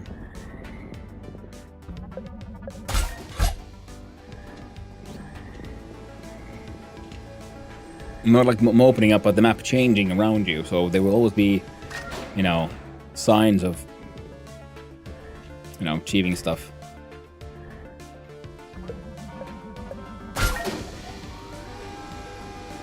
Ah.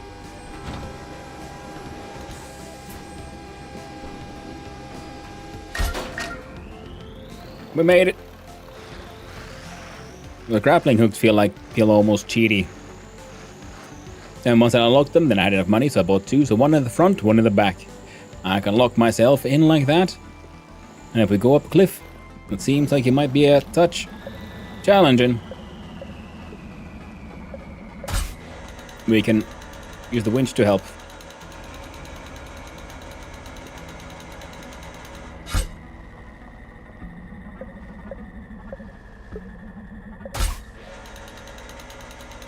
Oh yeah. I'll tell you that I bought this game, Hanu. I'm about 5 minutes in. Oh, you did? Nice. It's a really fun game. I really enjoy it. It is just, it's good fun. The multiplayer is fun because you can do all kinds of silly shenanigans. And it's just, you know, a pleasant puzzle solver in many ways. Oh, the robot there has been damaged. That's what they needed, their robot repair kit. Now we need to get it inside the opening there. I'm in the block. One. And oh, right, yeah, because I wasn't here for this in the multiplayer game. We were playing with Knapsor and Vinsanti and Ratmost, the combat arena, which unlocked bits that I already have. Deliver ice cube. There's one that I did in another, also the multi one. Unlocks the tour guide, which I kind of think I already have. Deliver wind turbine, 1 dome.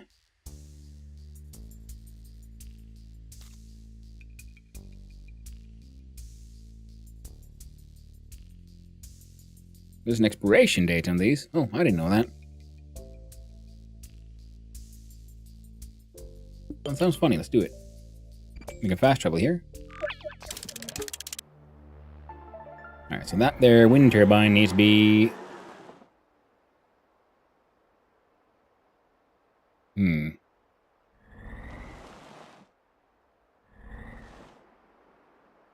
Is this the best tool for the job?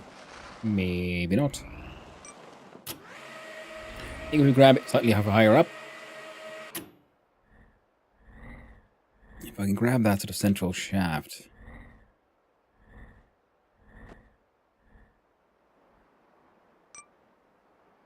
Wait, I can't. We need a better Gravitron. So, what kind of bits do we have? Ratmos without TV was a heck of a delivery.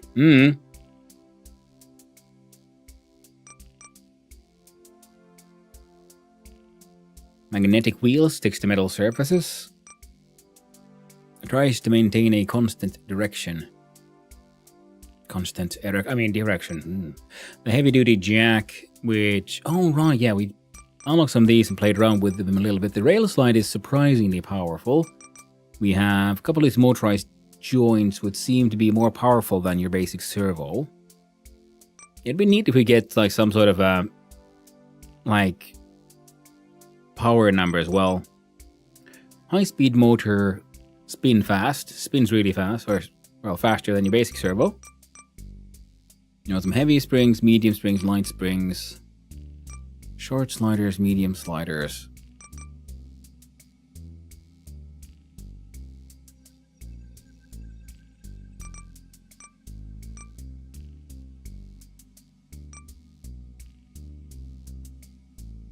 New parts, yeah. The pneumatic cylinder for the punchiest of parts.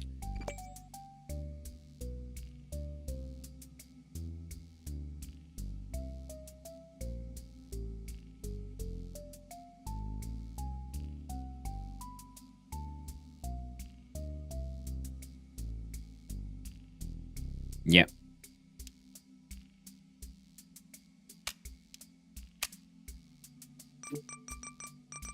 I know what we're putting in here.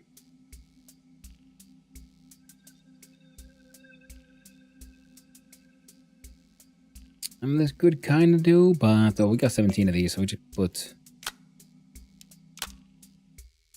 those two, followed by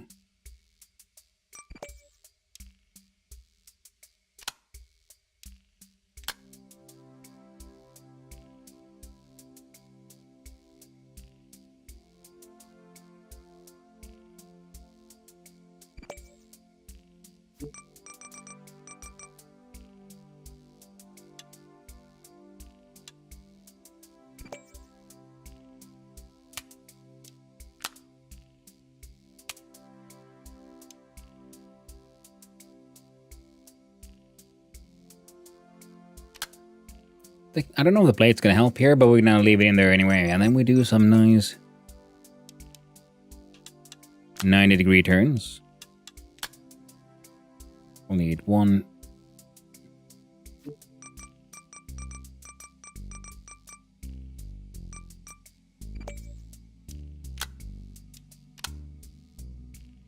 And that should be enough.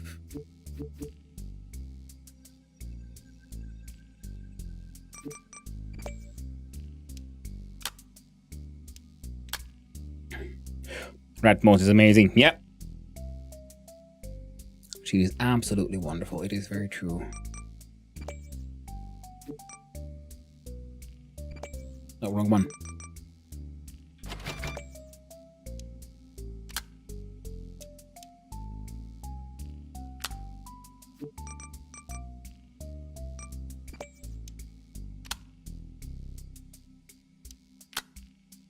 These are double spacers would be enough. Whoop.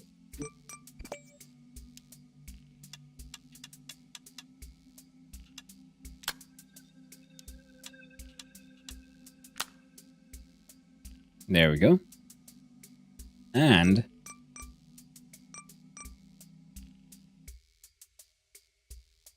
these go straight ahead.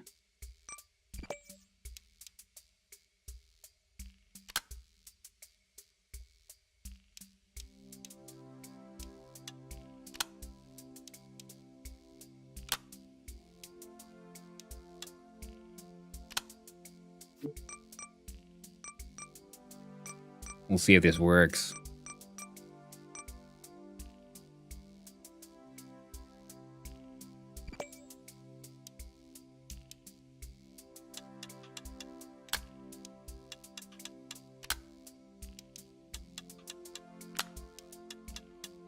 There we go.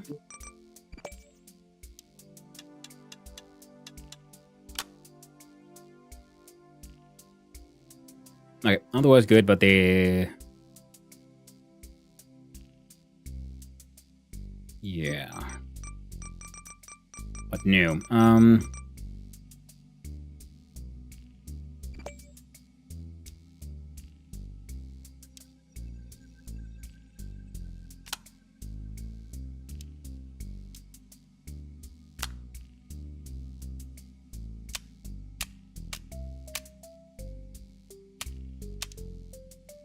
Maybe that'll work better.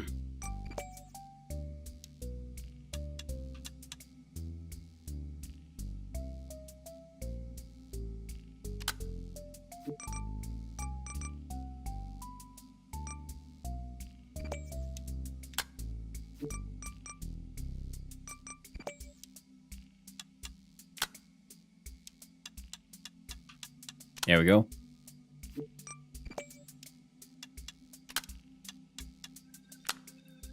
Next to grab a claws.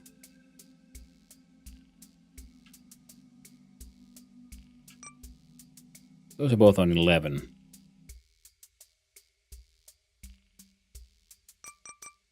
You're both on 3.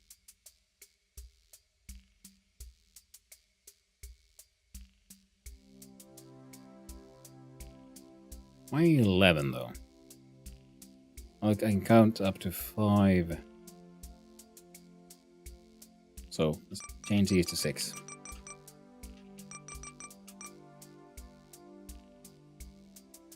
Yeah.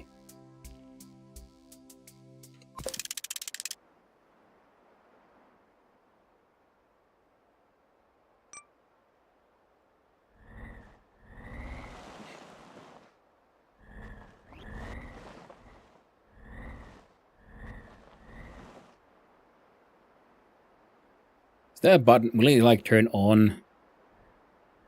It's not like a wind power fan, but a fan that starts spinning, and then there'll be an extra challenge of bringing a spinning fan.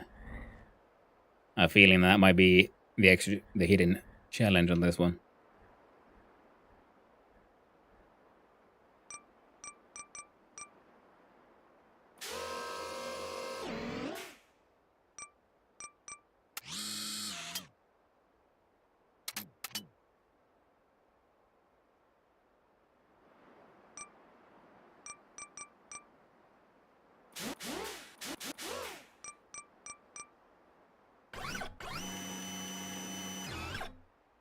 There we go. Making fans. Booyah. I like that so many of the things have these some weird things. So either something interesting to do with the shape, or that they can fall into pieces, break somehow in some strange, wild, and unexpected way, or that then they can be turned on.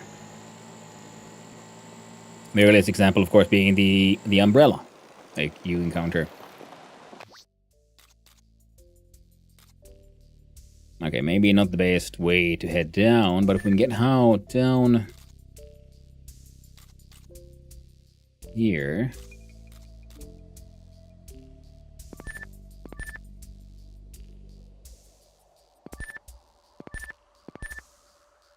Assuming we should be able to.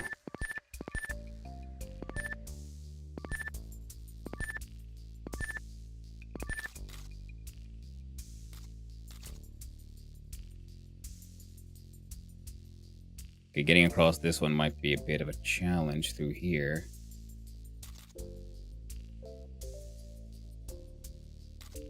What if we don't go down? We go through here. Here. I think that might be better.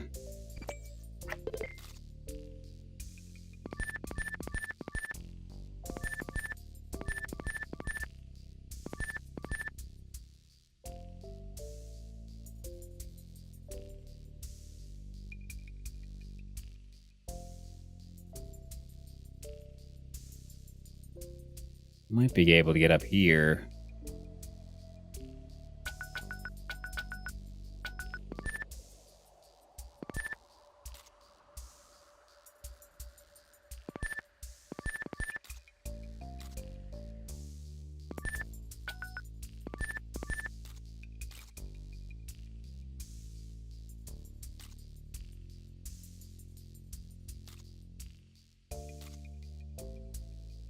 Oh, then we do go down there, take the northern route. Either way, we'll sort of start with this and see where it takes us. Oh, I stepped away to warm my coffee. Ooh. Coffee is tasty. Hope the coffee is nice, warm, and delicious, my friend. Coffee is always a good idea. Oh, yeah.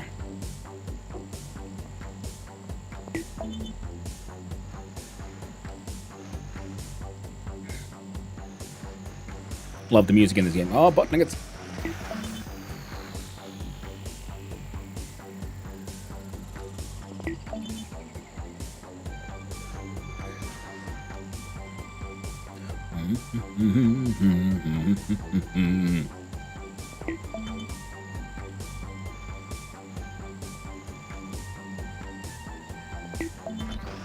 Ah. Whoop. I'm glad I got my springs and my bendy spines.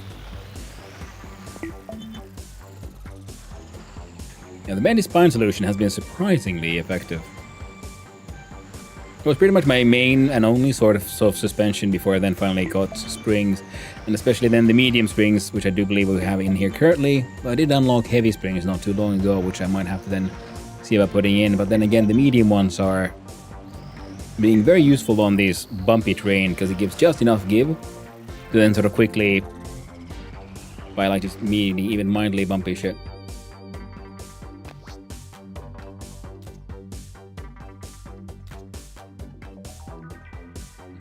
Yep, looks acceptable to me.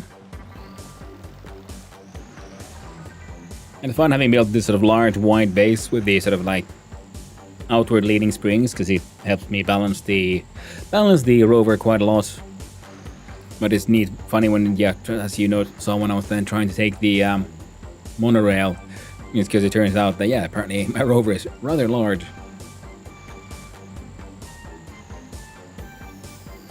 Now, going straight towards here would be a bad idea on account of having to go cross through here, but if we go through here, I think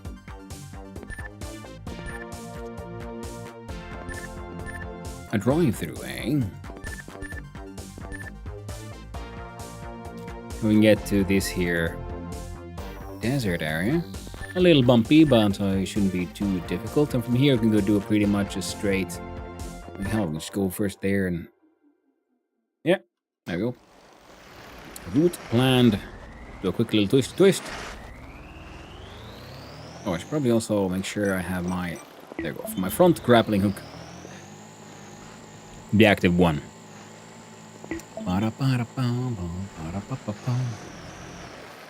Yeah, there's the drive-through we built not too long ago. Whoa, there we go.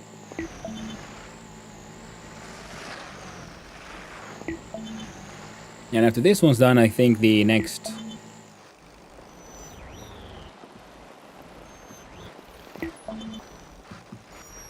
a little bit of using brakes while we go down, and unless that stops us from flipping over. I'm afraid of going down too fast.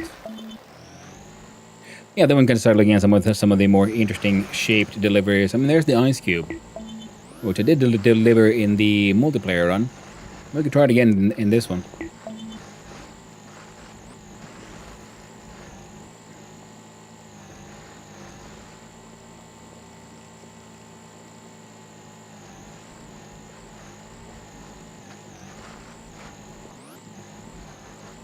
Alright, mildly lumpy.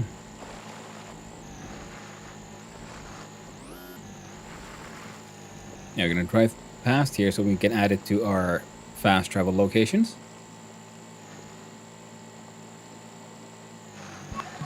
Remote outpost. From here.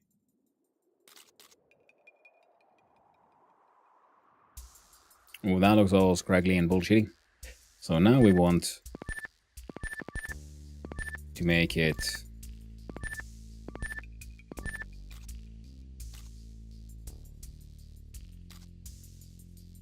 we'll get there and see how we feel.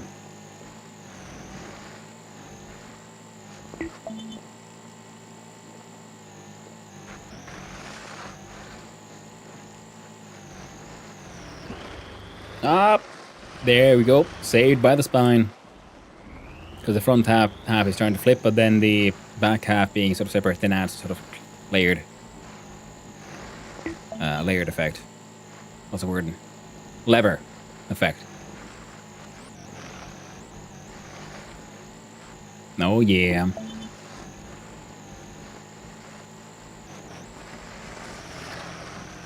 Now, if I remember correctly, we also, at the end of the multiplayer run with Ratmo, Stan, Knapsar, and Santi, Knapsar did then figure out how you can link the sort of logic buttons. And I think it'd be interesting to see, can we figure out some sort of automated like reactions? Like, can we make a bot that walks? Where if we have a button on a piece that would function like, say, a heel. So when it touches the ground, then, like, that activates the other leg. And when that one hits the ground, it activates the other leg, that kind of stuff. Can we figure out a sort of interesting walker bot thing? So I think that could be fun. Ah! God dang it. Come on, we can do it.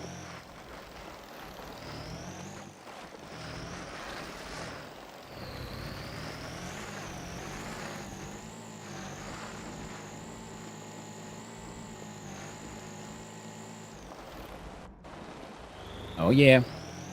There's our destination.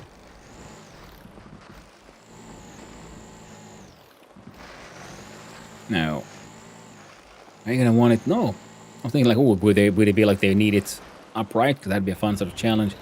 No, just anywhere inside that cube. Ring. New parts. Oh, I was hoping for something more exciting with the name Dome. Oh well, a blob.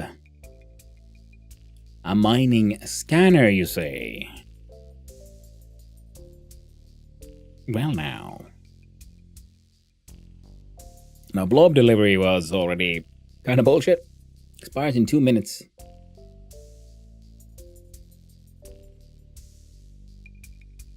Pumpkin.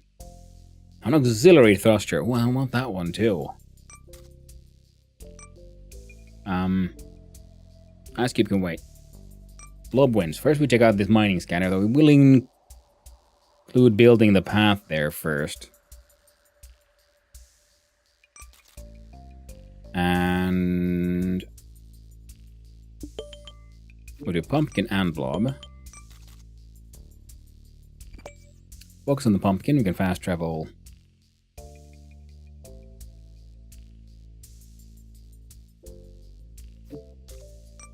An anvil, heavy duty servo. Ooh, that sounds fun.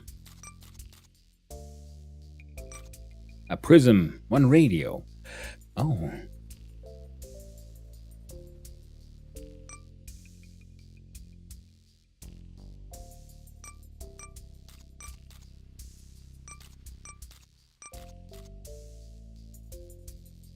A step ladder.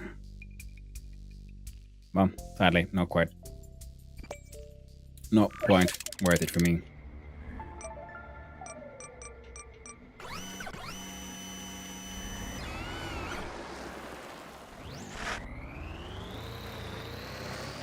Let's start by heading over here. Monorail station with a pumpkin somewhere there. Ready to be grabbed and delivered.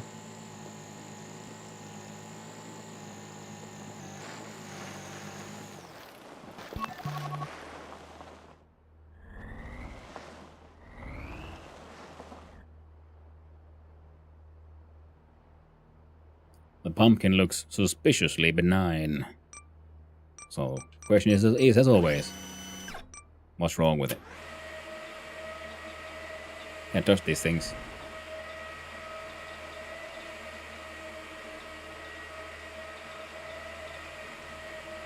I do enjoy the slidey rail.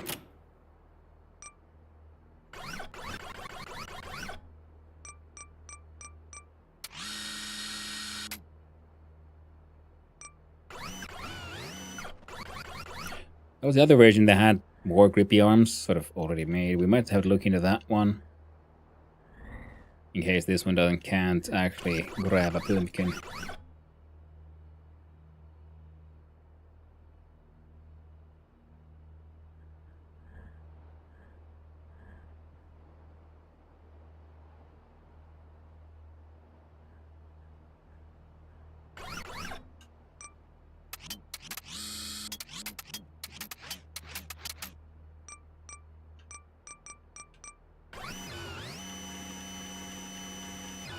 There we go, get pumped.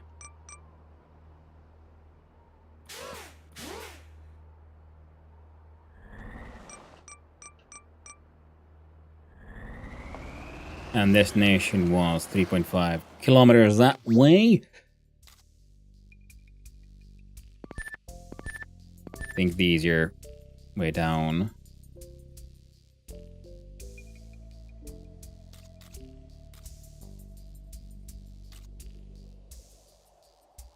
Probably be around here, to be honest.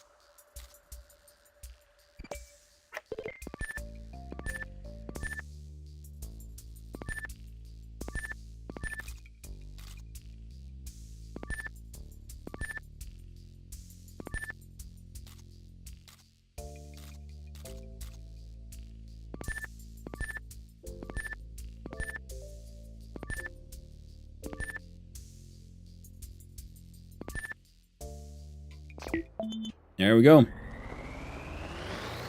Route has been planned. Rover's been launched. Pumpkin remains pumped. Oh yeah, next mission with a mono wheel. Just one wheel. If you had a gyroscope or something, could be an interesting thing to do. Some way to make sure it could somehow maintain balance.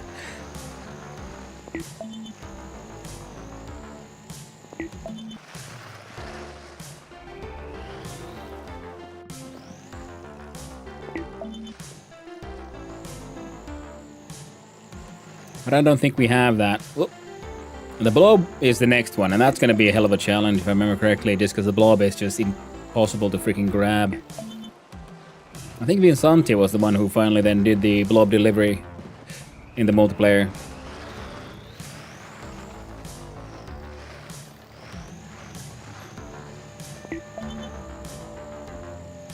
Oh yeah, come on. Getting pumped. Bang.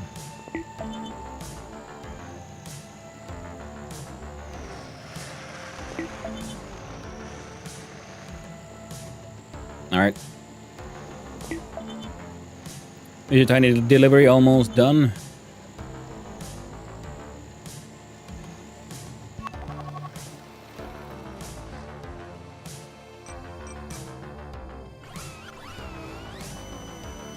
Apply pumpkin into square. And powered by pumpkin, they have built a habitat. Isn't that lovely? Now, tell me, auxiliary thruster.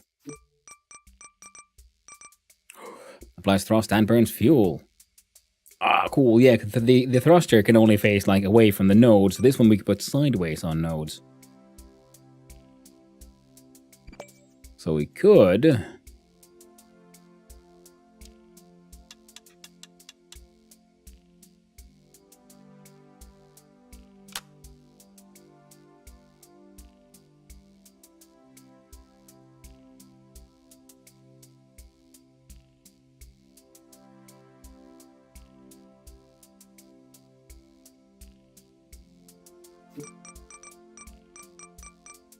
Now, there was a fuel tank.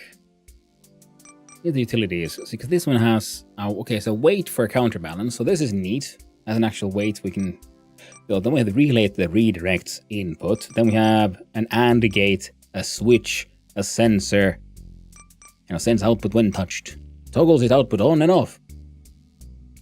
So a switch would be a way to, like, have a sensor that toggles yes, no, when something hits it, kind of thing. I'm assuming. Then sensor whenever something gets too close. The AND gate as well. It's an AND gate. And then there's a relay. So I'm thinking there was then the radio if we deliver the prism. So I kind of want to see how that might work out.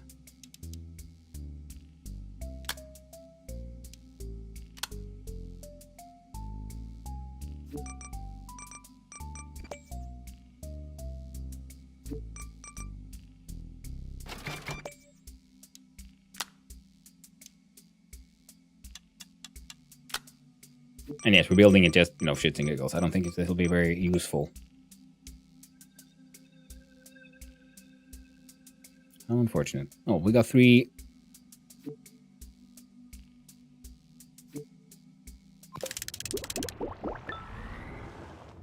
All right. First things first. Bring you down. Bring the... epic. Wait a little further back. Then we'll just test, I guess.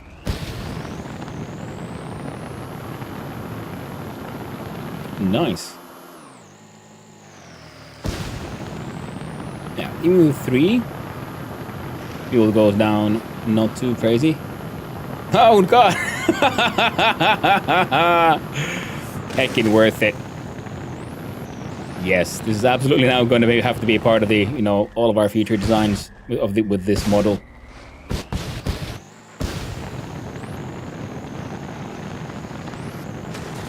Because the big thruster, takes more space. Oh, ran out of fuel. That's okay. We flipped the way around. Right way around. Need the wings, yeah? Technically, I guess we could have a system where we'd have, you know, thrusters down. Like, I think these would be enough to lift this entire thing, to be honest. Even if they give it a small amount of lift, and then we'd have the big thruster facing backwards to push it forward. We would have this, like, slight hover.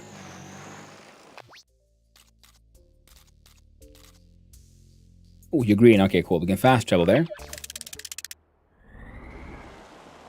Okay, yeah, this is going to be a bit of a challenge. How the fuck do we lift up Blurb?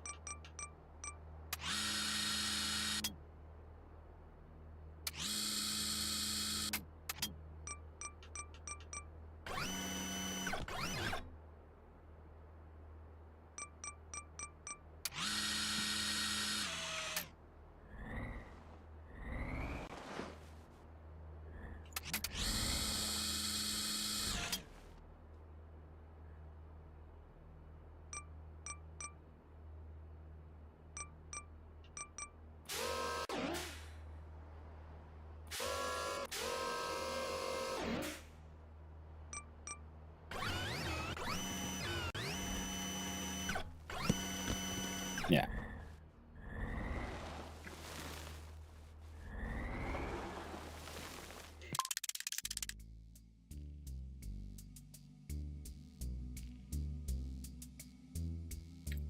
So thrusters can stay. But we need to figure out how do we pick up the Blurb?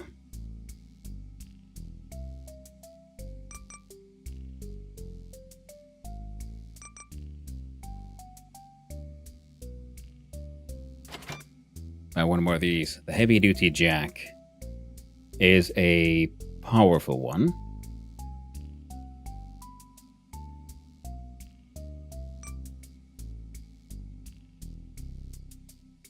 And tries to maintain constant direction. Sounds like it'll be essentially a sideways spring. So it can twist, but it tries to then go back to where it was. Compared to a hinge, which will just, you know, rotates freely. You need to combine a hinge with a spring, for example, if you want a, well, hinge like that.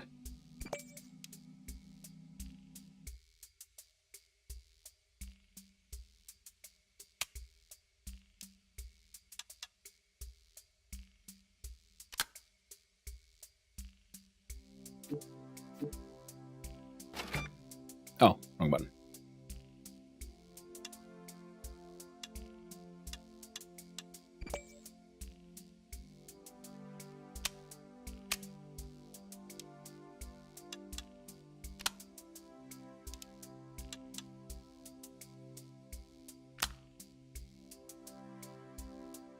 You see, those guys go far.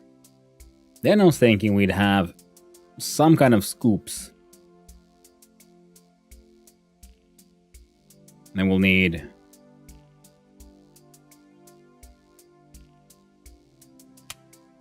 get rid of that one.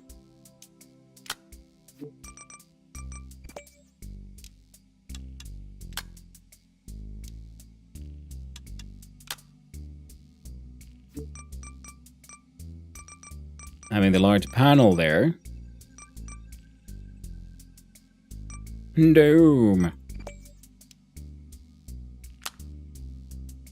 Should help. And then we'll need... Should I have like just the same things? Above and below?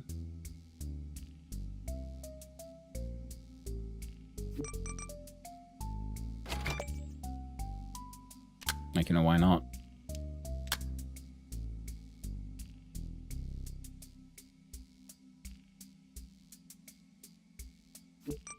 And then...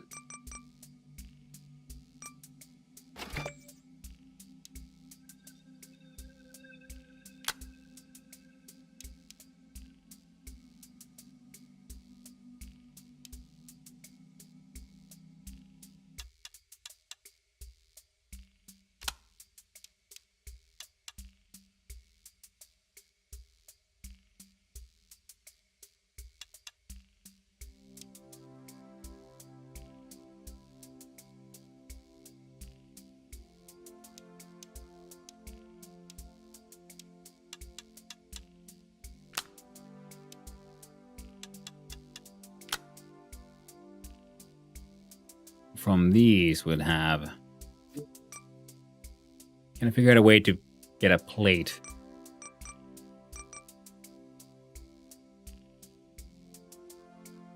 What the fuck did they... logistics.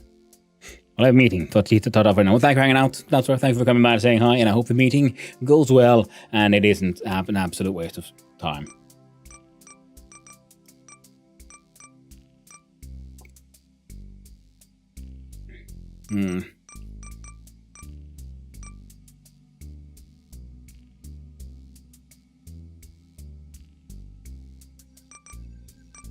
And discovered there's still many pieces.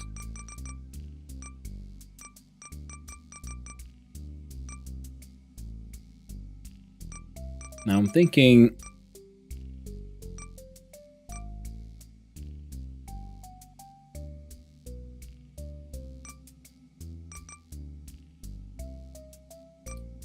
that we'll have to do a... So one of these... That's what we have, though, so many, because I was trying to build one of these boxing in tools previously.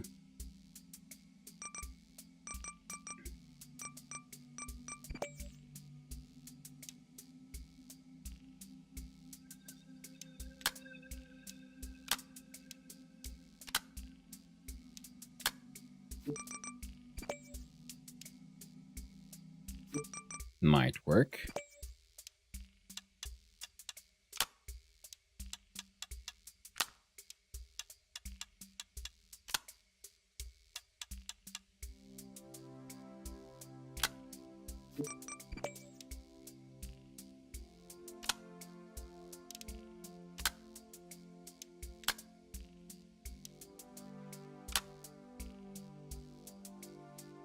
And then with controls.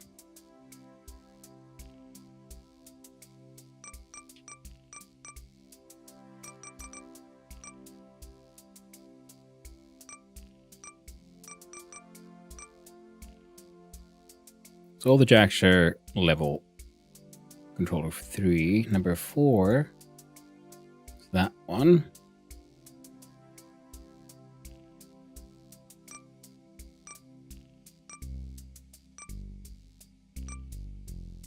And these can be 5.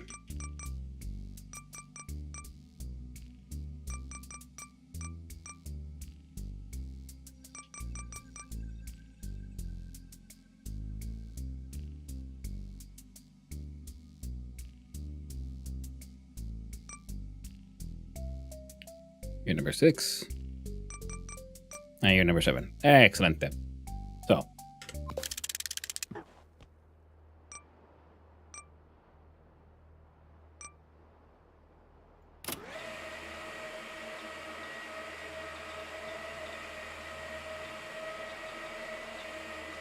I wish we could change their extension, like, sort of in the middle of it all. I was looking a little while, but it might work. Can we scoop the goop? MD, shoot the whoop.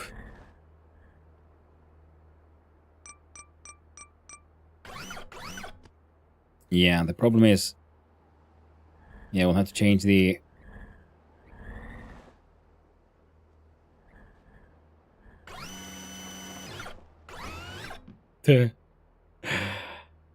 Whoop. Oh, we'll still see how these...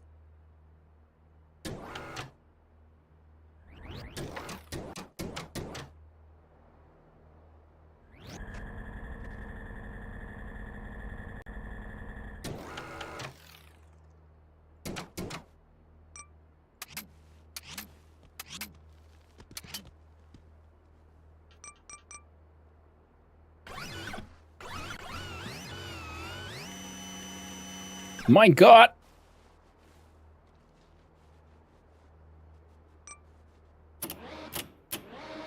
I was certain this wouldn't work.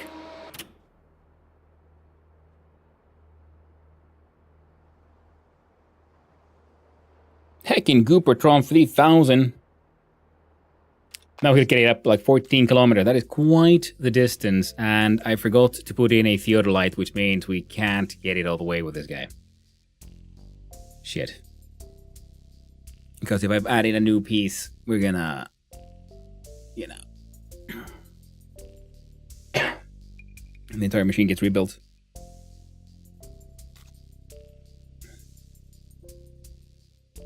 We'll get it as close as we can.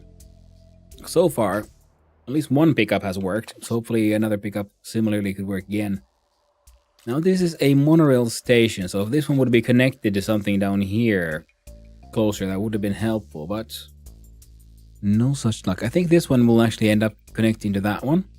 That would have been a sort of way to do it. Right now instead,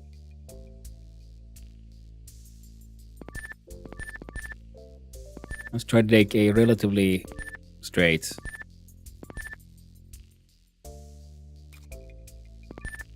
Hopefully only mildly bullshitty path.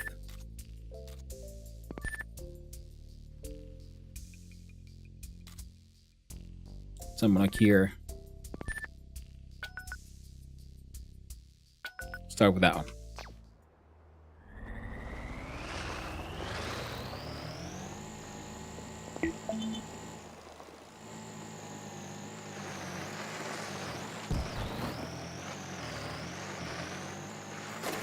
Come on, come on. There we go. No, no! Damn you, Blubby. Wait.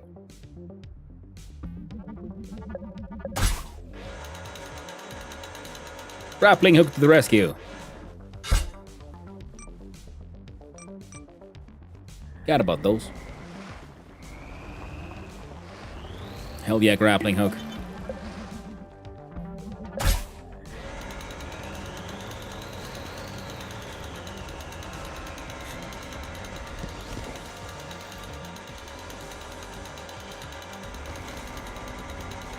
Now we need to redesign this so that the bendy spine is not after the first two wheels, but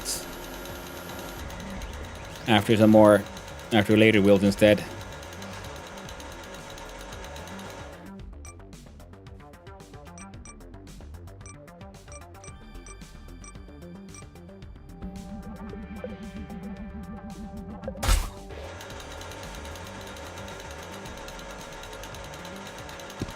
No, my blurb!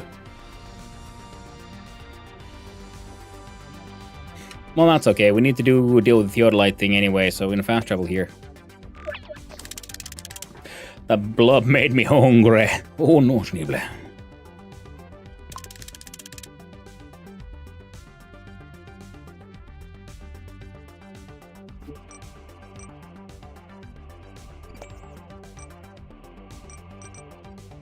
And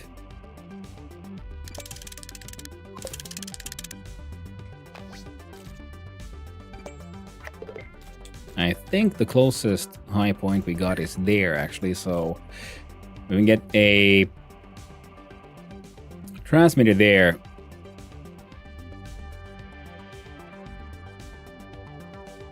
Or one here somewhere.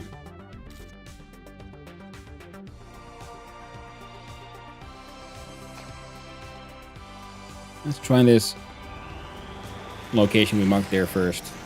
Oh, wait.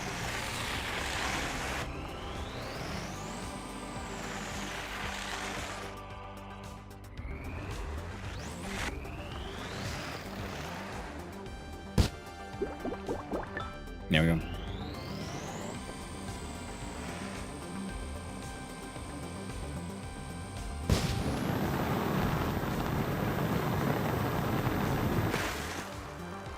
Now that's how you launch a freaking scout vehicle.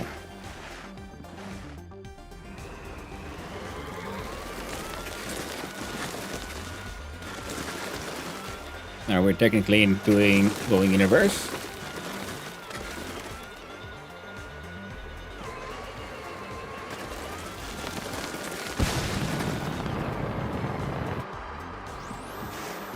And now we're the right way around again. Heck yeah.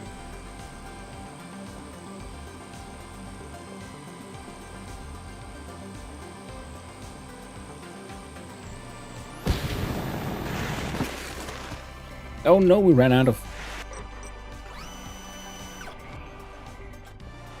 Magic I can fuel. Come on, come on, come on, come on.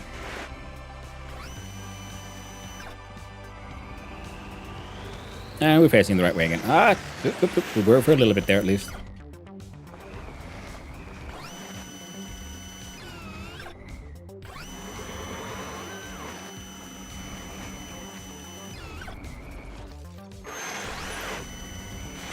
Come on.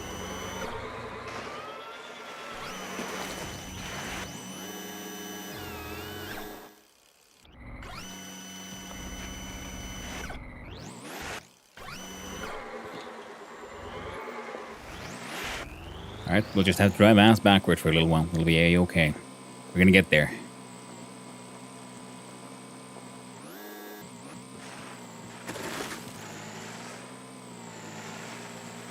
Now, thanks to the magic of a bendy heckin' spine, we can go to all kinds of places.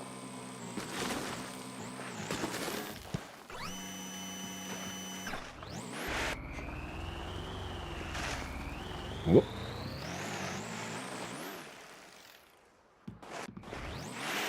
You don't even need to worry about ground clearance. So we can always just straight up adjust accordingly. I guess I could make a extra climber version as well that has the magnetic wheels, which can then have extra mega grip. And of course, you know, the story says, well, it sticks to metallic surfaces. And well, the Mars is red because it's covered in iron oxide. So I guess the extra red sand would be also an extra sticky. And of course, you know, in reality, from close by, it's not quite as red. But, you know, such is the nature of things. Did you give up on the blob mission? No, Boofta. I just realized I need to go and put up some antennas first, because I literally cannot reach the end destination. It's outside of antenna reach. So we need to go put down some antennas first, so we can actually get there. Then we'll go back for the blob. It's currently just waiting there on the bottom of that hill.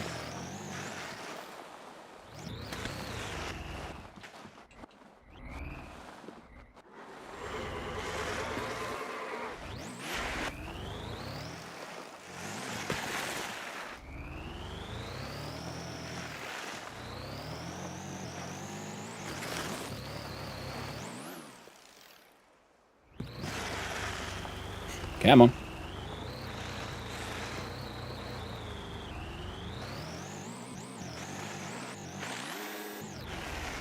Come on, you can do it.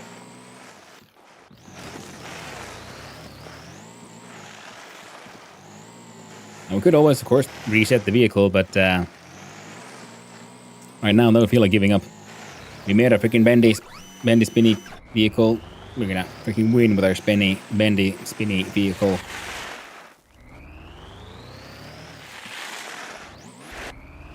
There you go.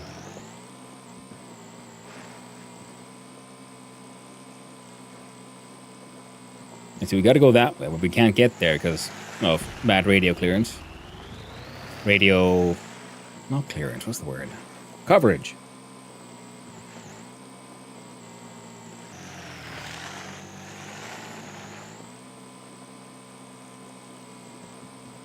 So put a radio antenna up here.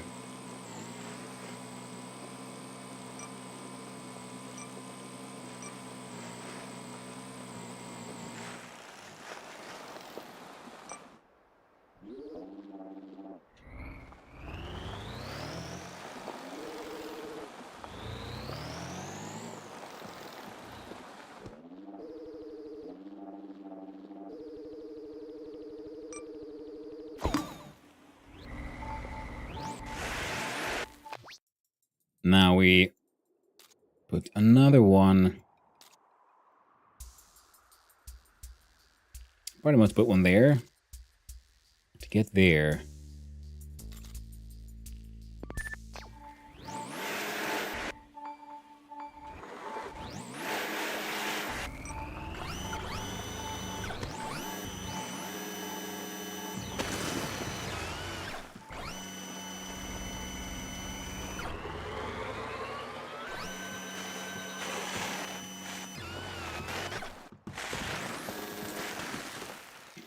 Come on. Stop sliding. Can't steer. Oh. Why do you keep on flipping like the wrong way around? Very annoying. Well, it's getting there. Oh, fuck, I guess. There we go.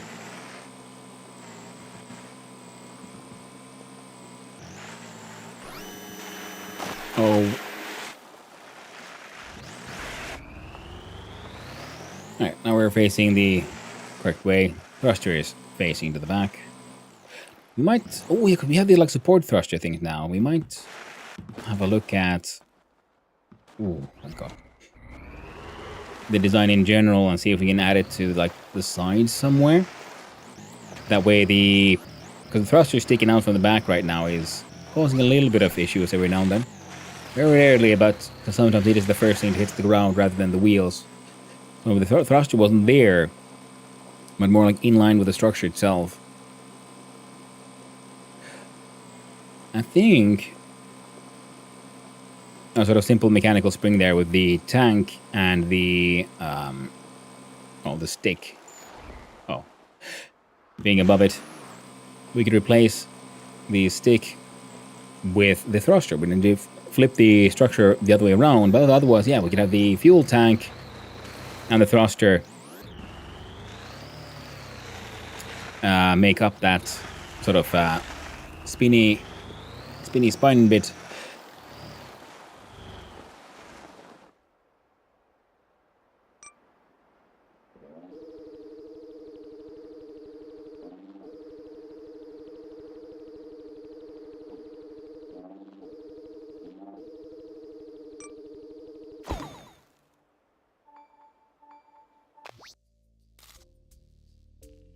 All right.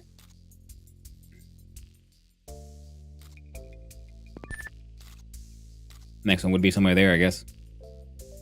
I might have to put one here anyway, because I'm not sure if the radius here will be enough to cover that little fuzzy spot. But we'll try. First, we'll just drive over yonder. I don't want to go there first to get some more, get some rocket fuel or some shit. Then we can go even faster.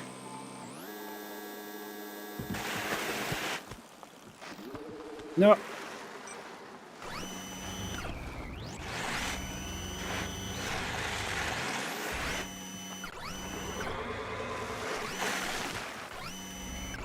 Come on. There we go. Now going ass backwards again.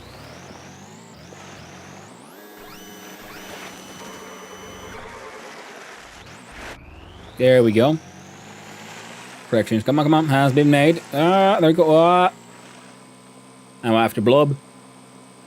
Prism. I need to know what radio does. I'm hoping it'll be actually useful and not just a decorative piece. Because still haven't fully understood what all we might be able to do with the control pieces. And the logic pieces. But I do hope to find out. Yeah, so this is most definitely a... I guess this looks like it'll be a pickup location rather than a drop-off. Yeah, the lab. Now.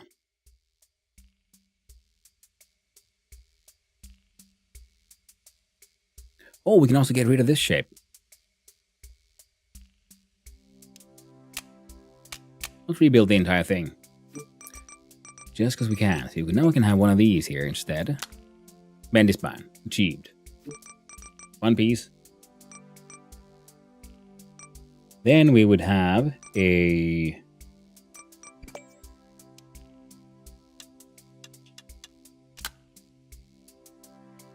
piece like that. Followed by that. Then our simplistic...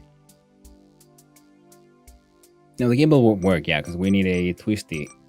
So you'll have to have the bearing. Followed by fuel tank. And now we see, would you... Oh.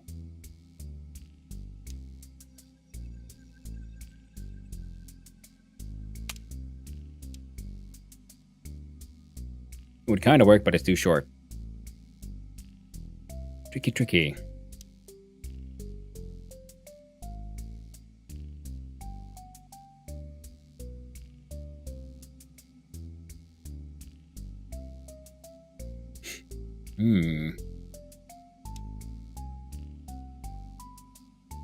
Tricky, tricky indeed.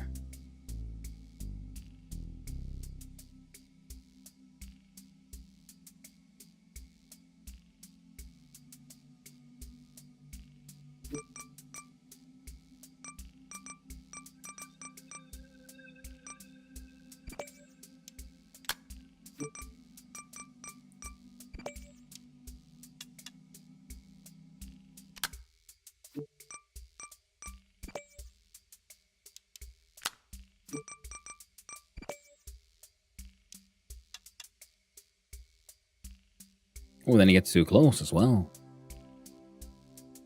So otherwise, yes. But we need this, a couple of these here.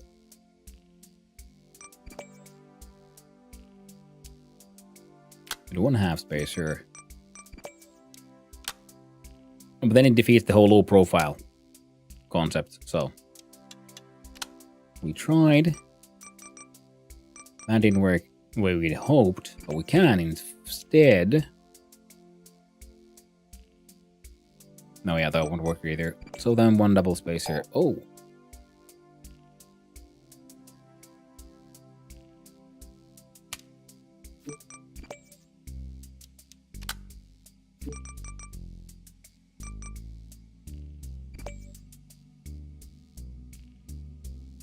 Wait.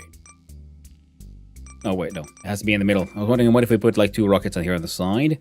Would that... I don't think it would... Then it would defeat the purpose of that thing's function.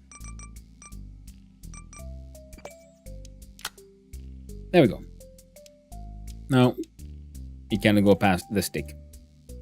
You cannot spin too far. Okay, victory. Now, we would then want... See, the all-terrain wheel gives us...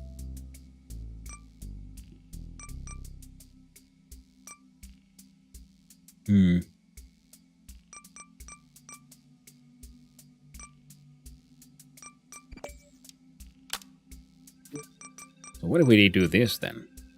Would this be too silly? Apparently not. Ah. We're gonna go so heckin' fast.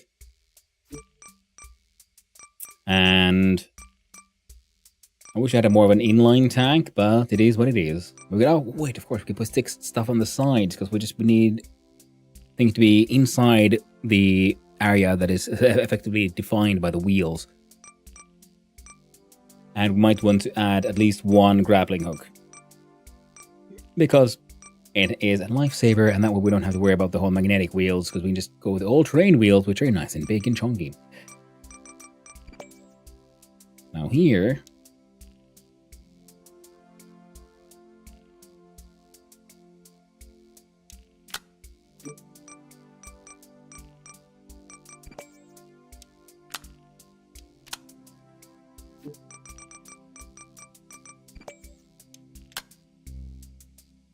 Yep, they're inside the wheel space.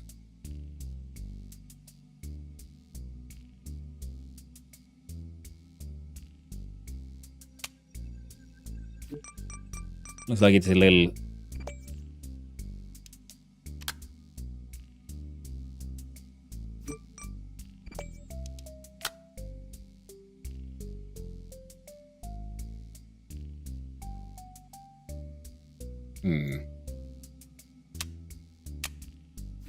How about a double spacer compared to this guy? Looks like to be pretty much the same.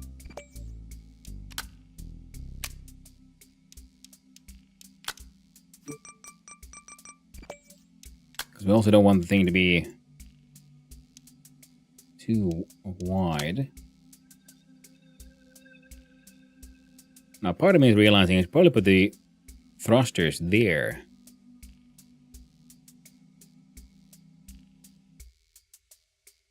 But they can't because they got the nubbin on the back, and the nubbin cannot be.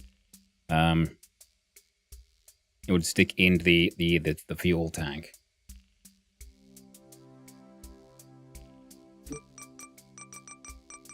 And speaking of the fuel tank, a small rocket tank, so you can put a couple there. Still within the space. Nice. So our nice little small rocket thrusters will still be plenty helpful, I'm sure.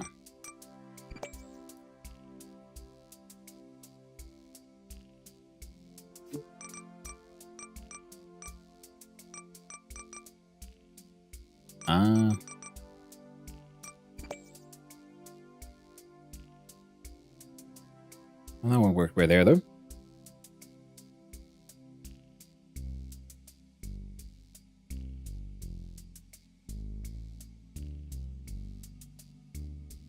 Every rover needs his bolts. That's very true.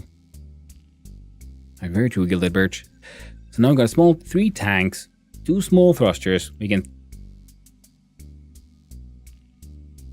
At least in theory, we could probably add more. We'll see. Because I don't think the thrusters have actual, like, you know, flame that will damage. Yeah, of course they can't damage anything, because there are no, like, component health bars here. I got this game a while back. I should play it sometime. Oh yeah, see, because just this part of just building these things, it's like Legos. And then you can drive them, so it's really controlled Legos. It is just toy-like, wonderful fun. And then there are these actual, like, utility, like, logic gate points bits, but I haven't really figured them out yet. So we need a grappling hook. I don't think we need one in the back. We don't need too much space in the front, but we do need a little bit. So I'm thinking, should I put a double spacer here? It might be a good idea in the end. So if we do that, it'll be... I'll do one of those, because I think they just look neater. We have normal spacers. We might have to then widen the wheels in the end just a wee bit. For now, that'll work. It's easy to buy games, but hard to play them. You're goddamn right. Oh, it sucks sometimes. You know, that's so many games, so little time.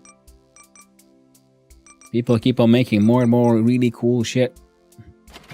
Oh no, wrong button.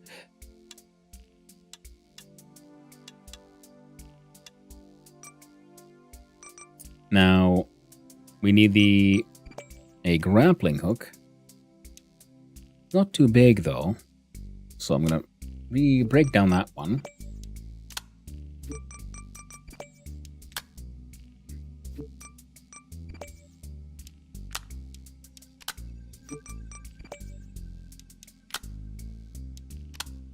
Yeah, it's inside the wheel space. Pretty well.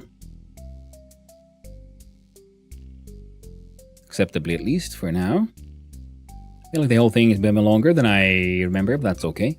And there's the theodolite, which we need, because that is one of the main things this guy will be doing, which is building shit. So where's my theodolite?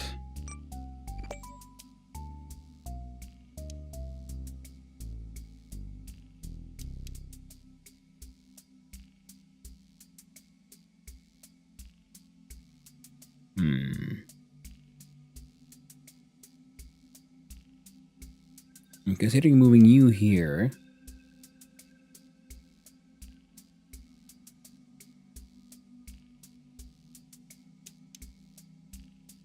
A little bit too much of the sign there. Not a flamethrower. I mean, that is essentially what a thruster is, isn't it? Another 1,000 hours to Warframe. Yeah, some games do be like that, as they say. Oh, silly me. What I need is a 90-degree. Oh, we can't put it that way, though, so we put it there. Then...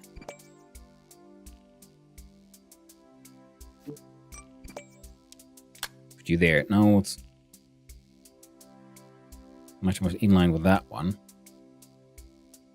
I am tempted to do the same thing.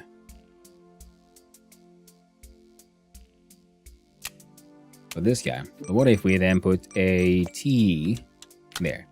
Then we have grappling hook in the front, theodolite in the back. A theodolite don't care. Look at our controls. We have all for those. Then 1, 2, and 3.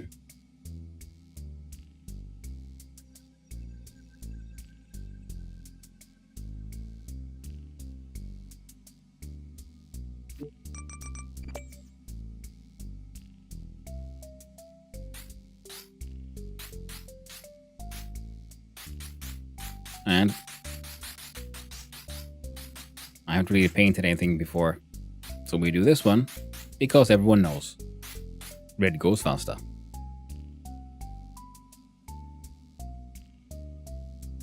Do we have a nice teal?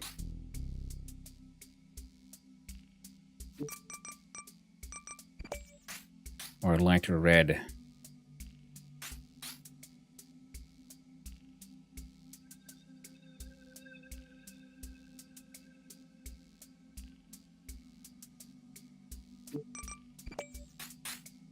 There should be like just the paint all. Alright. Spawn in. Now we got 7 units of fuel. My goal is there at 6.8 kilometers.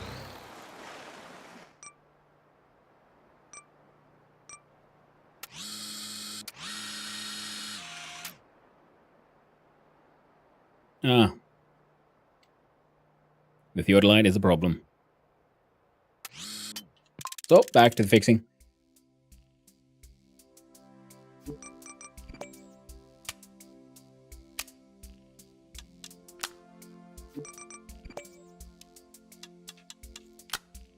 There we go. I do want the grappling hook so you can hang out there. I don't know how much of this pointy bit is actually a physical object here and so on, so it can hang out there for now. In worst case scenario, I guess we could put in the grapplings on the side, because even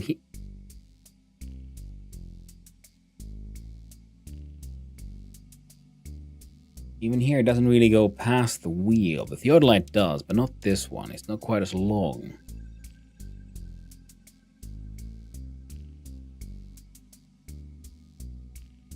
Okay, with the servo we can always get the grappling hook to bear, so that's okay.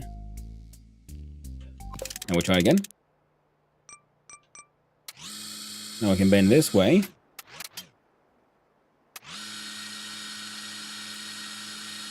The other servo went better, or has a longer range of motion, but I do believe this one is stronger. Not that the strength really matters here, but we can make a more streamlined structure this way.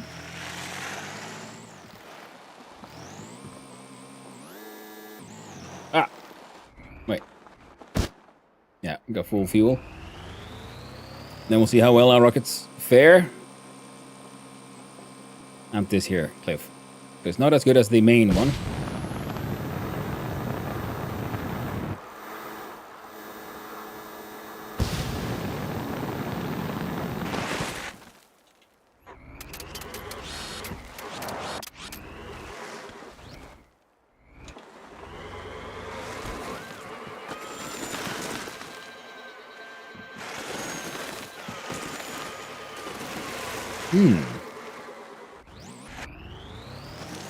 Alright. Going ass backwards because we are flipped.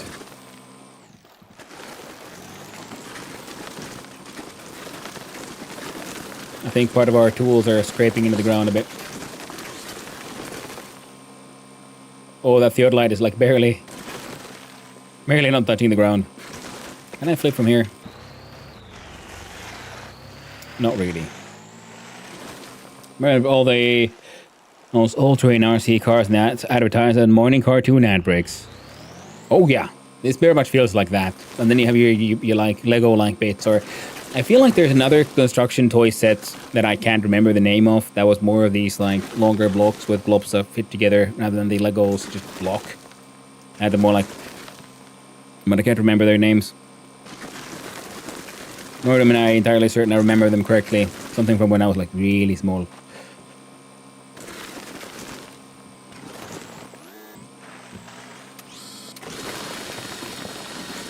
If I do like this, can I...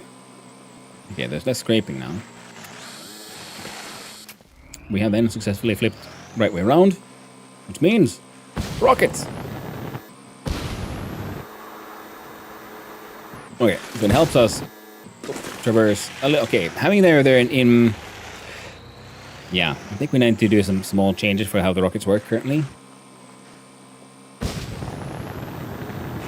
But they're not quite sort of central enough.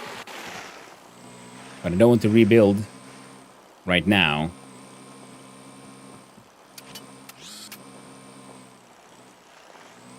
Because that'll quite possibly empty my tanks. Meccano? Could be discounts. Very well could be. Yeah, there used to be a lot of different interesting construction blocks. Ah, toys.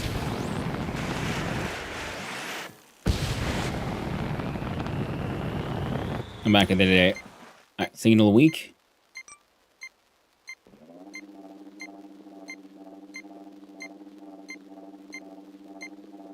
What do you mean none of them in view? You bastard.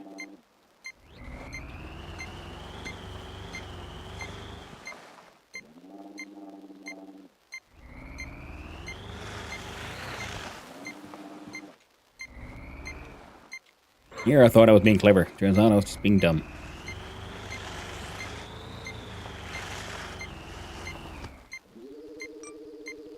Oh, it worked.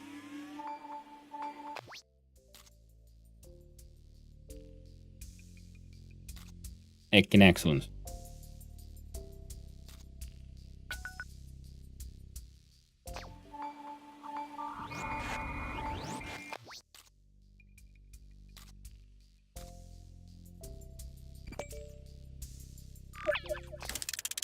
Now we can actually reach our targets.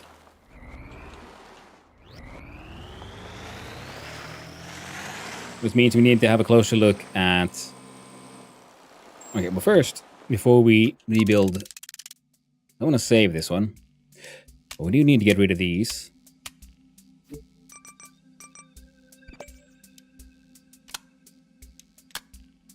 And I wonder if half spacers would be enough.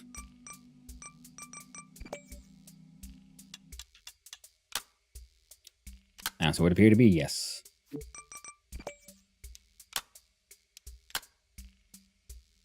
Heck yeah. So now, slightly better thrust. Slightly wider wheels on the back than the front, but that shouldn't be too much of a problem. I think it's more likely to be of benefit than not. And the...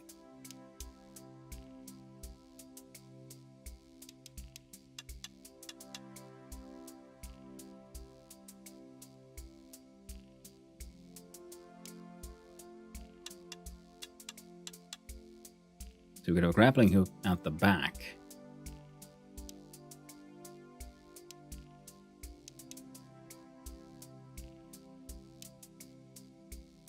The other light there works just fine. This one was scraping a little bit. That's why I'm wondering, like, if I should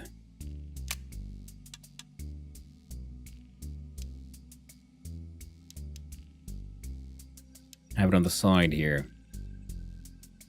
Now though, it works just fine. This guy has been potentially replaced. Then we look at our giant blob catcher.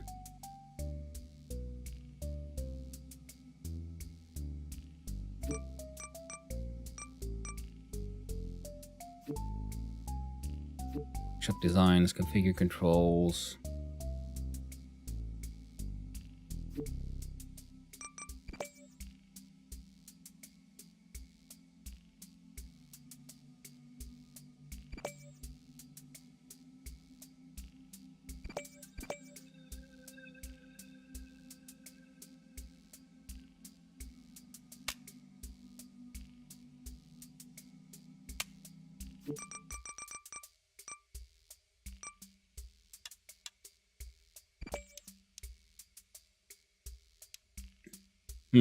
And for this one,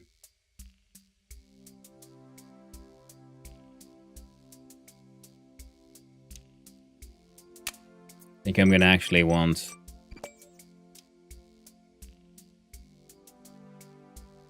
the motorized servo.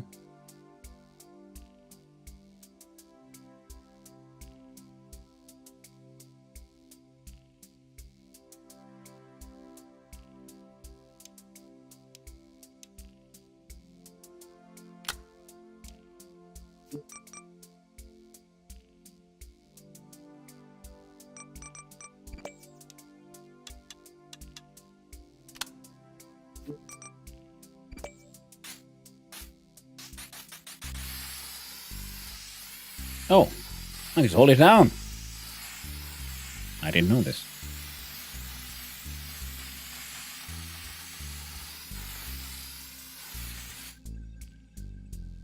Neat.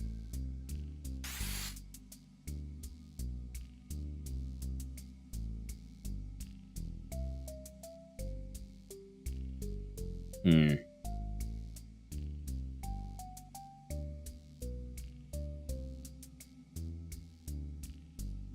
Alright.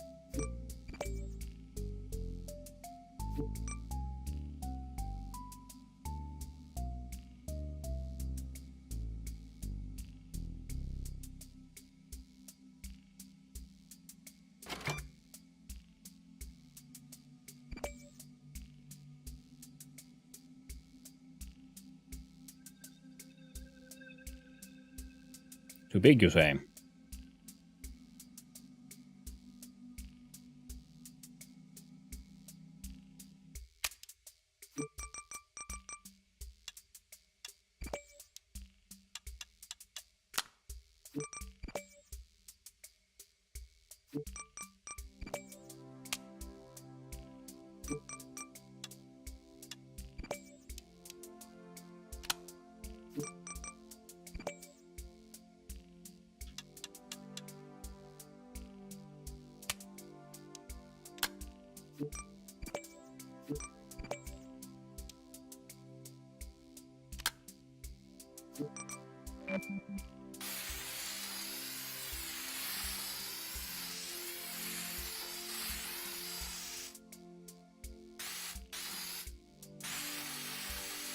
There we go.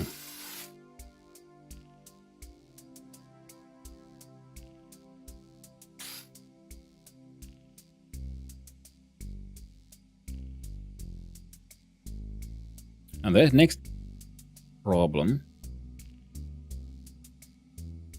is dealing with these wheels. Now you're attached the front here, and we have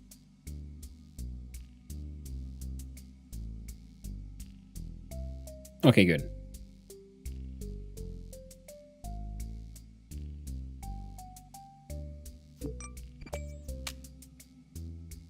Not really what I was hoping to do. Move the rockets for now.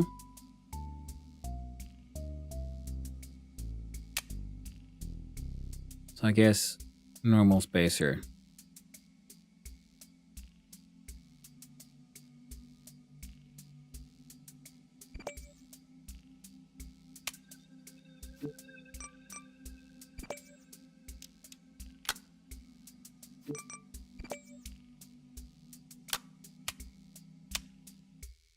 There we go. And this will be the new bendy part.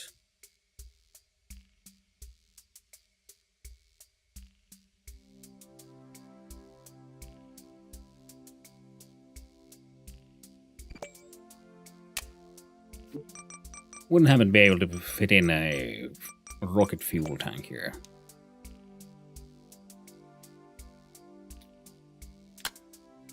Perfect. And then we can do bearing, followed by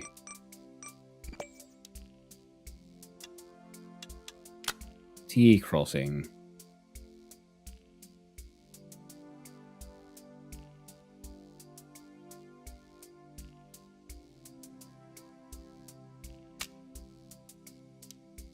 All the way around, I think. What is spacer?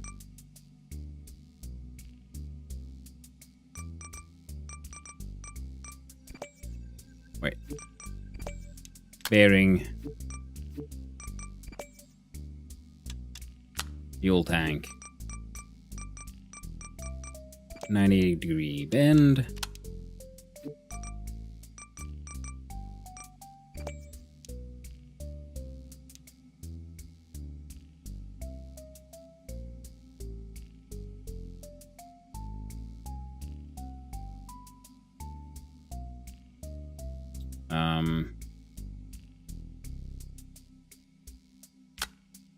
What if we did one of those followed by one of these? Okay, so it's already doing a desired task.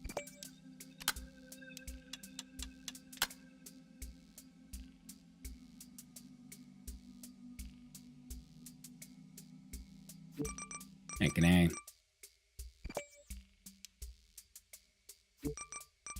do spacer multi-block?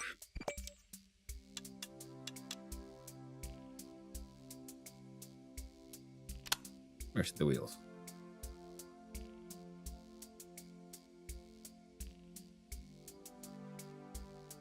Yeah, multi-block went there because I wasn't sure.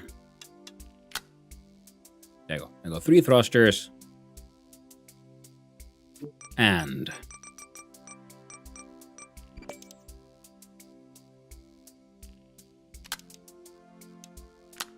more fuel tanks.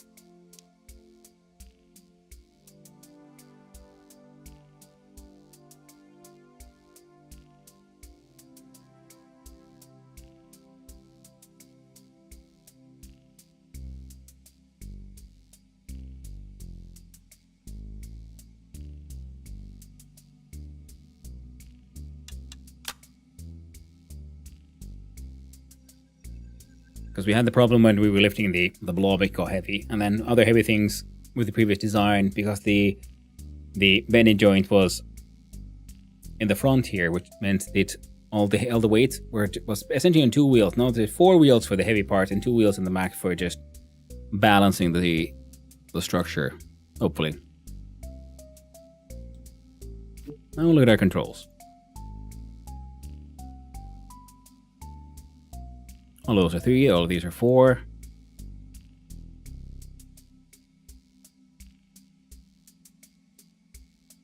That one is 5.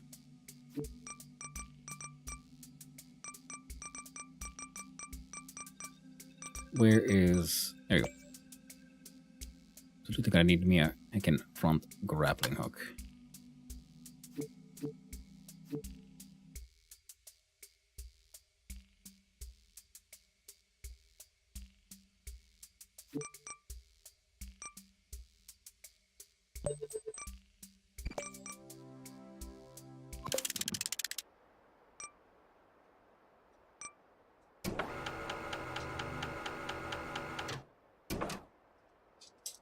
Neat.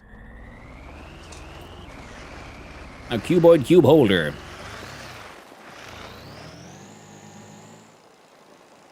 Part of me is tempted to like extend those sticks a little bit and see if we can make it extra grabby.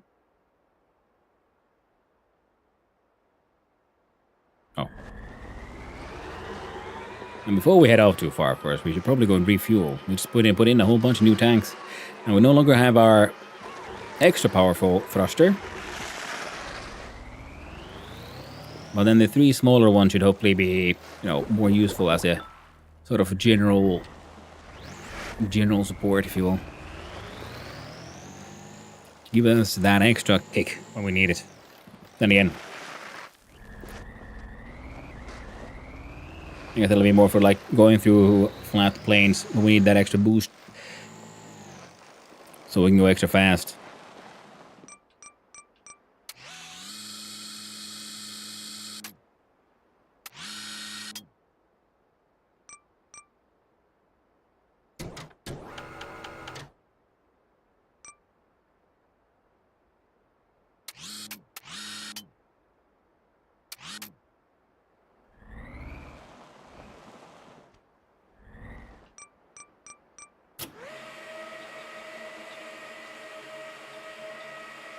Hoping we can get slightly better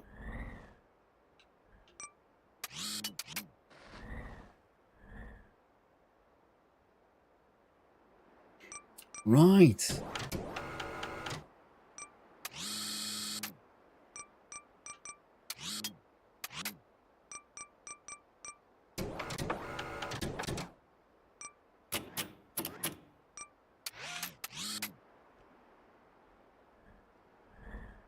Doing the wrong way around, wasn't I?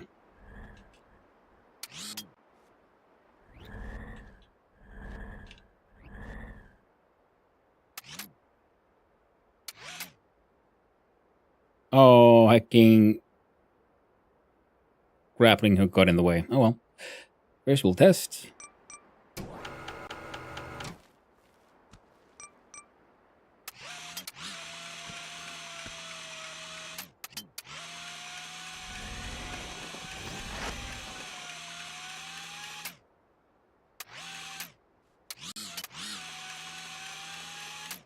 Oh.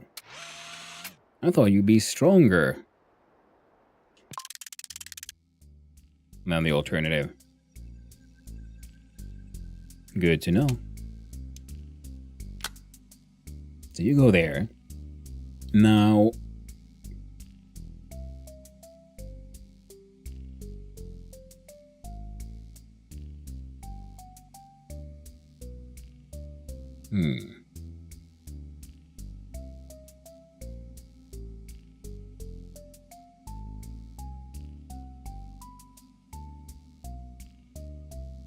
I guess we could have T pieces here going up and up.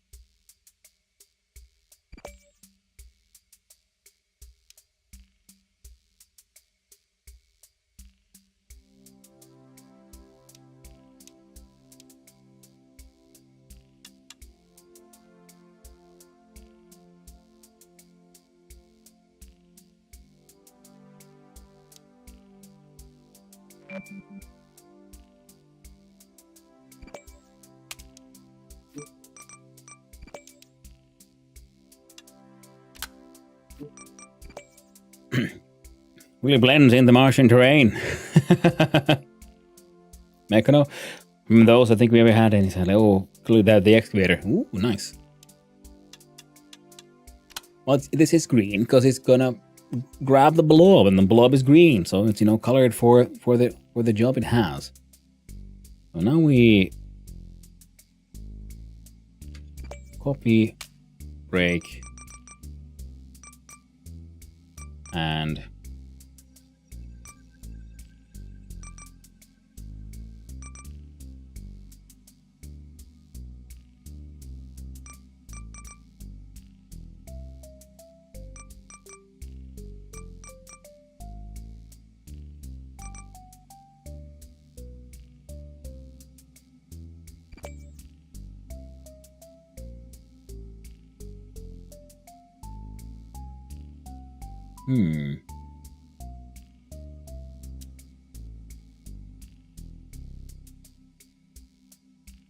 I can only get 2 there. I mean 1, I needed 2, so what if we then...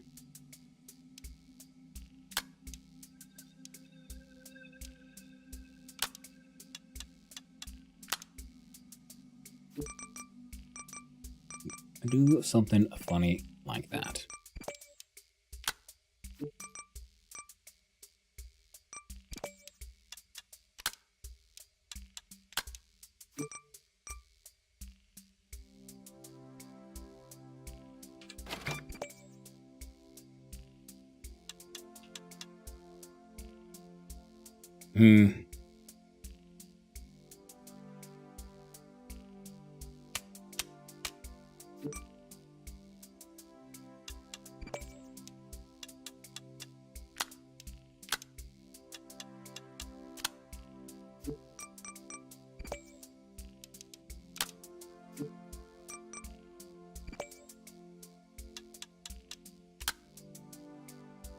Like upon so.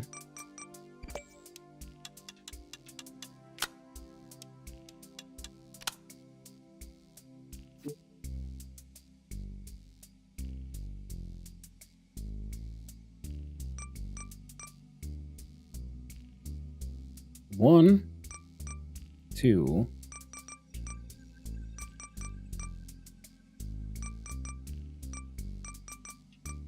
3,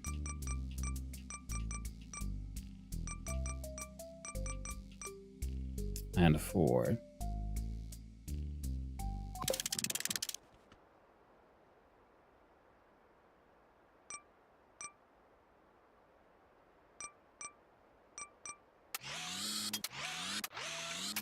Well, at least you should have a fuck ton of power.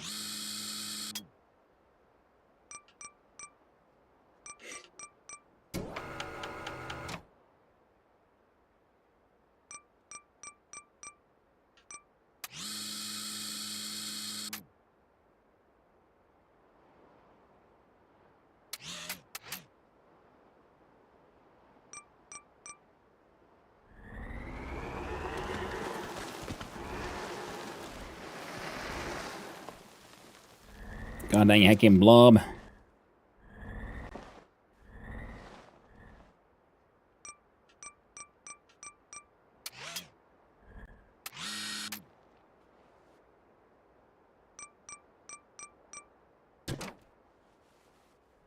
Oh, right.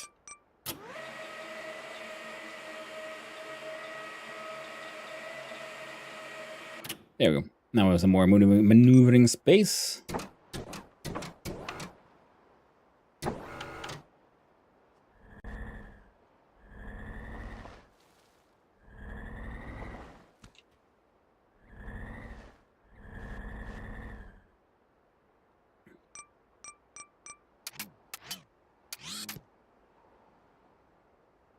Well, 3 of those certainly seem quite powerful.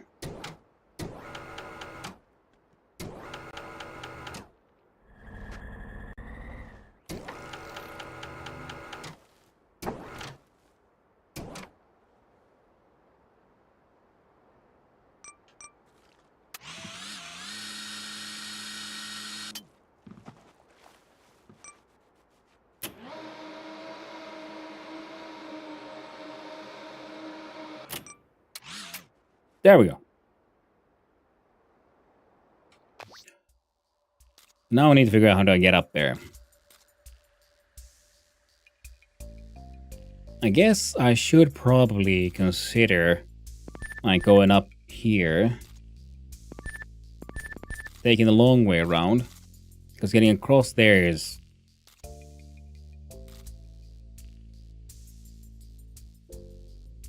usually quite difficult. Because that's like a sheer wall. That is a situation we might be able to get up.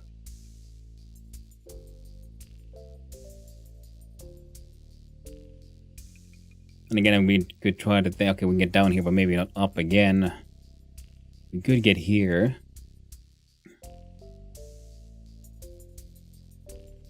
And there would be this pass where we would want to try to get up here.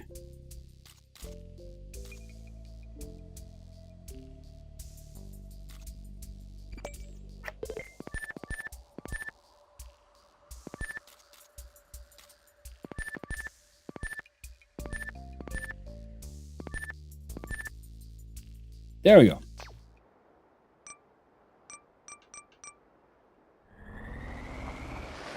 So, get up that sheer wall. Can it be done?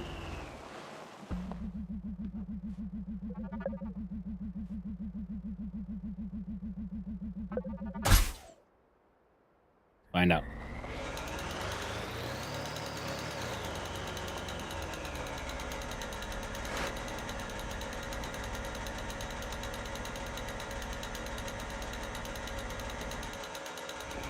The winch is helping a lot.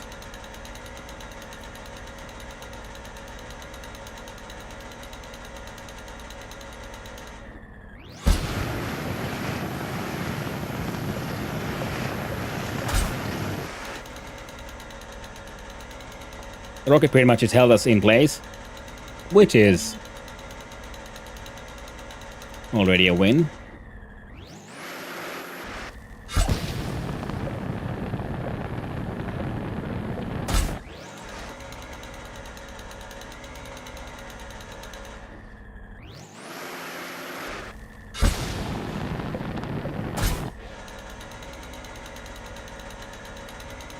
I am happy with my rocket.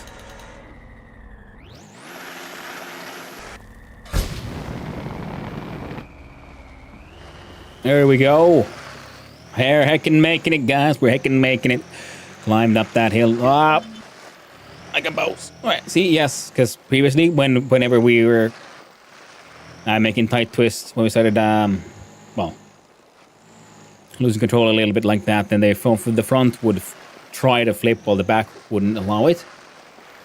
Now it's no longer doing that because now you have the sort of twisty spine bits only linked to the two rear wheels. Now, technically, because... Oh, yeah, we can refuel on the way, too. Forgot about that. Because we've got our 6 wheels and actual springs, so the whole bendy spine part might not really achieve much anymore currently. We might be a little bit too rear heavy, to be honest. So let's try to get that slightly more central. And we'll have our grappling hook remain as our default tool of choice. Oh.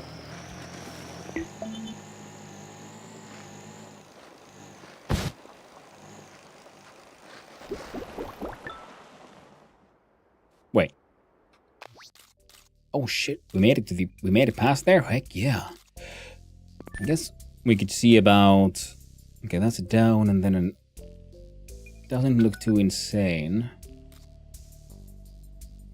That looks all lumpy and uncomfortable, so we'll try to do a path like that. We can at least get that on the map. Then this looks like a downhill we can make. Ooh, look at that, there's one fuzzy spot. Well, shouldn't be too bad. This looks mildly lumpy, so the question is, do I want to go... I think once we make it like that far, then...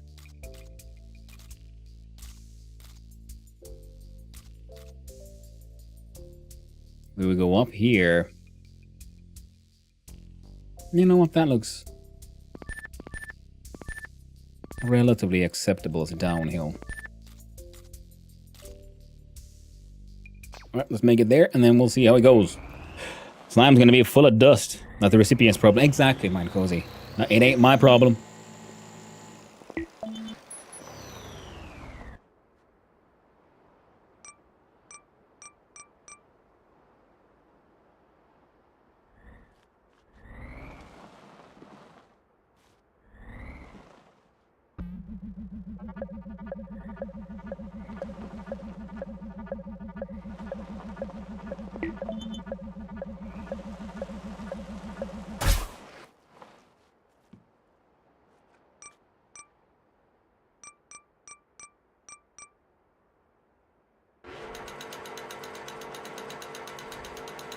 Ah, good old winch. I was assuming like that. Surely there's a way to, you know, extend the grappling hook as well. Yep. Nice, safe. Oh man, I'm so glad I have 2 grappling hooks, one in the front and the back. Hecking lifesaver, that.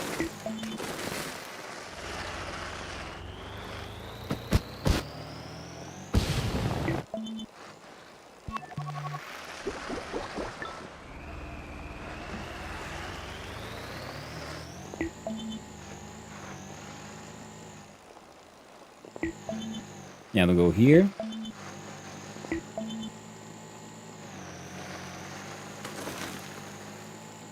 Oh yeah.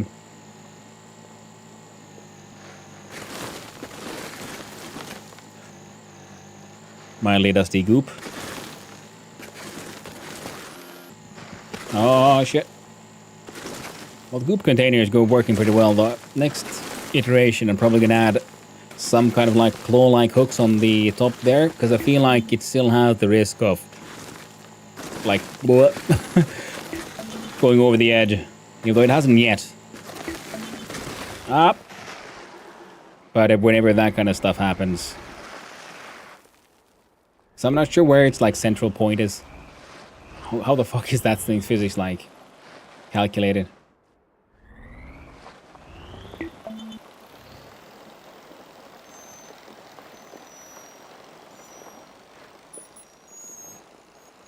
Braking, braking, braking. I like the awkward squeal. There we go.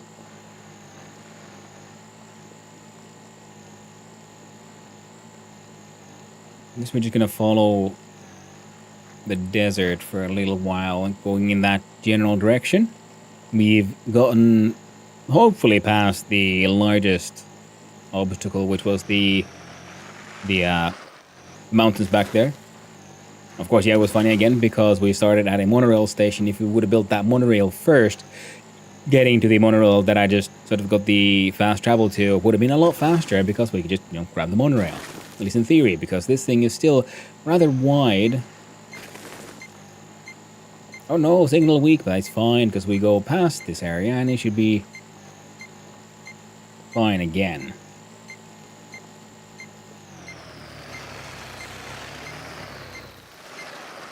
Oh, yeah.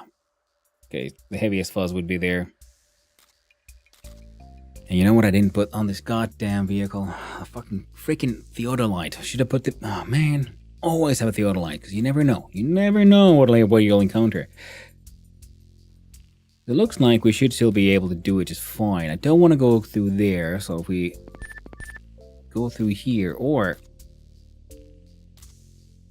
That looks annoying. I'd rather deal with this one uphill.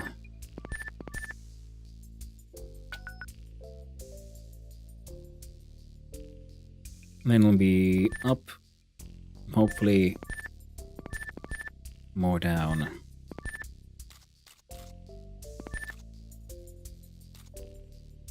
Oh, the giant Martian breast. Alright.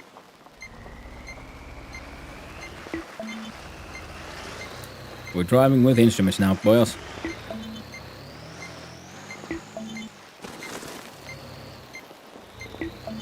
Nice game, mate. Hi there, Roiku. Yeah, totally. Just poured it out. Took me a couple of hours, couple of mornings, but here we are. Maybe a nice little logistics thing. Oh gosh, no! Wait. Come on. No.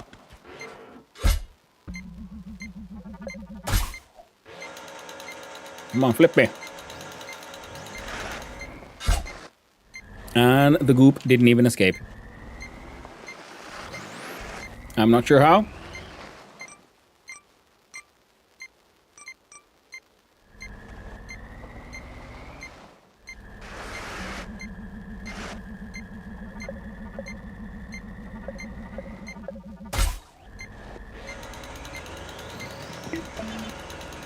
Ah!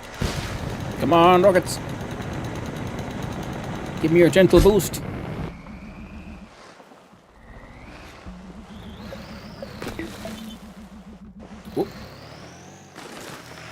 Oh, but to get there we go, friendos.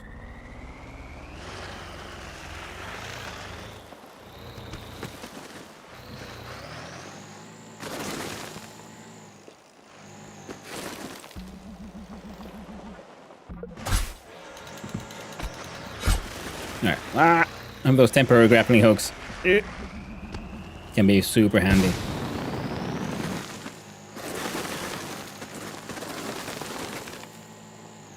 I can hear our weird little slime grinding against the dust.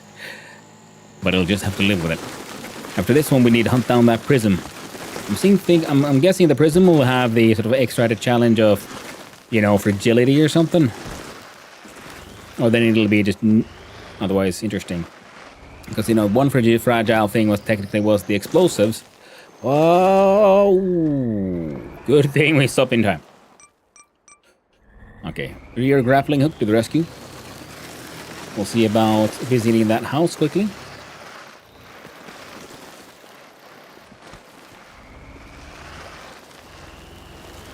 Because I'm guessing it might offer us a chance to refuel.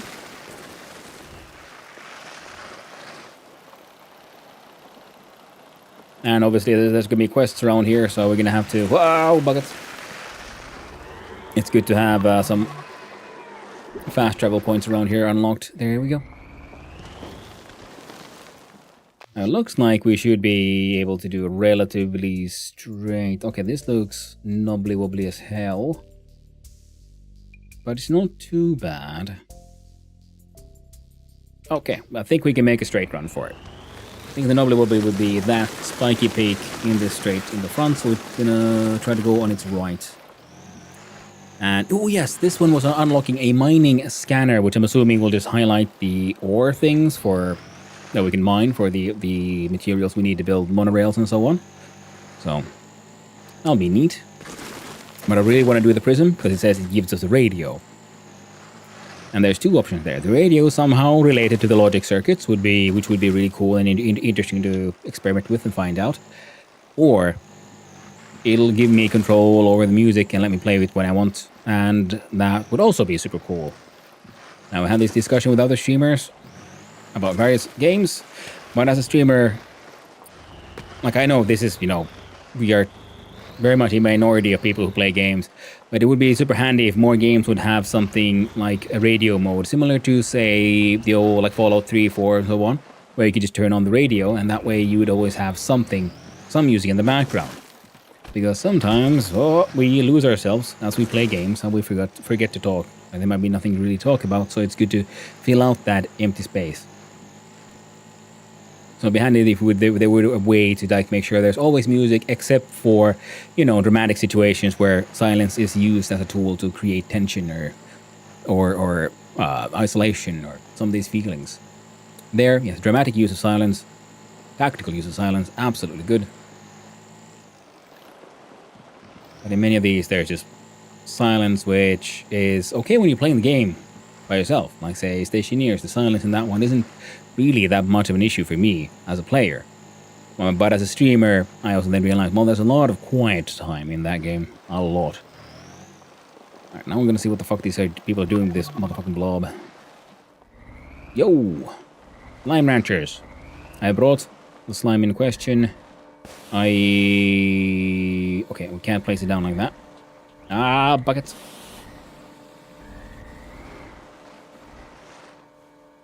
Yeah, they're working with the actual freaking...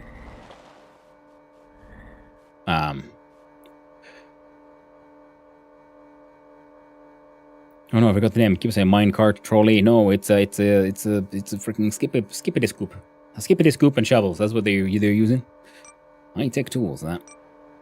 So now we need a grappling hook, motorized joint times 3, and McSlap. Here, have a goop. Yes.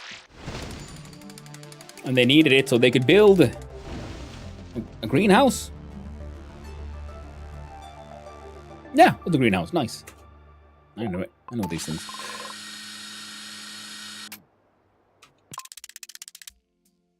And now you should have a... Oh, perfect, right there. Just to make sure that in any future adventures with this friend, we will always have an emergency deodorant. I'll just stick you there. See, it won't actually be in the way or anything. Now let's go scrolling down. Mining scanner scans for nearby raw materials. Sure, have one.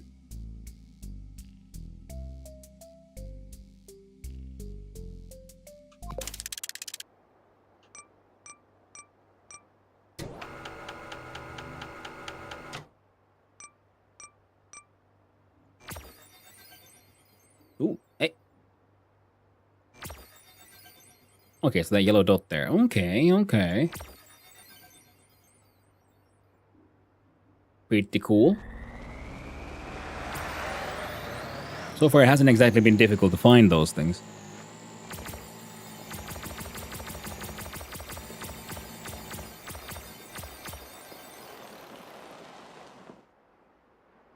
Yep, alright.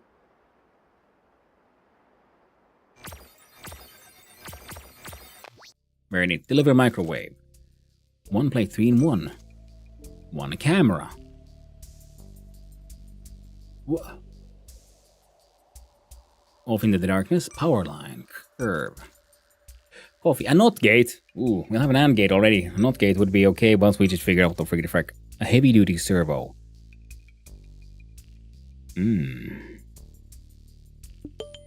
accept that one just so we have it. Pot plant. You bastards. The expiration does matter. So, we're gonna build 2 fuel pipes. One for the radio, one for the heavy duty servo. Now we need a fuel pipe from apparently all the way over here to McYonder. Alright, so we're gonna need the big red fast boy, my friend. Not you. But this one. Now, it was slightly unstable at a few points. I was kind of wondering, could we make it add stability somehow?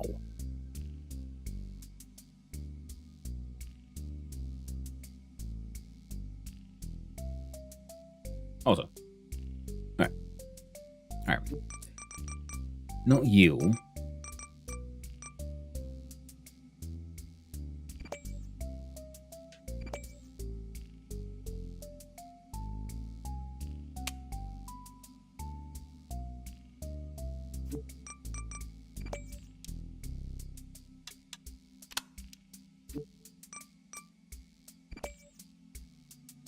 Whoops.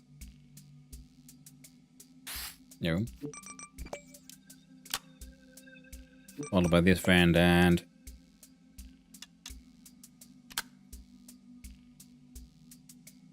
you have a quarter spacer there, I believe. Hello there, doggo. Over half spacers.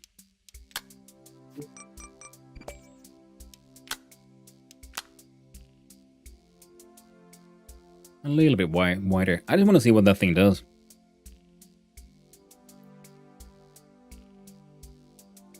Now those are within the wheel. So, how many thrusters have I built? How much can I afford?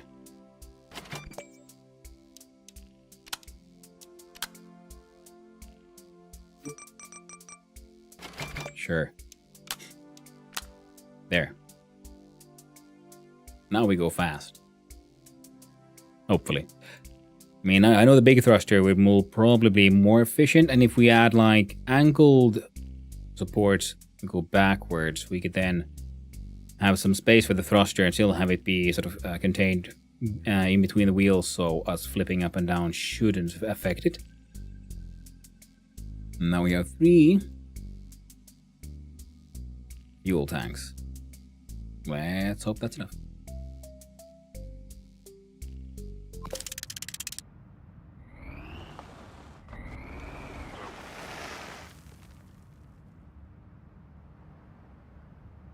Hmm?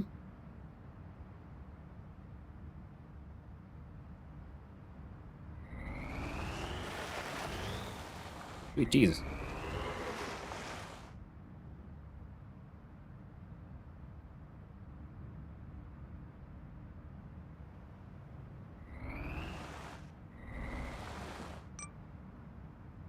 Okay. But it says it's trying to maintain that forward direction, so maybe the problem...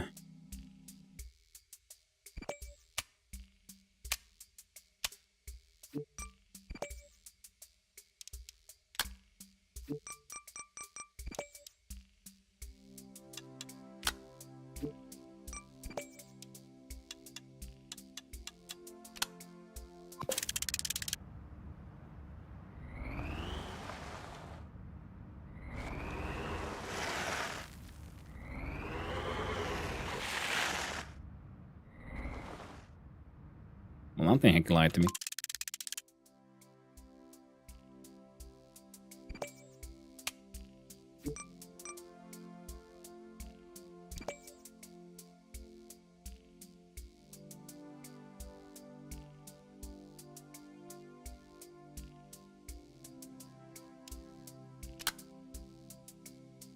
Well, technically, I guess we could.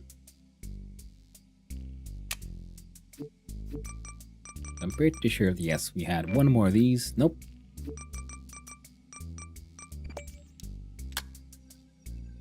Yeah. Shit.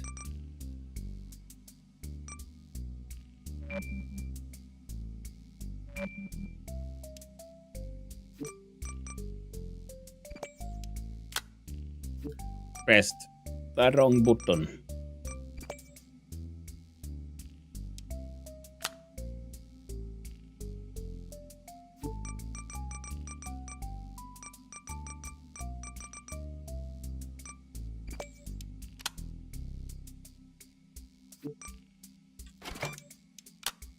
Double spacers here. So let's see if that becomes an issue.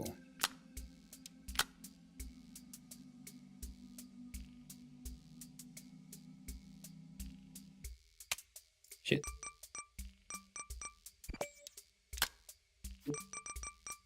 Forgot about the grappling hook. I haven't used it much with this vehicle, but it is one of those things that I have realized it is better to have and not need than to need and not have. The heavy-duty jack is just ridiculously powerful. Powered joints. It says powered, yet it... I don't...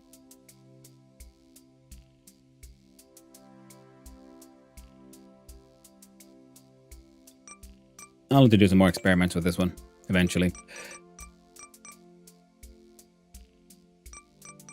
Where's the good old utility? There you go. Now if I... copy you...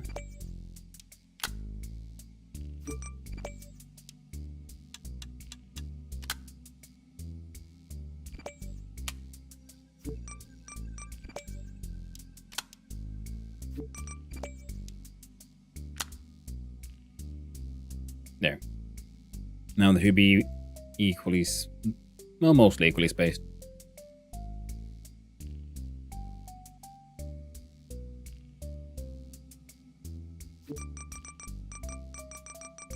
There we go, 90 degrees. So we could...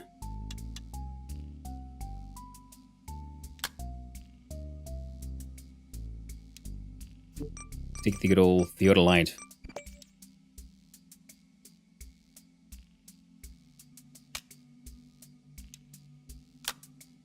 Oh, perfect. It's actually inside the wheels now. So, yeah, that's fine. Looks a little awkward, but it works. Perfect. Yeah, now this thing can spin, but it is stopped by the stick of destiny. And I wonder, can I actually fit the big old mega thruster? Oh my god.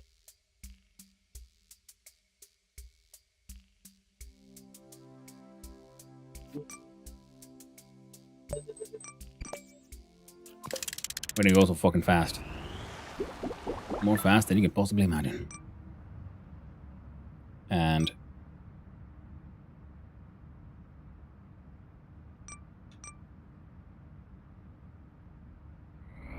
so the fuel pipes are going from this thing...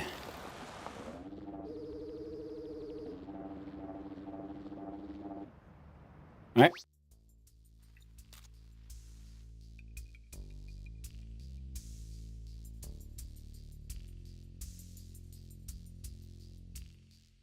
It's kind of funny because it is becoming then increasingly awkward to move around without using our monorails eventually, because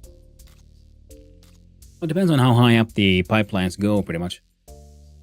It looks like from here, our first stop would be there, and then...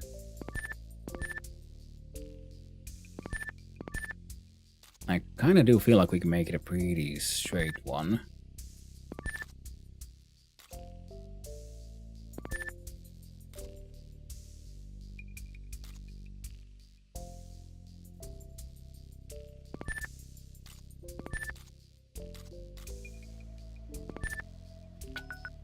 And this is where we're going to put a radio tower, because it looks like it'll be the kind of highest point.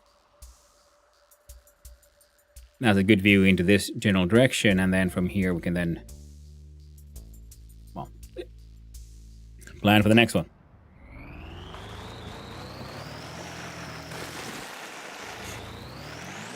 Oh yeah, come on radio. Okay, quick experiment. Blast off in 3, 2, 1. Ignition. Yep, okay. Straight up ignition. Yep, we fly now. I'm very happy with this. So from here to... Finally, I know, right?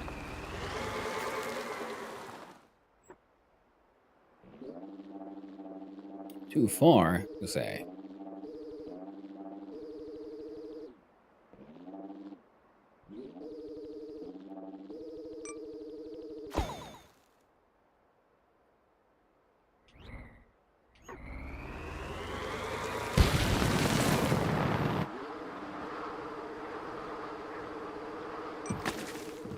There you go.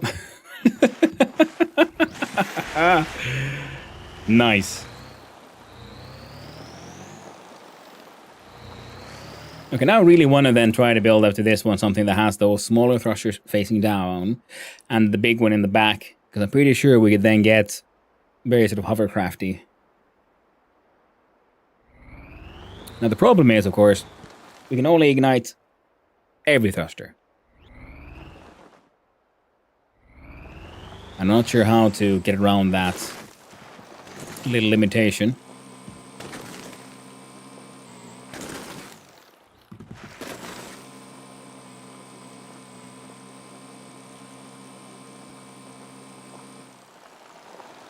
I feel like the maximum is like around a kilometer.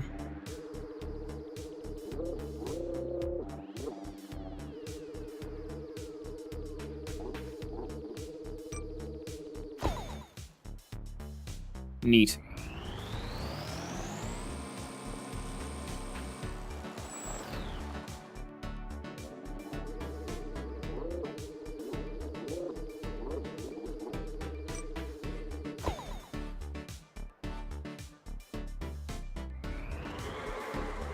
Now we're going down in style, of course.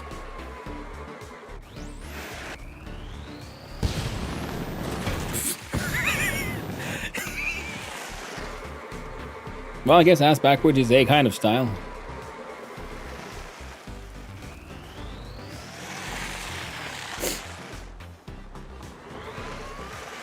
Nailed it, 10 out of 10. Hey there, Coffee. How you doing?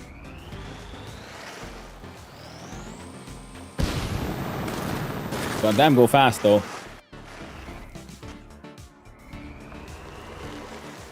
There's some mild scraping, but we can still go. Oh, shit. Right.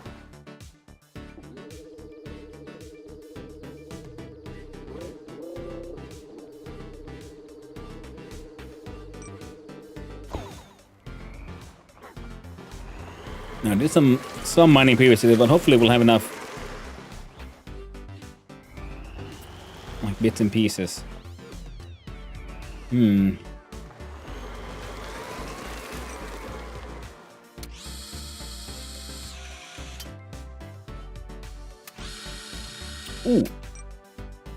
Grappling hook. Maybe the grappling hook can help me turn around.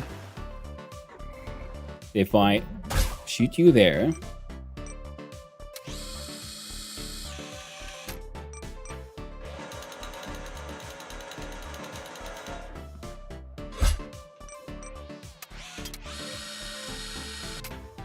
There we go.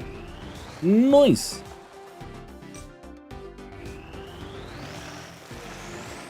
It's funny because even just without the rockets, this thing is already pretty heckin' fast.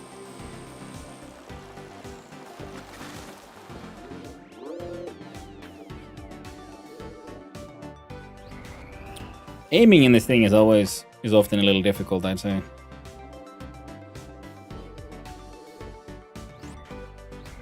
You kind of have to like zoom out.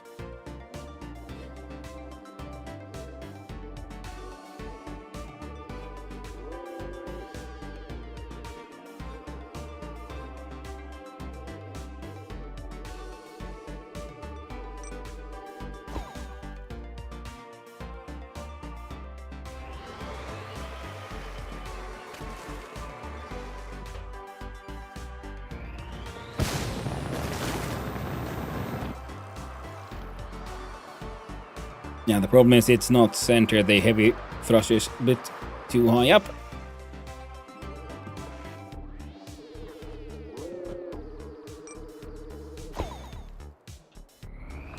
So as we keep on flying, it ends up tipping. So we're gonna want to make sure that in another similar structure, we had to keep it more centralized. Oh.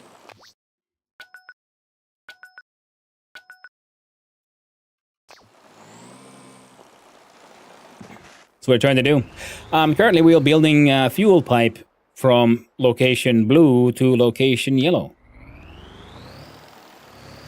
And we build our rovers to get there. And as we keep on doing missions, we keep on unlocking new bits and pieces, allowing us to do, more fun and interesting designs. So it is a game of building logistics and doing deliveries and then just having fun with it, really. It very much feels like they built the sort of physics engine and the drone building mechanics and then just had a delivery system to be the platform for just a sort of an excuse, a reason to build your fun little thingies. Yeah, 0.9.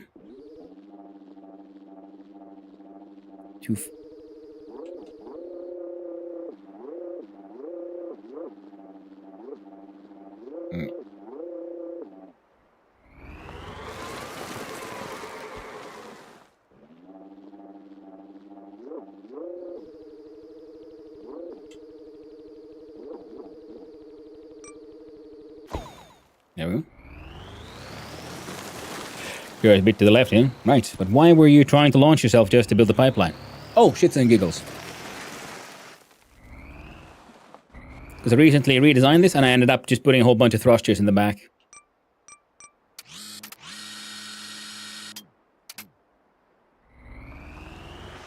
Because, going fast is nice. But, if you can, why not go even faster? But yeah, the problem is it flips. So you put all those, smaller support thrusters, which give, thrust, but not quite as much as the big heavy one.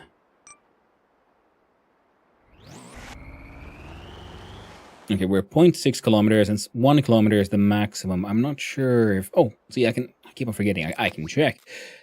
If we just add a... Oh, right. Remove our current waypoints. Put one there. How far? 0.6. Here also 0.6. So we can't really get there. So we'll find the theodolites, which we use to mark our structures here.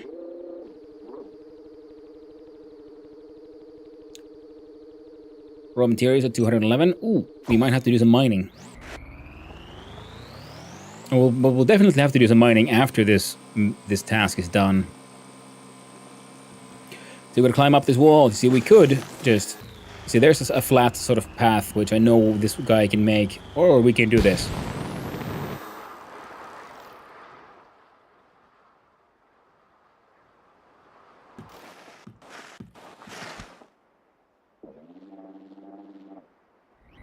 Alright. We're upside down.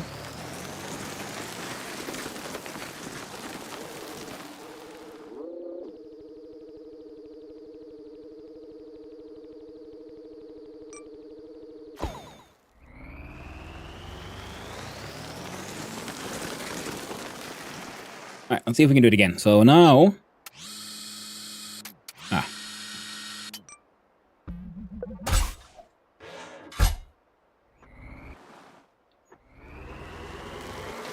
wonder if I can just do a...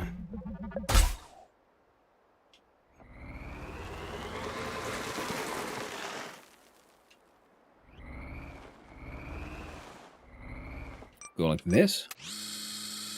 Bend that servo. Retract the grappling hook. Heckin' perfect. Nice.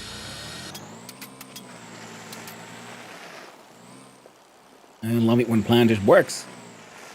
Especially when it works better than you were actually expecting it to. That's even better. Yeah, 0.6 kilometers. Oh, we're running low on fuel though. Because the support... Ooh.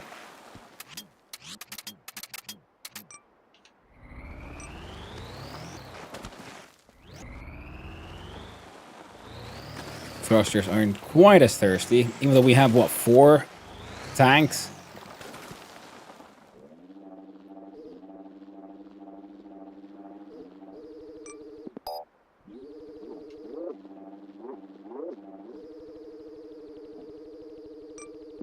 God damn it. Good enough. So still 10 kilometers to go.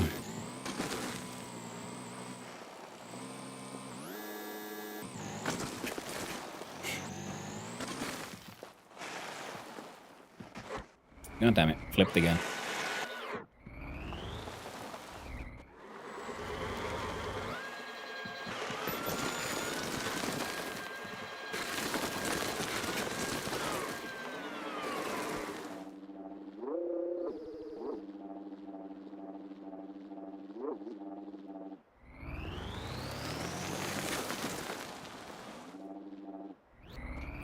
God damn it, Mars.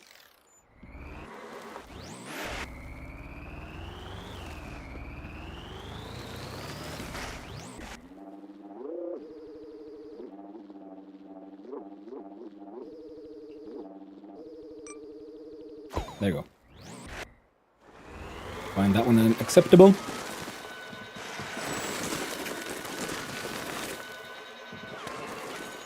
And it sounds weird because I'm actually reversing correctly. Oh, there we go. Now we're going the right way around.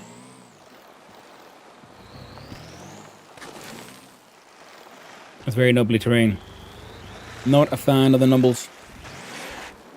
Wonder if I can get this guy there. And we'll go hogging this cliffside because, yeah, the nubbly terrain is annoying to drive through.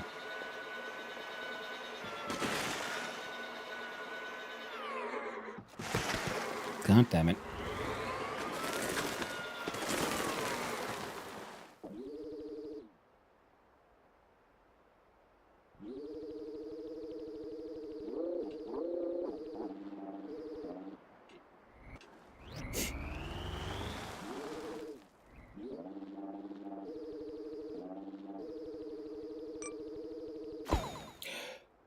There, Depot. 7 stream streak. Ooh. And did you just blame the whole planet? I did. Yes, always. Some of the numbers can get all the way to 7. It's very true. Thank you for that 7 stream streak, Depot. Making amazing. Hope you're having a good time. Nice seeing you around, friendo.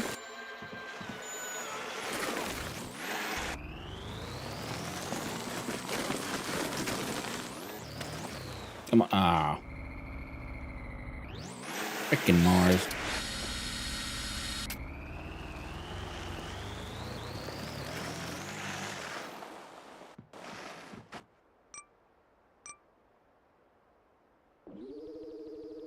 Oh, we only have 52 raw materials left.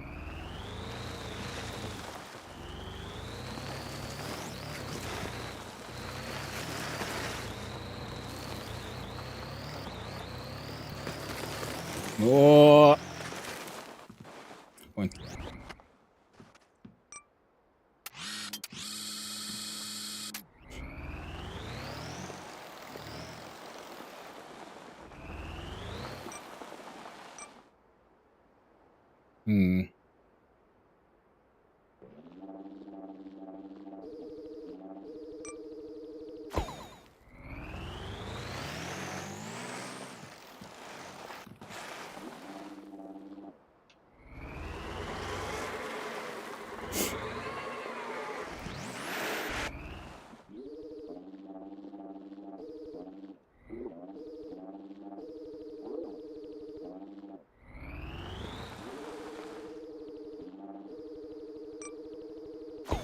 There we go. All right. So this vehicle is doing A-okay. We're gonna need to find.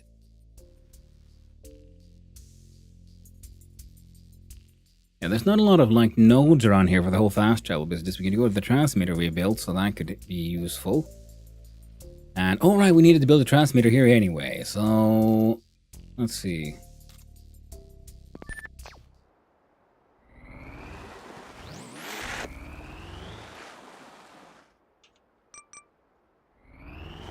change what we're building. The transmitters don't cost the raw resources, they cost good old money.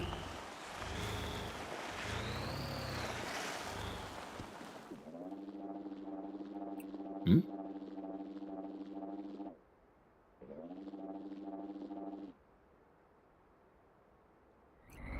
I see.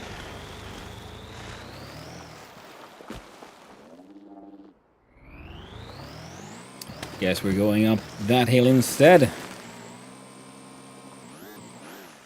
God damn it.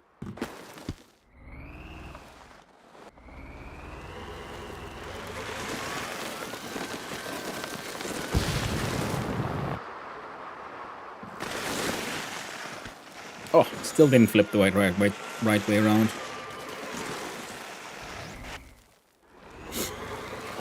Oh well.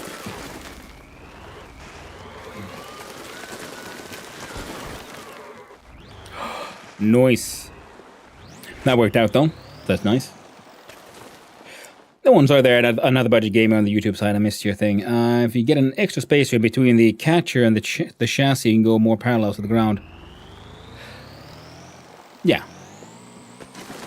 I'm assuming that was where when we were dealing with the slime.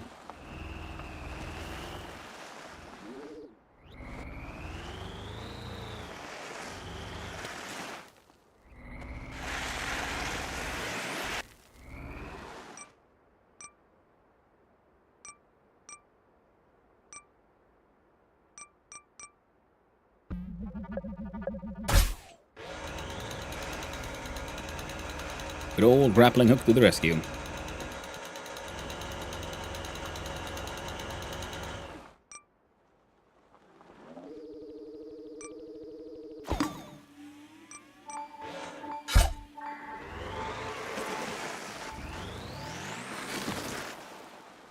What? Oh, don't do it. Nah, not again.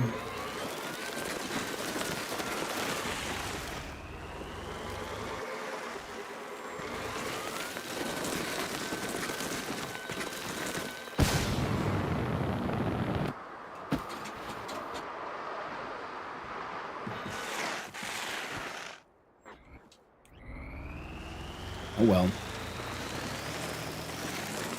But I'm pretty sure, yes, I saw a structure. Oh, hell yeah.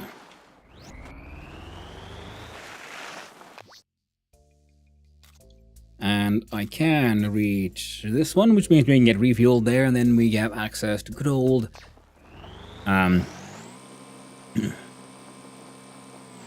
good old rockets. And fast travel. Once we've gone close to it. Whoop. So should we... Ooh, find a need to return. In between, though.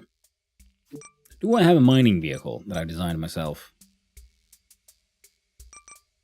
No.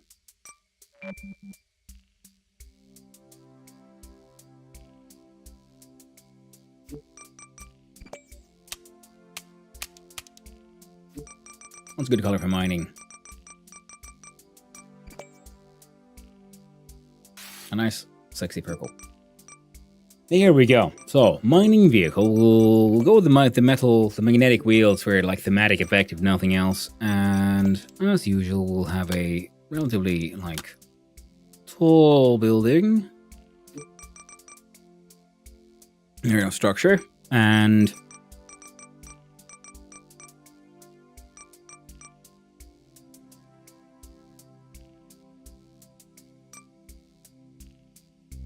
yeah.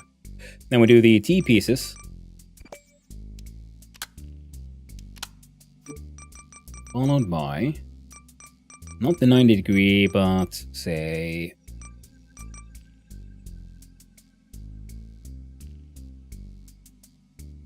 Yeah, sure, 45 degrees. Sounds good.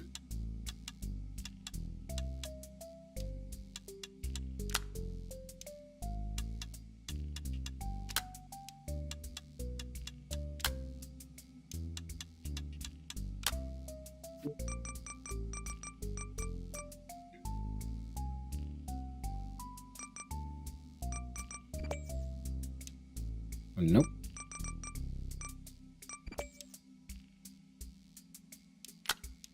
I'm pretty sure we don't need heavy springs, but we're going to put the heavy springs in there anyway, because just... why not?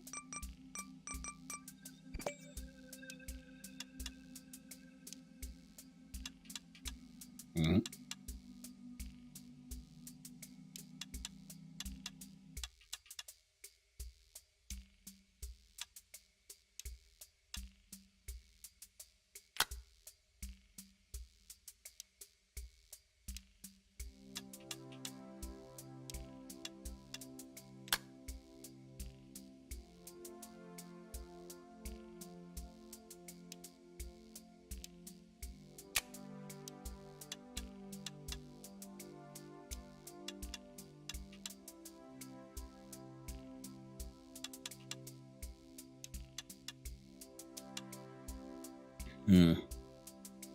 Fine.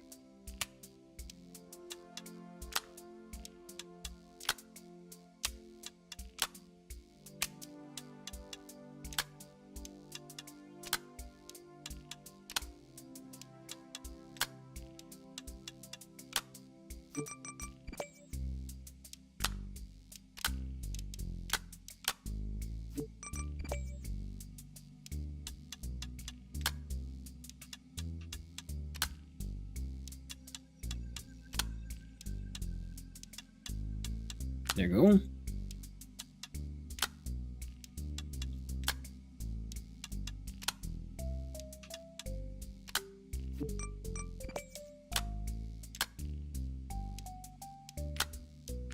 There we go.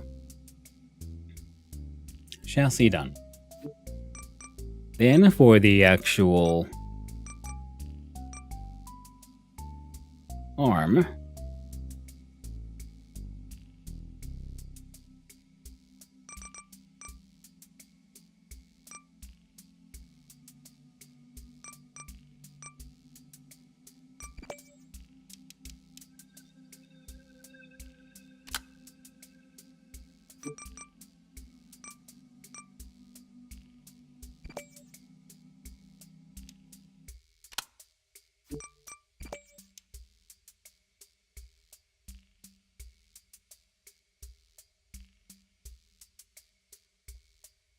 Ooh.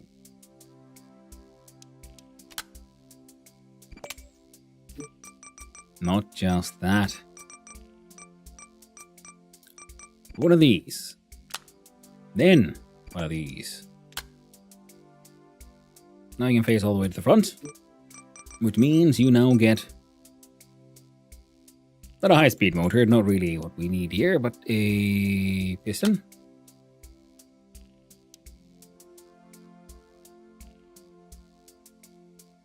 Or two.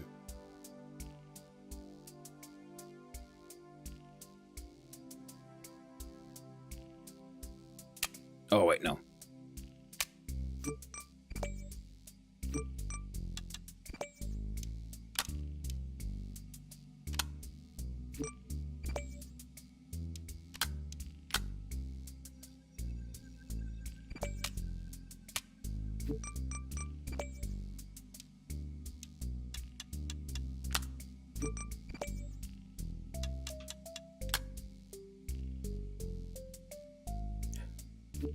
Now this is a little excessive.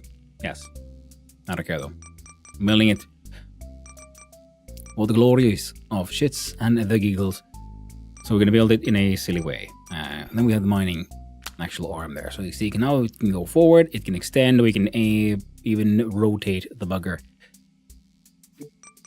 Now, after all of that, we're of course gonna need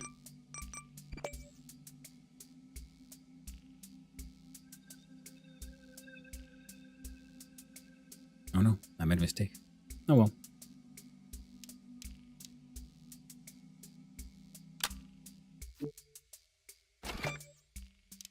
Then in the name of symmetry, we'll have to do 2 of those there. And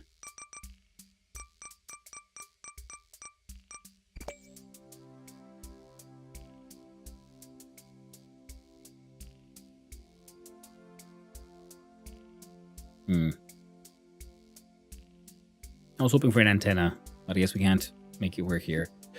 So this design goes here. Look at the magical freaking electric wheels. Right, we should probably also make sure the channels are all correct. So we're gonna want these all to be in channel 2.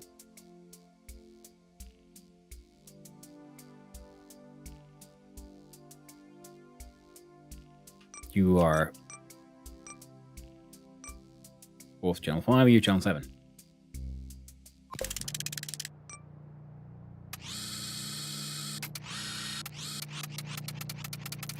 Well, that didn't quite work the way I had hoped. So we know those 2 will be in one channel, but the lower one will be separate.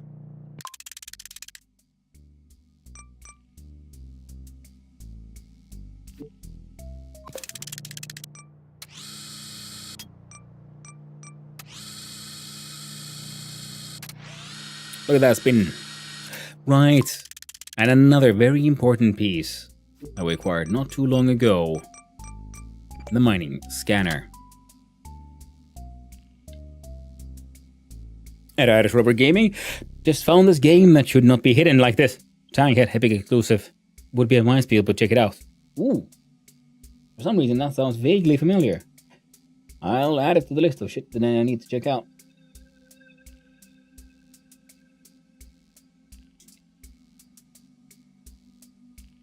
Ah. Drop a pen. Now the dog is all like feeding time.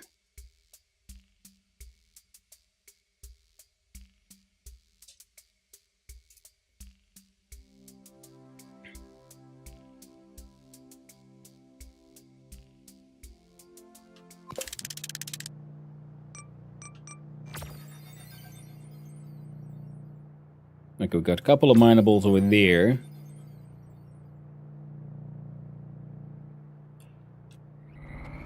Alright. Yay, look at them bubbles. So first things first, we're gonna go here so we can get ourselves a fast travel option.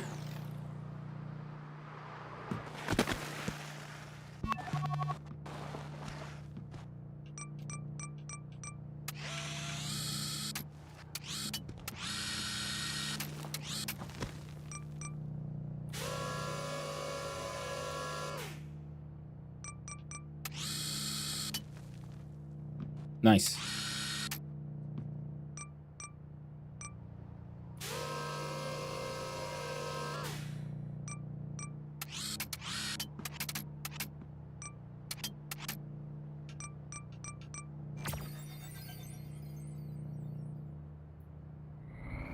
Right. So a fast travel that'll get us back here, which will be useful for, because we might have to fast travel further afield back where we came from for those fields filled with minerals.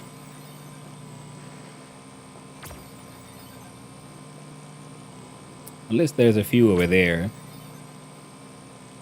And over there. So we harvest those first.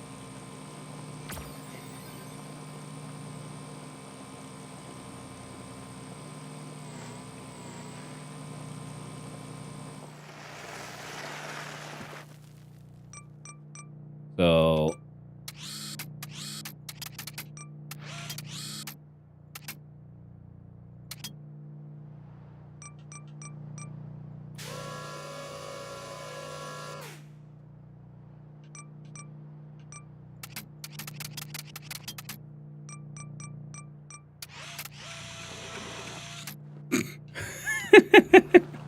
ah, I'm the freaking image of elegance here.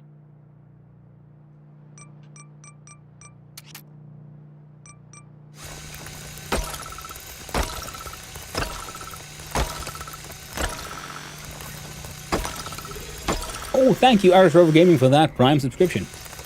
Really do appreciate that. That's freaking amazing. Thank you very much. Percent raw input percent. Oh, I was hoping to I thought I fixed that, but I didn't. Oh well. Thank you for your patience. Because it should be giving you a TTS reading if you subscribed and added a message, but for some reason it keeps on just... And specifically with Prime ones, which is kind of weird.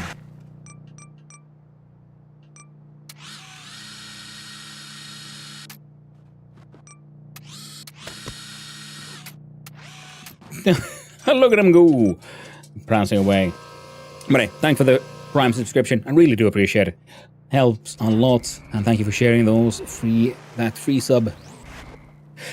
I heard TTS in the background. It's really low. Oh, okay. Yeah, it just said percent raw input percent, so. Tells that. Give me a quick sec here. Everything should be fine.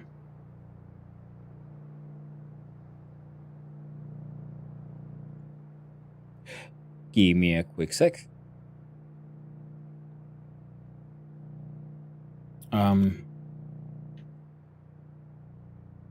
My plan was to play for an hour more and then quit for today if possible to let myself and I don't do.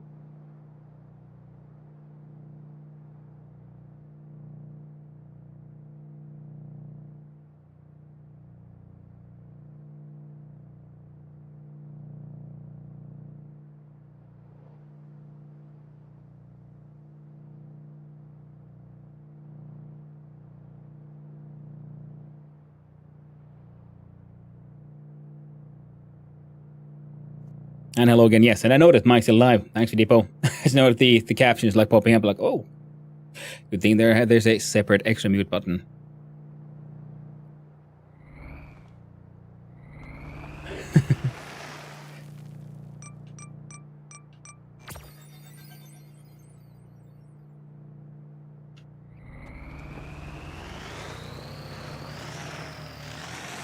Alright. Our magical electric wheels are keeping us nice and grounded. We'll go here and mine out a few more lovely, delicious nibbly bits.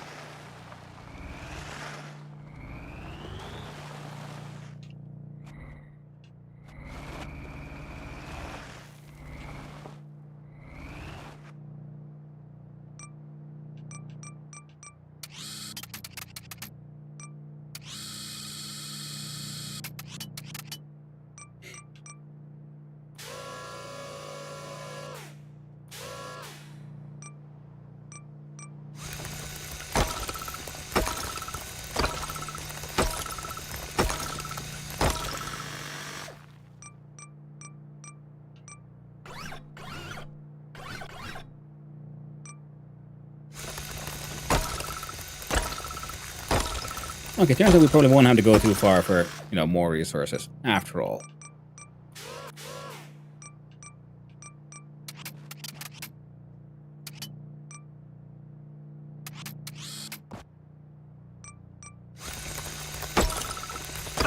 I do love how janky the controls are.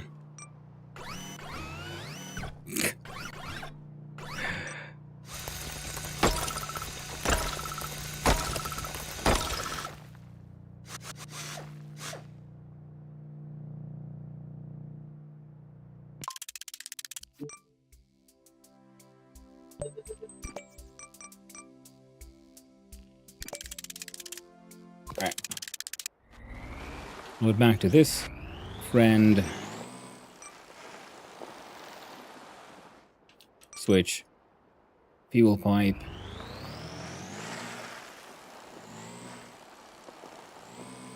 We can get pretty straight where we're going here.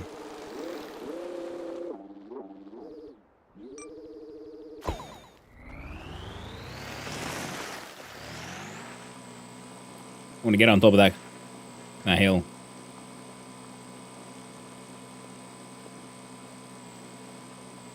No real reason other than just because.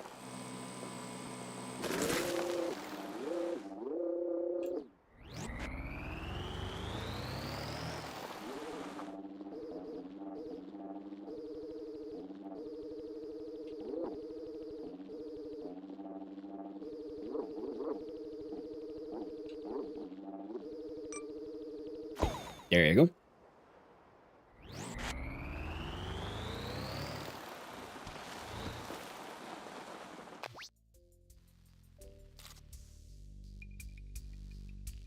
Oh, that looks actually might be a bit of a tricky spot. I wonder if I can get an antenna down here. I think we have a straight.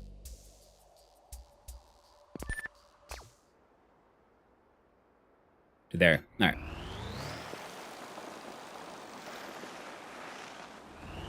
All right.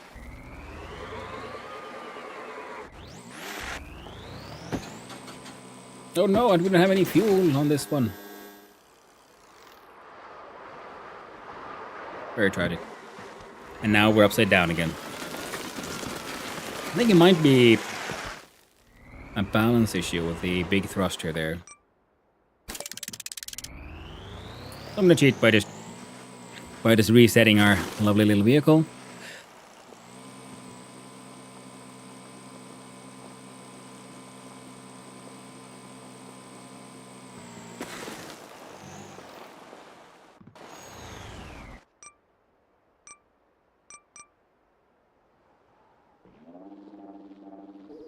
No, oh, heckin' perfect. Beautiful.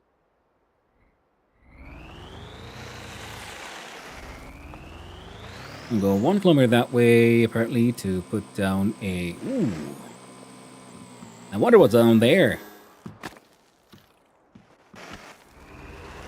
I do like civil engineers hate you. Well, that's just too bad. That's for their own fault for making a robot do it.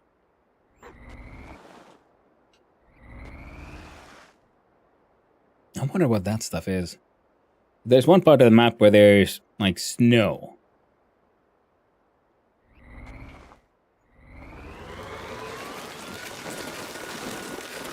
Ooh.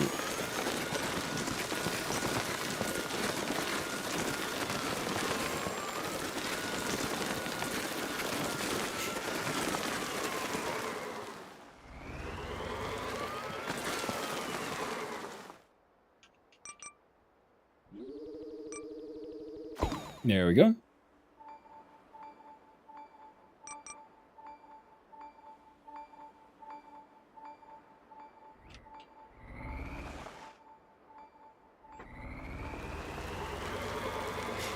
Mechanical engineers just nodding and thumbs up in the background.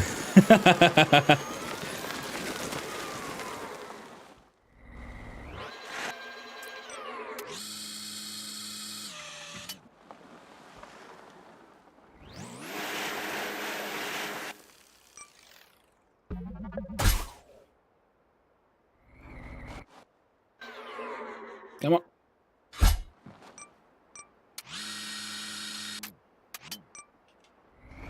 Looking amazing.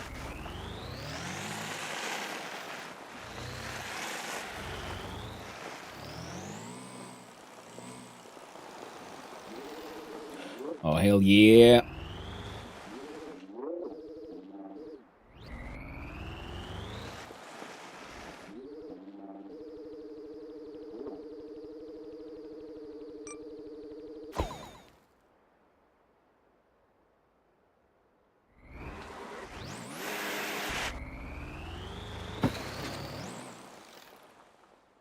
Let's go find out what's down there.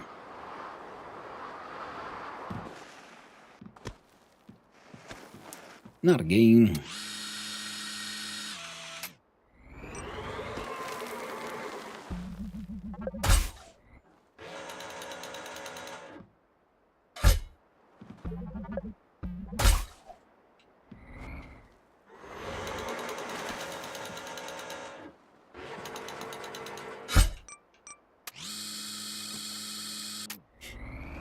There we go. All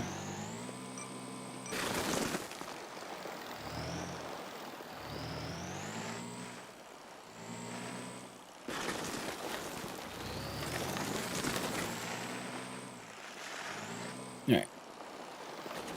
0.8.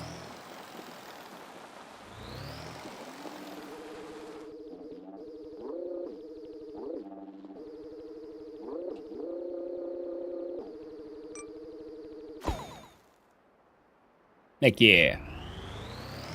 Fixing them fuel pipes. Oh, it should even be within the goal. So next would be, so we want to get it like here.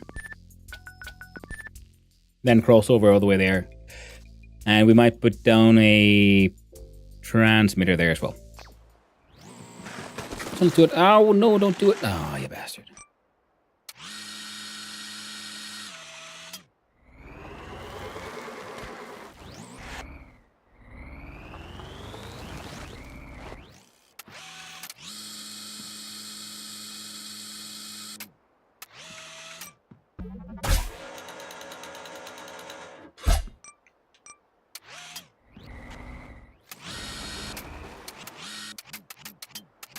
There we go.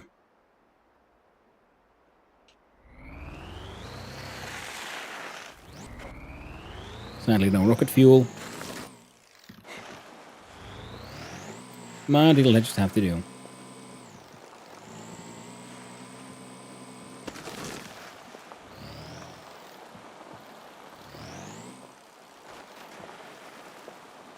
There we go. Does this game have any replayability? Seems fairly linear, or are the missions randomly generated? I think there's a large amount of missions, and I wouldn't...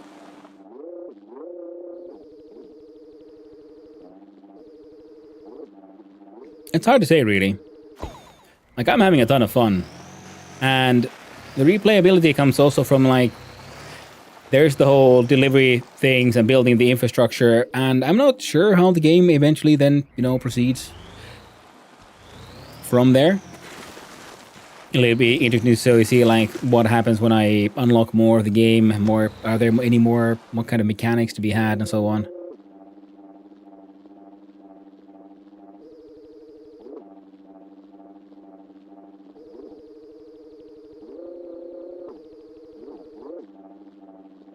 But I like the building system, the making your drones work. So, and then there's the like logic parts for that. Still haven't really figured out yet what all we can and can't do with those.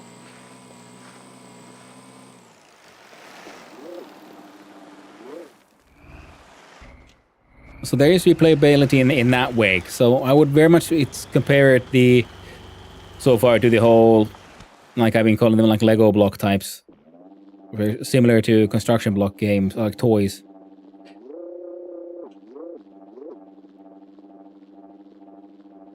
Ah.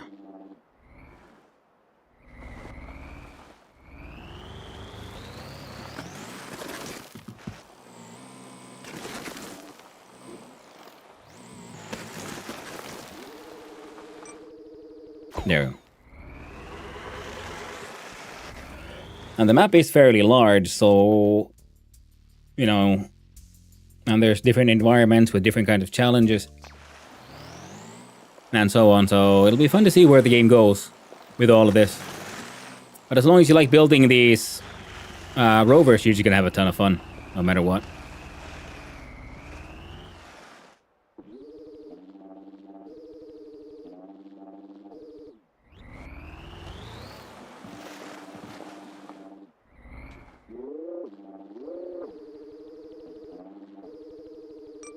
Not close enough. So it feels a bit like a, sandbox in that way.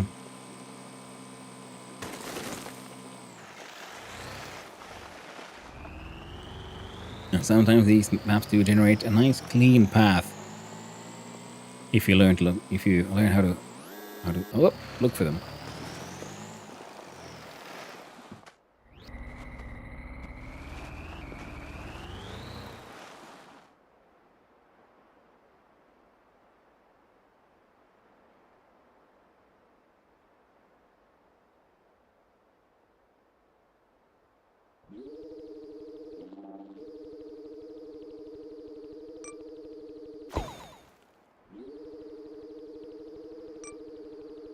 There, mission done. A new part, radio. Which we instantly must test. How does radio work? Utilities. Plays music.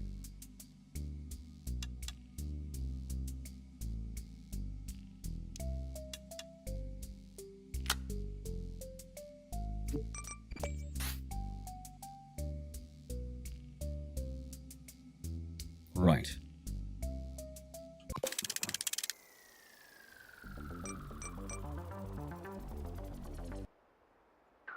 Yeah, nice. It was as I hoped. So now we can put in blocks and have complete control over the fact that we can keep on playing music at all times. Now for the theodolite.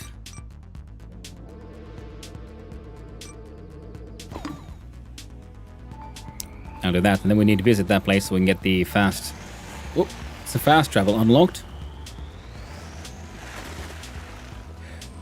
But in general, if I remember correctly, the game isn't the most expensive game either. So I'd say, for bang for your buck, is still a amount of, it's a large amount of fun times to be had here. I'm very much enjoying it. I like the music, I like the art, I like the drone building. Good times. Oh no. Yeah, I need to do something about that freaking thruster though.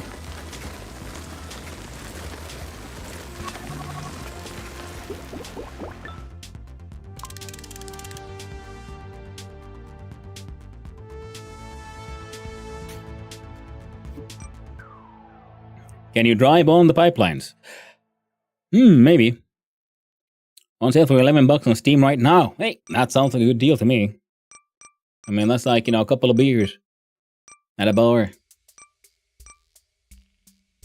Compared to the hours of fun I've had with this one so far, compared to those beers, I'd say a good investment. That is just me, how I like to sometimes try to like look at games. Now, where is the 45er? There we go.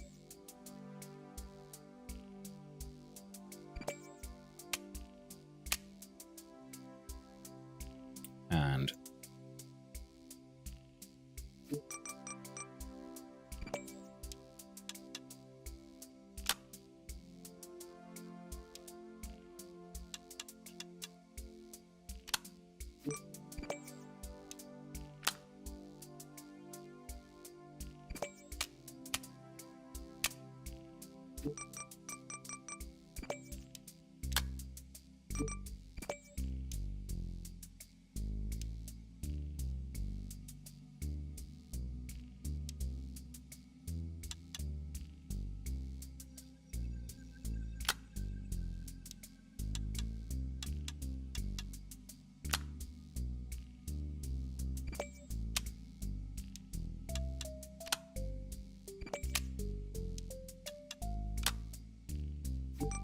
there we go, and then the big old...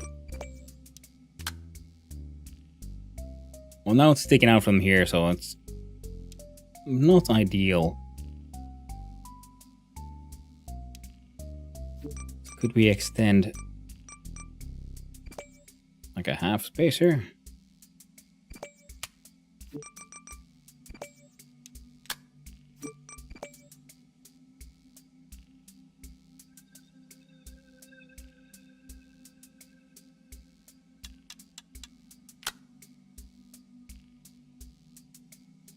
Well, it's better at least.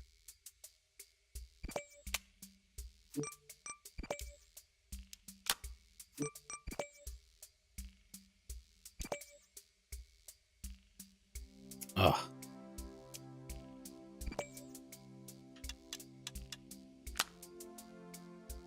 Oh, that can work. Wonderful, because this one needs to be here so it doesn't balance with that one. So now our thrusters are more evenly placed.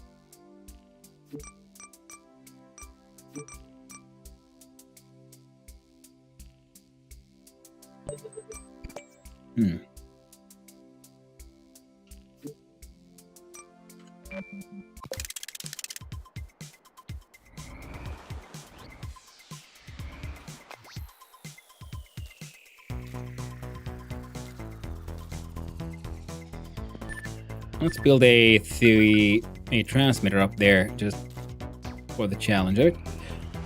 Now we'll see how far we can make it using our wonderful thrusters.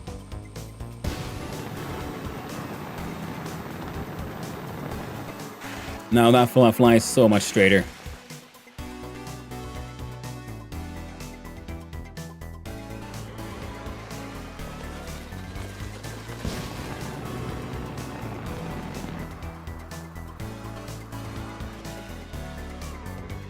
Yeah.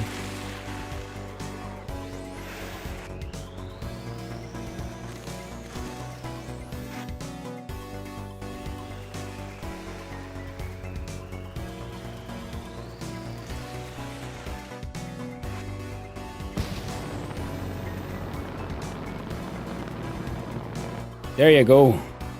Nice. Now we're traveling in style.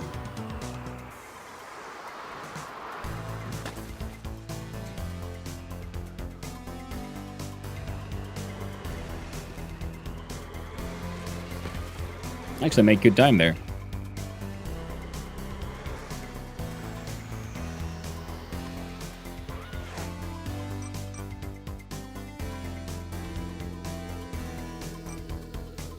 One of the real suspension would handle such a drop. No, the suspension currently is just solid bricks. Doesn't even have springs.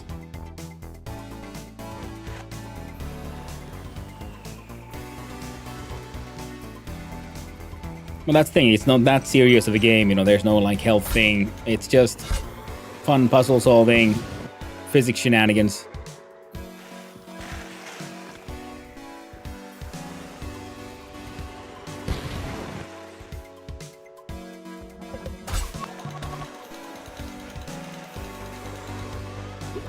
Tires are the suspension.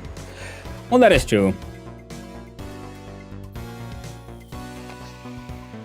And this one gave a heavy-duty servo. So we need to build another one from here to here. We're going to fast travel here so we can put another transmitter closer by.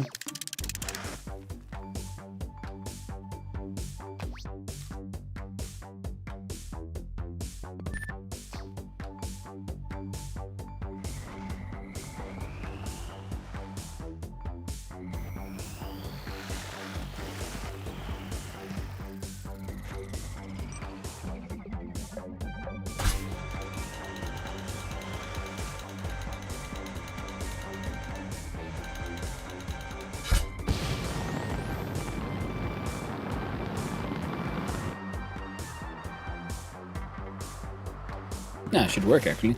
Ow!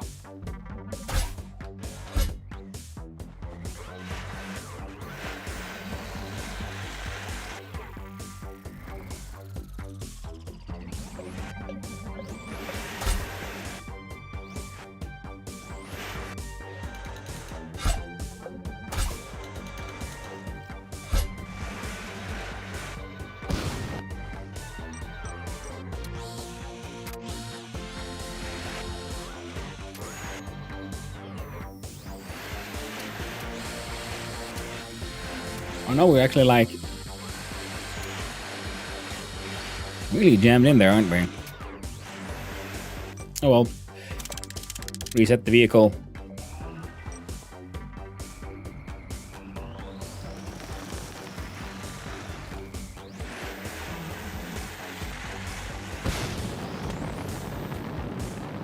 Ooh, look at this.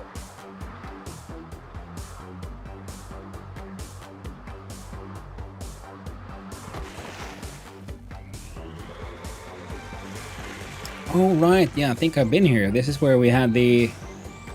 That's where we built the rockets.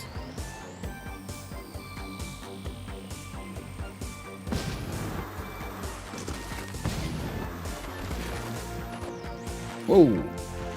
Nice.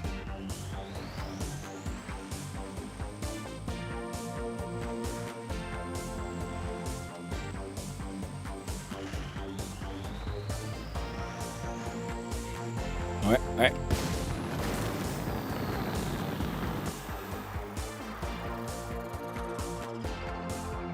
Bonk. There we go.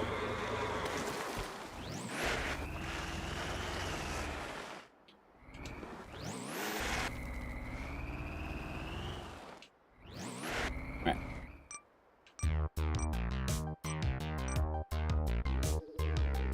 Excellent. Grappling hook.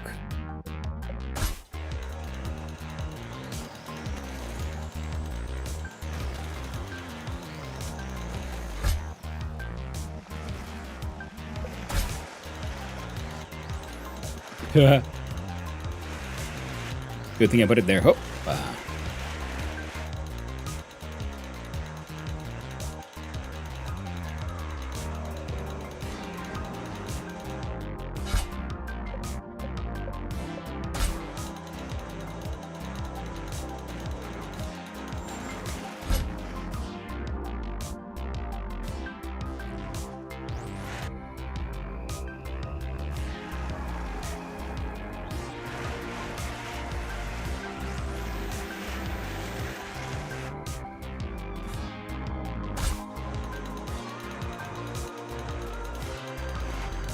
There we go, there we go. Come on, come on. Come on, Robo. Come on, Robo friend. You have this. You got this.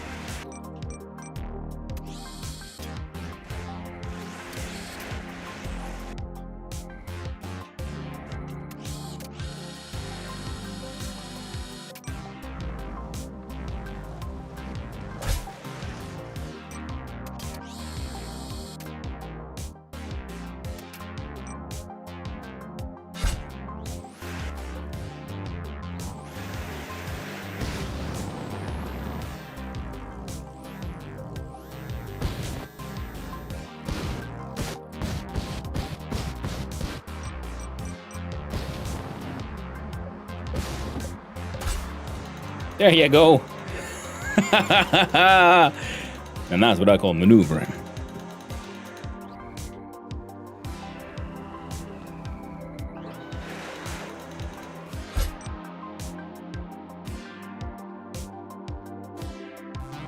What? I even checked on the way, like, surely you have. Oh, man.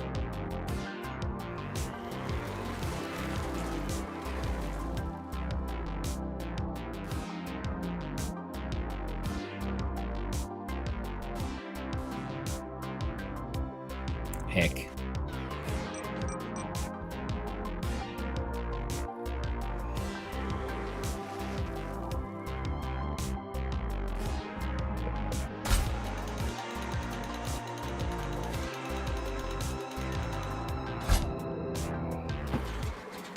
Oh, now we're all out of fuel too.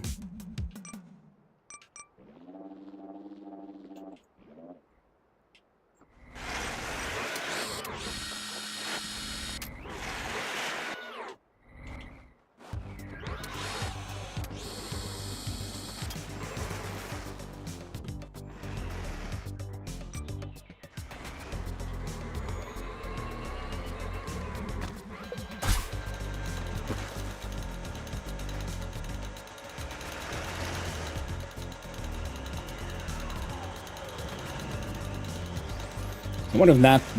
Whoop. Okay, and I gotta say, the grappling line works pretty well, because it seems to be also, like, physics simulated, which is pretty neat. The way it, like, catches on these mountaintops and whatnots.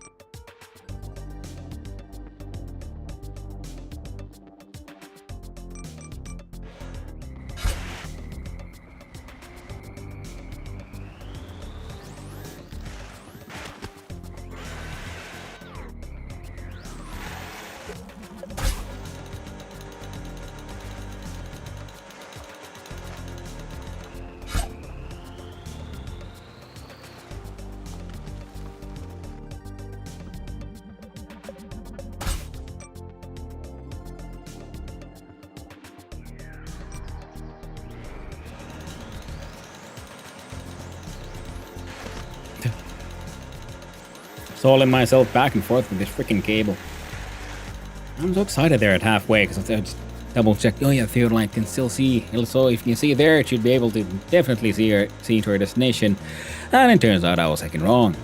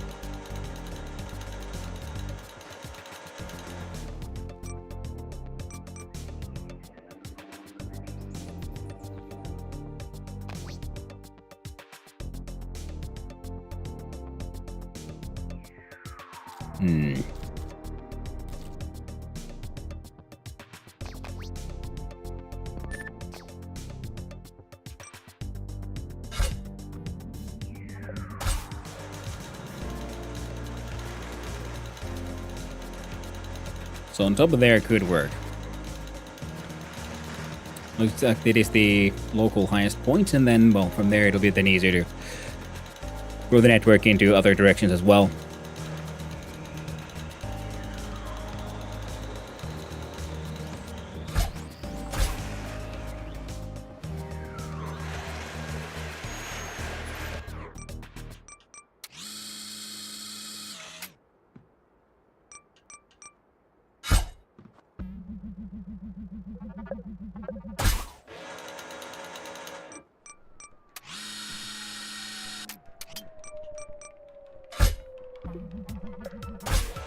There we go.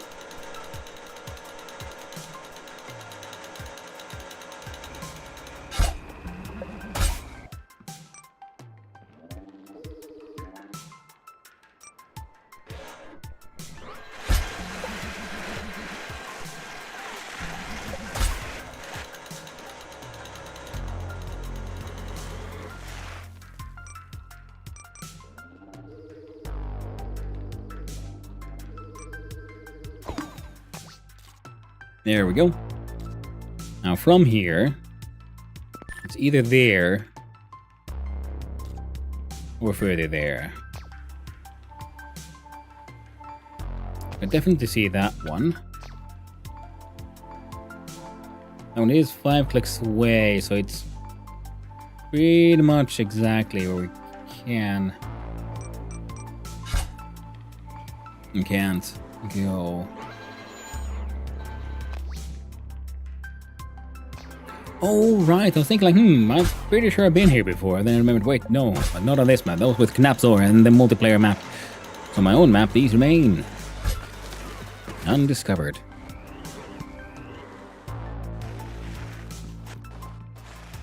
That's okay, because I know what's down there.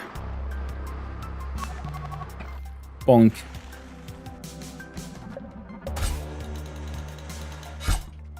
A magnificent method of refueling.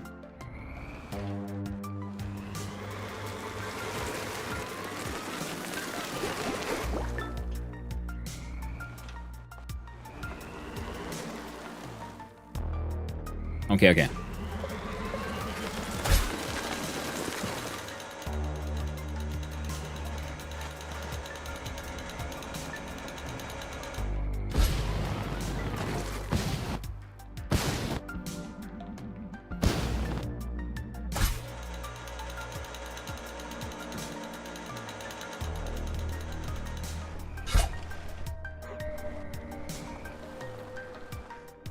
Alright, wrong button. I was holding the turn button. Come on, I should have been pushing the...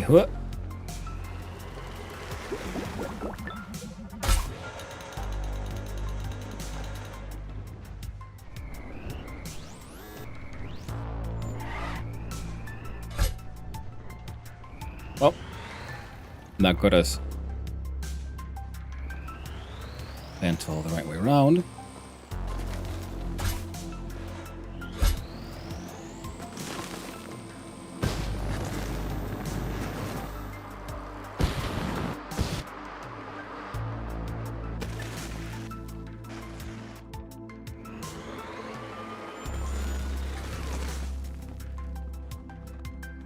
Come on.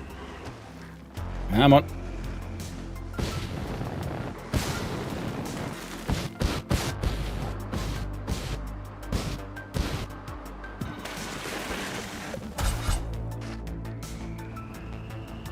Come on.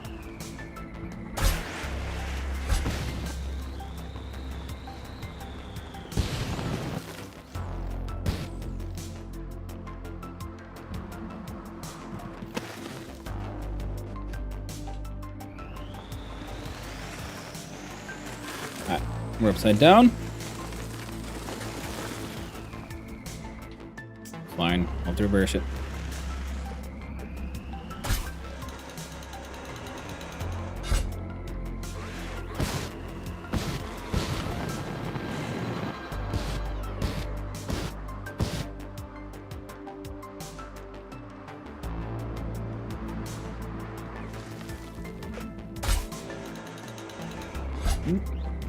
Right way up.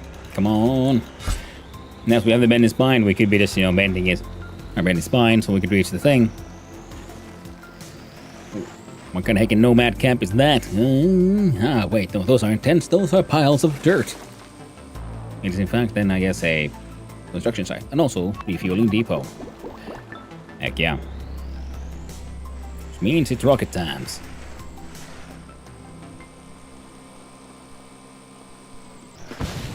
God damn it. Ooh. Totally intentional pirouette there. Oh, heck yeah. 1 to 5 clicks that way.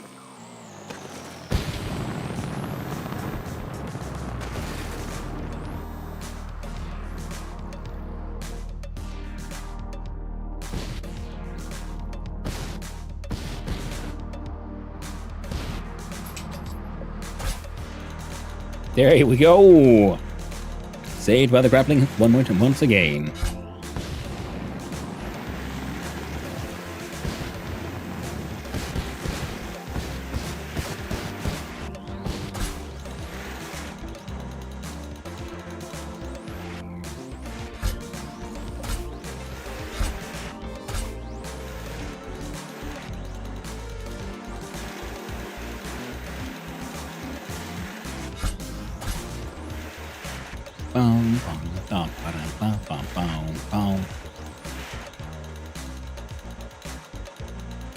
Oh, you saw? I thought I was driving up, but I was.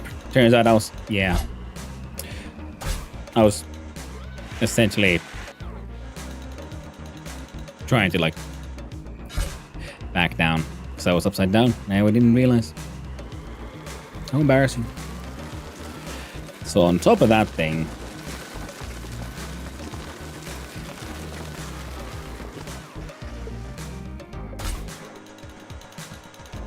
we'll hopefully be within 5 kilometers of the previous one. So I do believe that is like the range.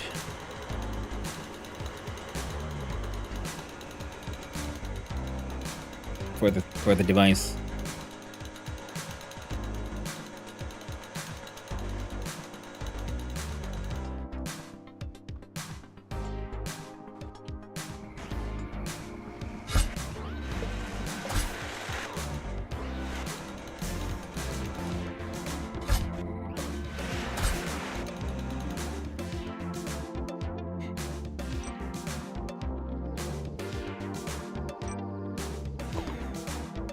Heck yeah. Now our target is also then within range, so we can do from there to there.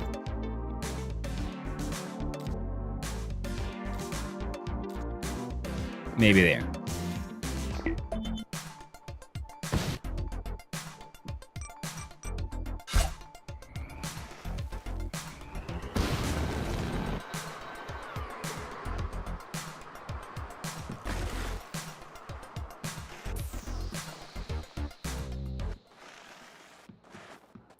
Gotta love good old rocket transportation. Gets you where you're going. With a bang.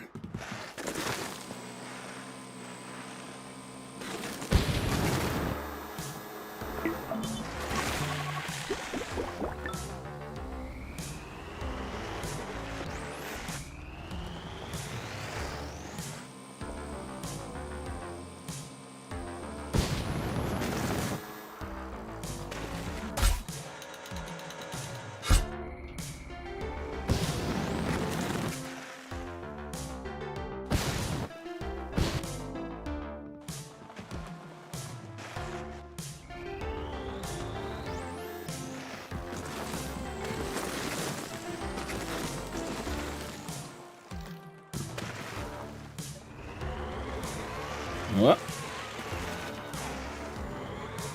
Upside down again.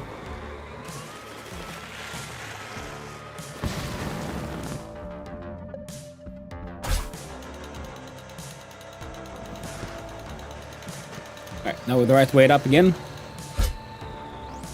Heck yeah.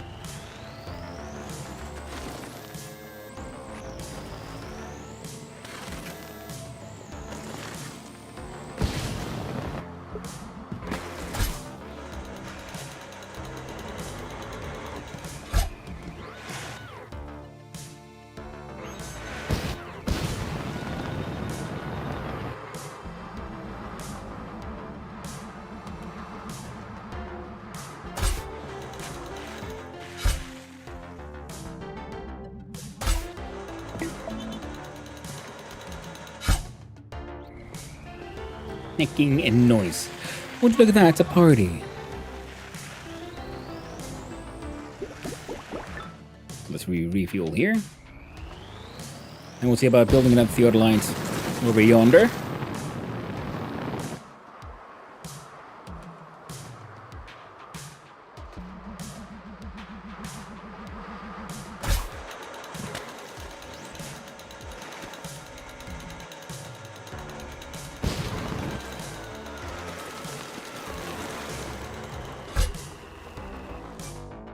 Not a Theodore line, but a freaking relay station. There you go.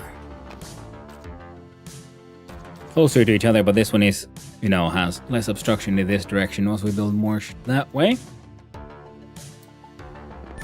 Kind of want to check that. Well, no, because we need to build the thing from here to there, so I guess we'll check those out on the way, except on both of these.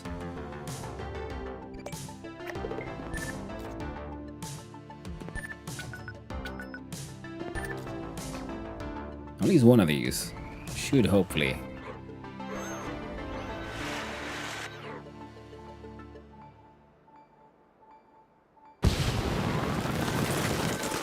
Boink.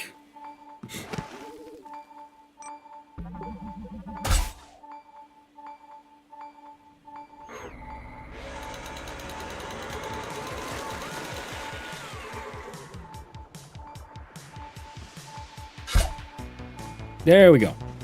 Heckin' right way around. I'm not sure if that... Oh, we'll have to go and see. The 4.8 clicks that way.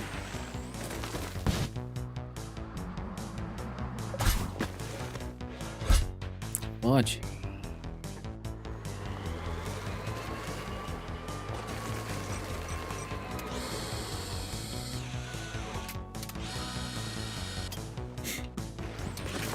Okay, that also works. Nice. I guess not every solution has to be a grappling hook. Even if the grappling hooks are cool and fun and filled with whimsy.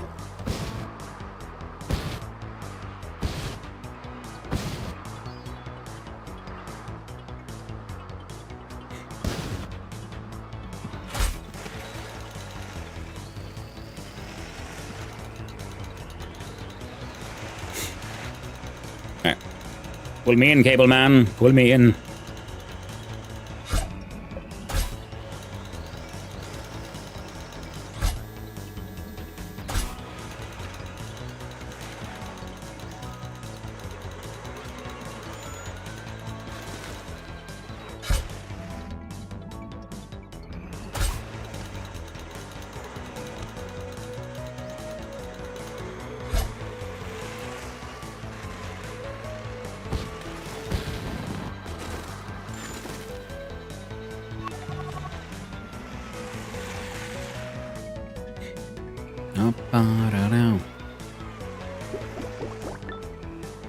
Alright, 3.3 kilometers that way.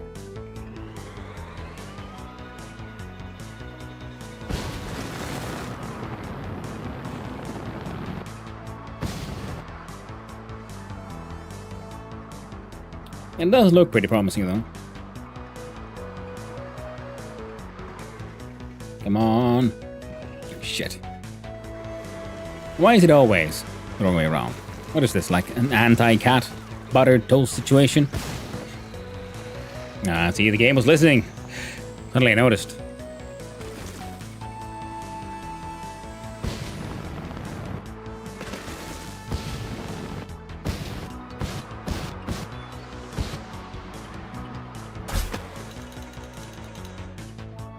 No, I think that might have been my fault.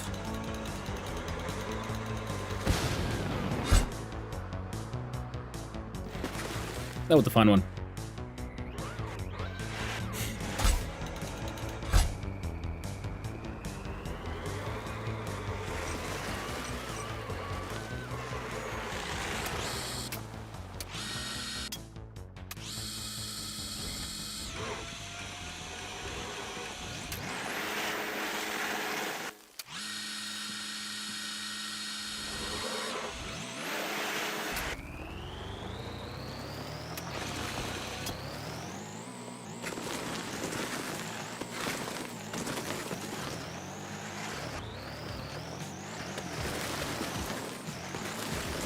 Come on, just flip.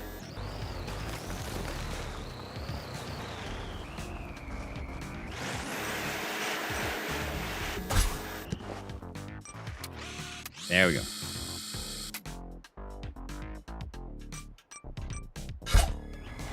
Oh yeah, it's the cool song.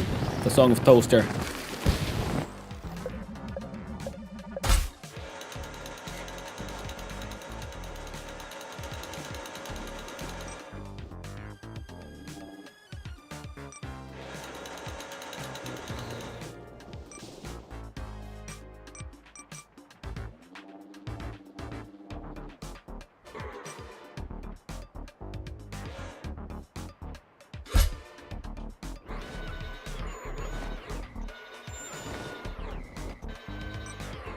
Come on.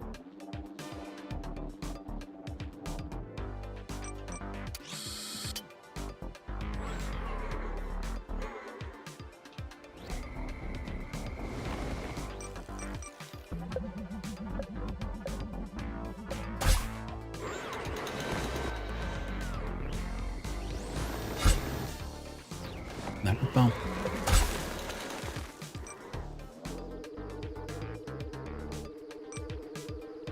Nice.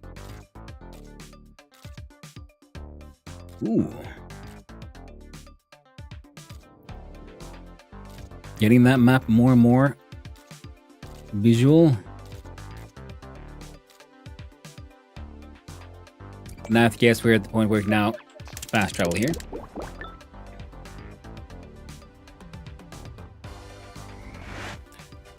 Though, yes, there's those rocks. So we'll switch over to this friend.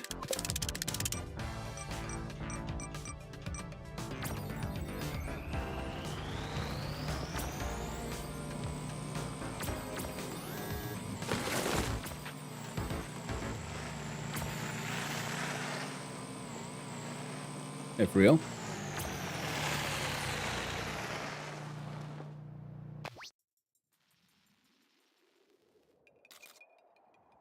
I remember where I've seen a bunch of these.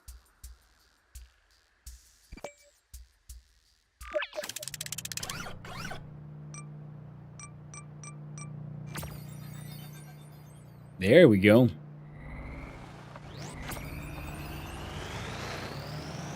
Might as well start those, I guess.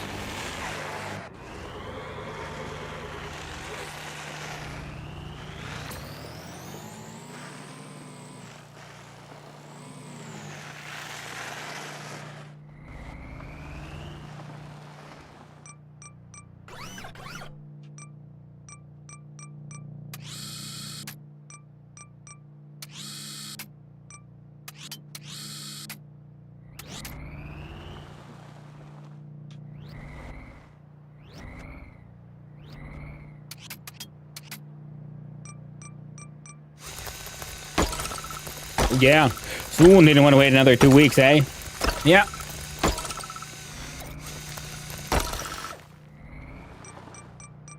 It was on the list. People voted. They wanted March 1st logistics. And I'm here to give the people what they want. It's thought the multiplayer map was more explored and far more advanced than my single player map, so I haven't exactly found that much new stuff. But I did get myself, oh, that's very true, one new piece. Critically, absolutely needed.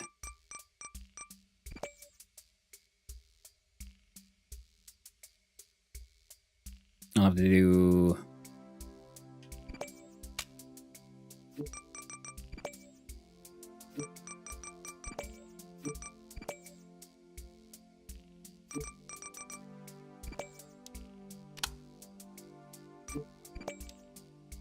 There.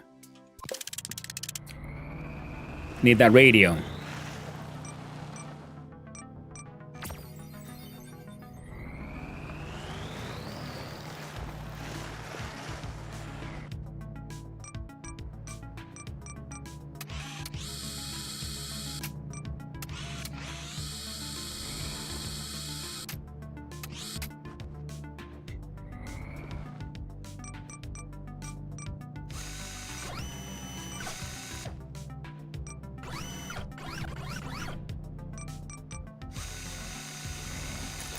There we go. So something, load others say before co-op. Don't know, might not matter. Might need to work on that, I think. Saves in different sessions and what is unlocked and for who. Yeah. It is a little confusing. I'm feeling that it probably works just fine, but it is very confusing to figure out like who, what, when, where, and how.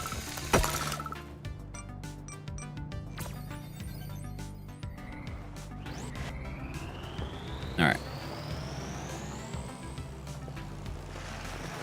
I think we might see if we can get to like, I don't know, 1,000.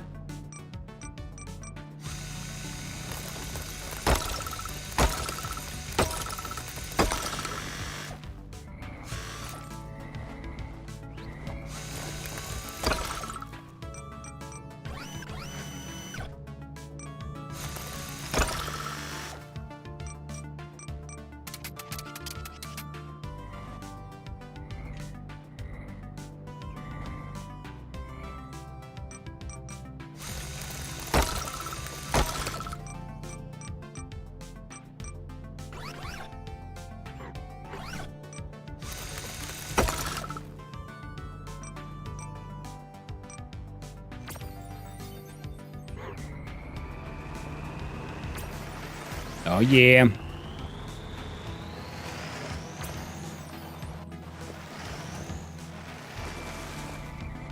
There's my blobbinators, blubbed.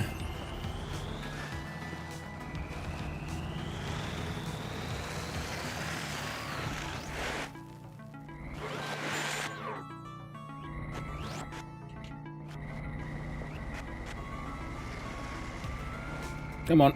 There you go.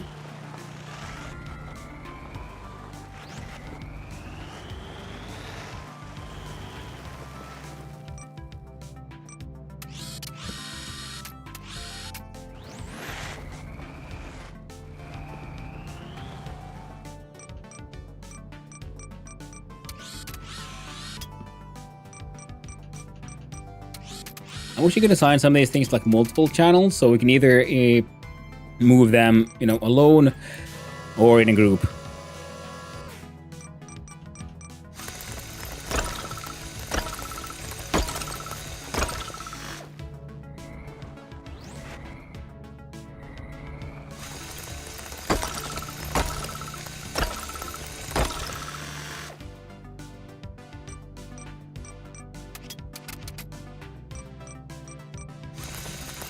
There we go.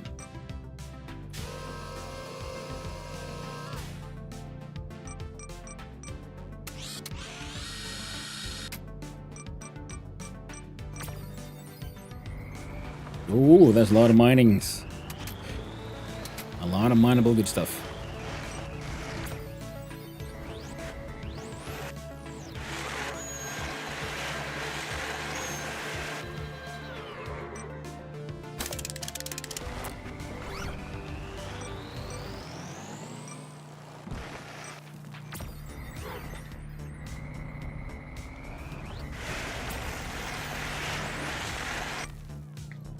Alright.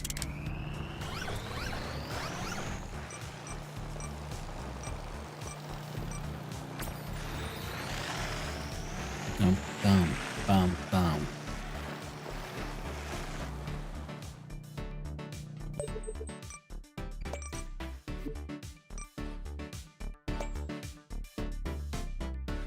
There we go.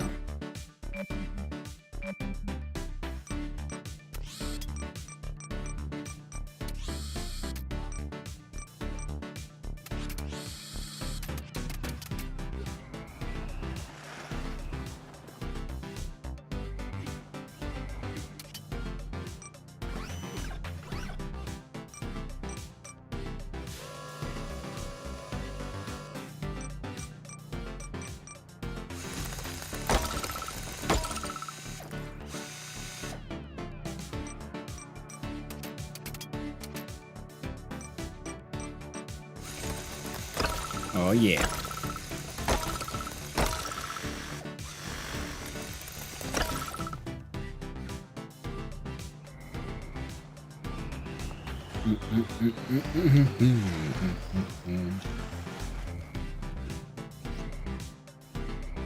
It was pretty cool what I saw Urban Venture do in Mars First Logistics, because he linked up his like hot ass controller. So every channel was actually linked to a separate button.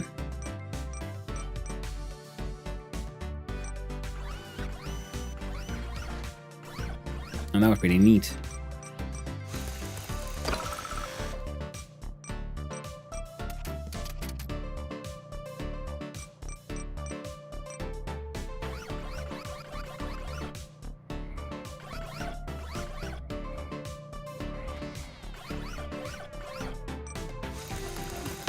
Hot ass controller? It is, yes.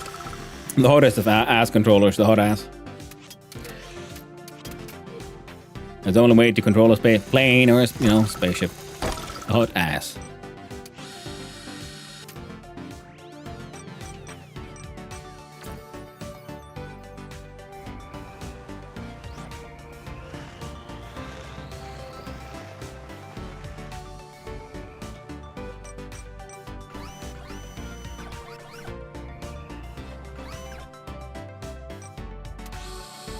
Bonk.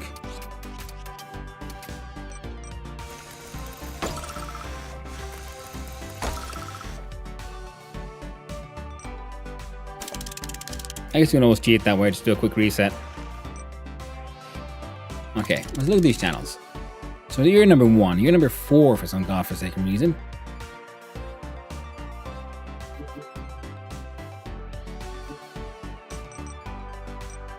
Make you 10.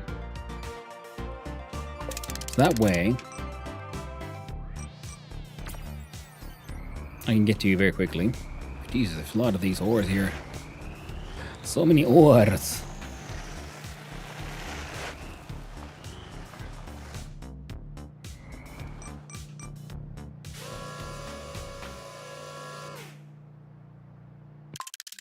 Also,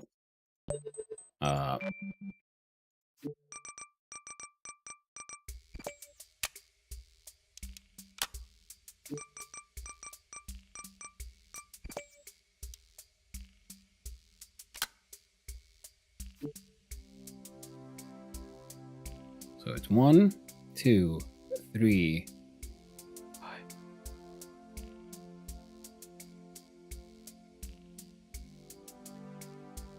Yeah, that's fine. Well enough, I guess.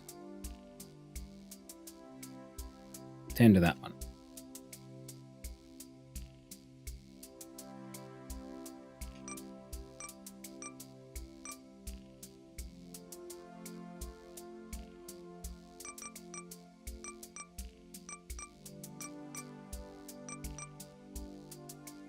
One, 10, 2, 3, 4,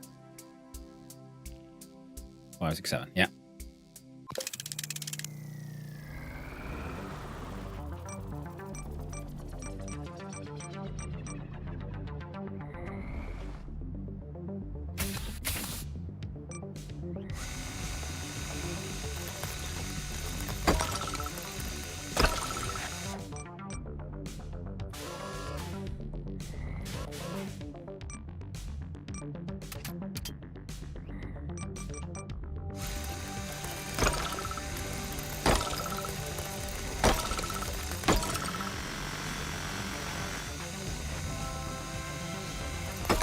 There you go.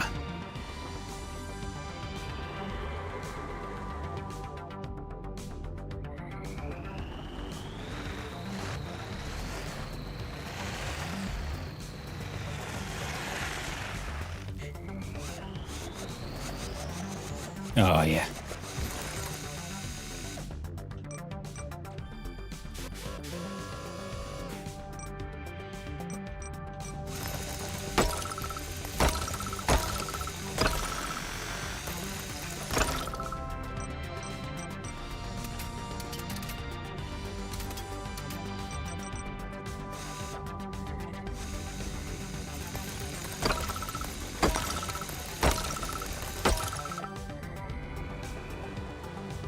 So I guess this area has more of these ores, but I at least have a feeling that the ones we mined in the other map, someone gave more. Which I guess would make sense, because this is the sort of like early game area. So the ores you find here are, plentiful nodes, smaller yields.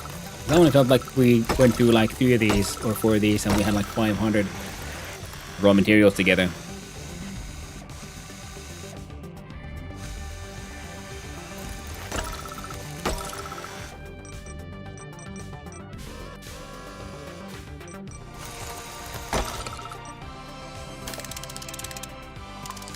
Out of interest, no, not that one.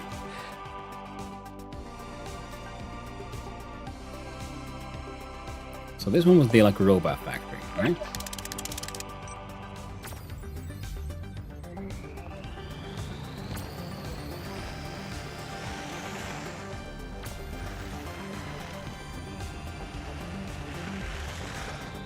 So we got the robot delivery quest.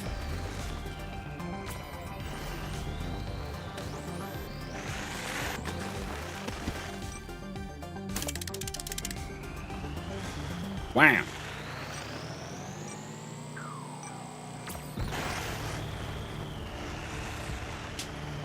So these nodes here are then more bountiful, let's find out.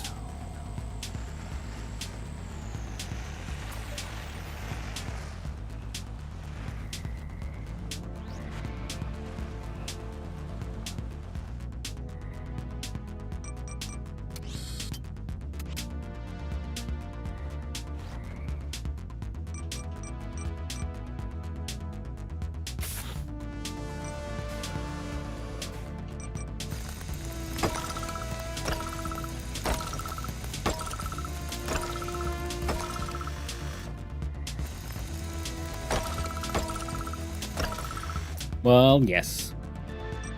Would appear to be the answer.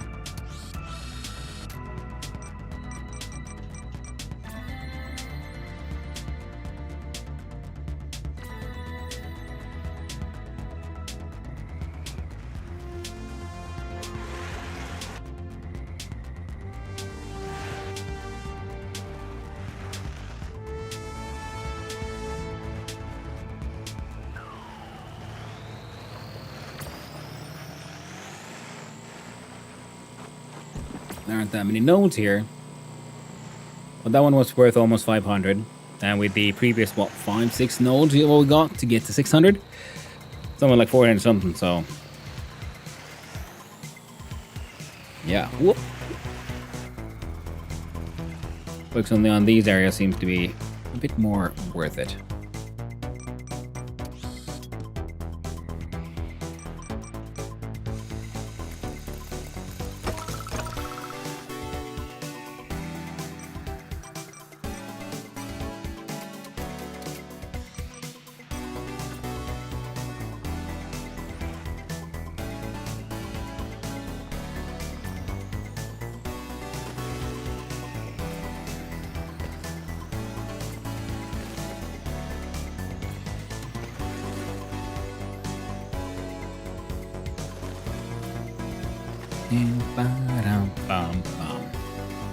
And I'm glad I got that radio piece, because now there's always music.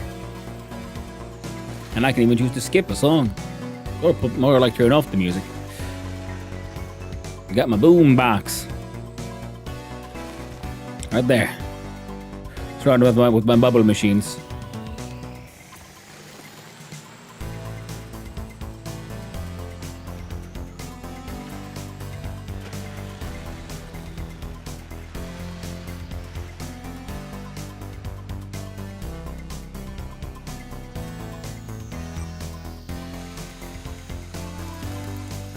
The bubble machine is important. It is true. Vitally so.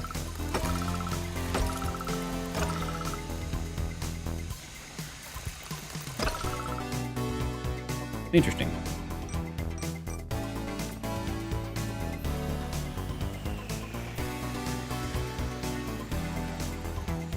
So the need these clusters were quite as multiple as that one we found there at the end. So I guess there is a whole bunch of variants where maybe they're all controlled by some kind of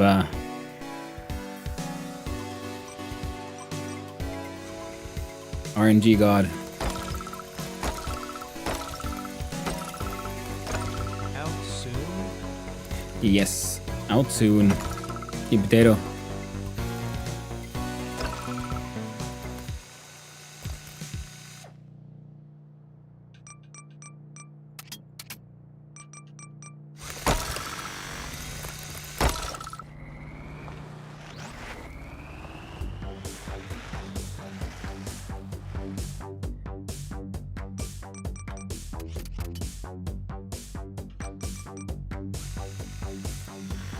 Locos want the walkos? Yes. I mean, at least one of them is technically just sleeping, but he'll want the walkies when he wakes up. It is about time.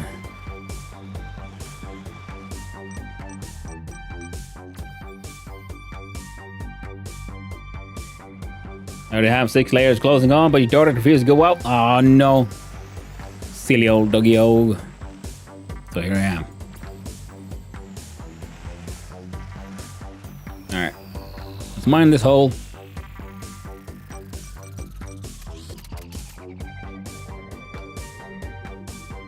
Come on.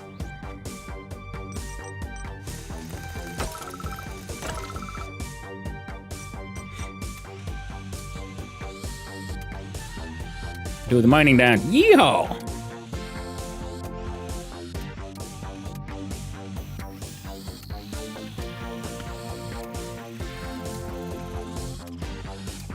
The Miners Rodeo.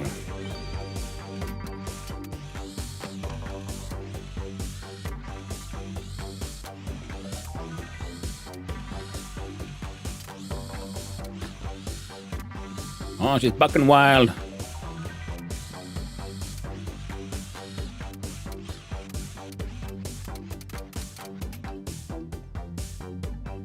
yeah, wild times, fun times. So we got a lot done, and I'm looking forward to returning to here and building some more infrastructure, discovering more bits and pieces, and then figuring out what the hell do these local logic chips. What can we come up with them? And we'll see when the next time is. But for now, my dear friends, I'm gonna save over a new save. I will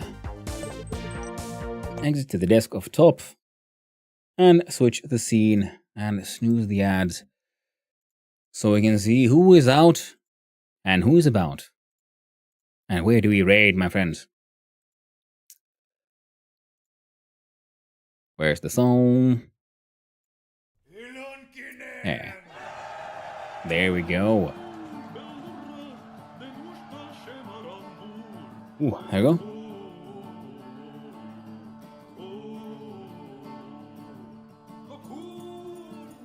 And, well, why don't you, my lovely people, there we go. Let's go raid Urban Venture, who's also playing March 1st Logistics, trying out who he is, and he is playing with Hot House Controller and building things that are exceedingly convoluted looking. Jesus Christ.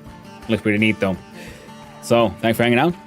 Thanks for the stream. Hanno, son of Hanno, well, thank you for being here, Oshag. And we do appreciate it.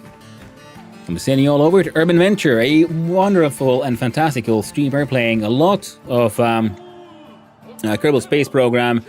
Also seen playing Stationeers and, of course, March 1st Logistics. Thank you for hanging out, Depot. Thank you, everyone. Thank you to all the chatters, all the lurkers, and all those who just wandered on in. Hope you had a good time. I had a wonderful time with all of you, and I hope all of you have a wonderful day. I'll be seeing you around tomorrow, when I'll be returning again with some more game dev, followed by, again, another vote for the game of the day.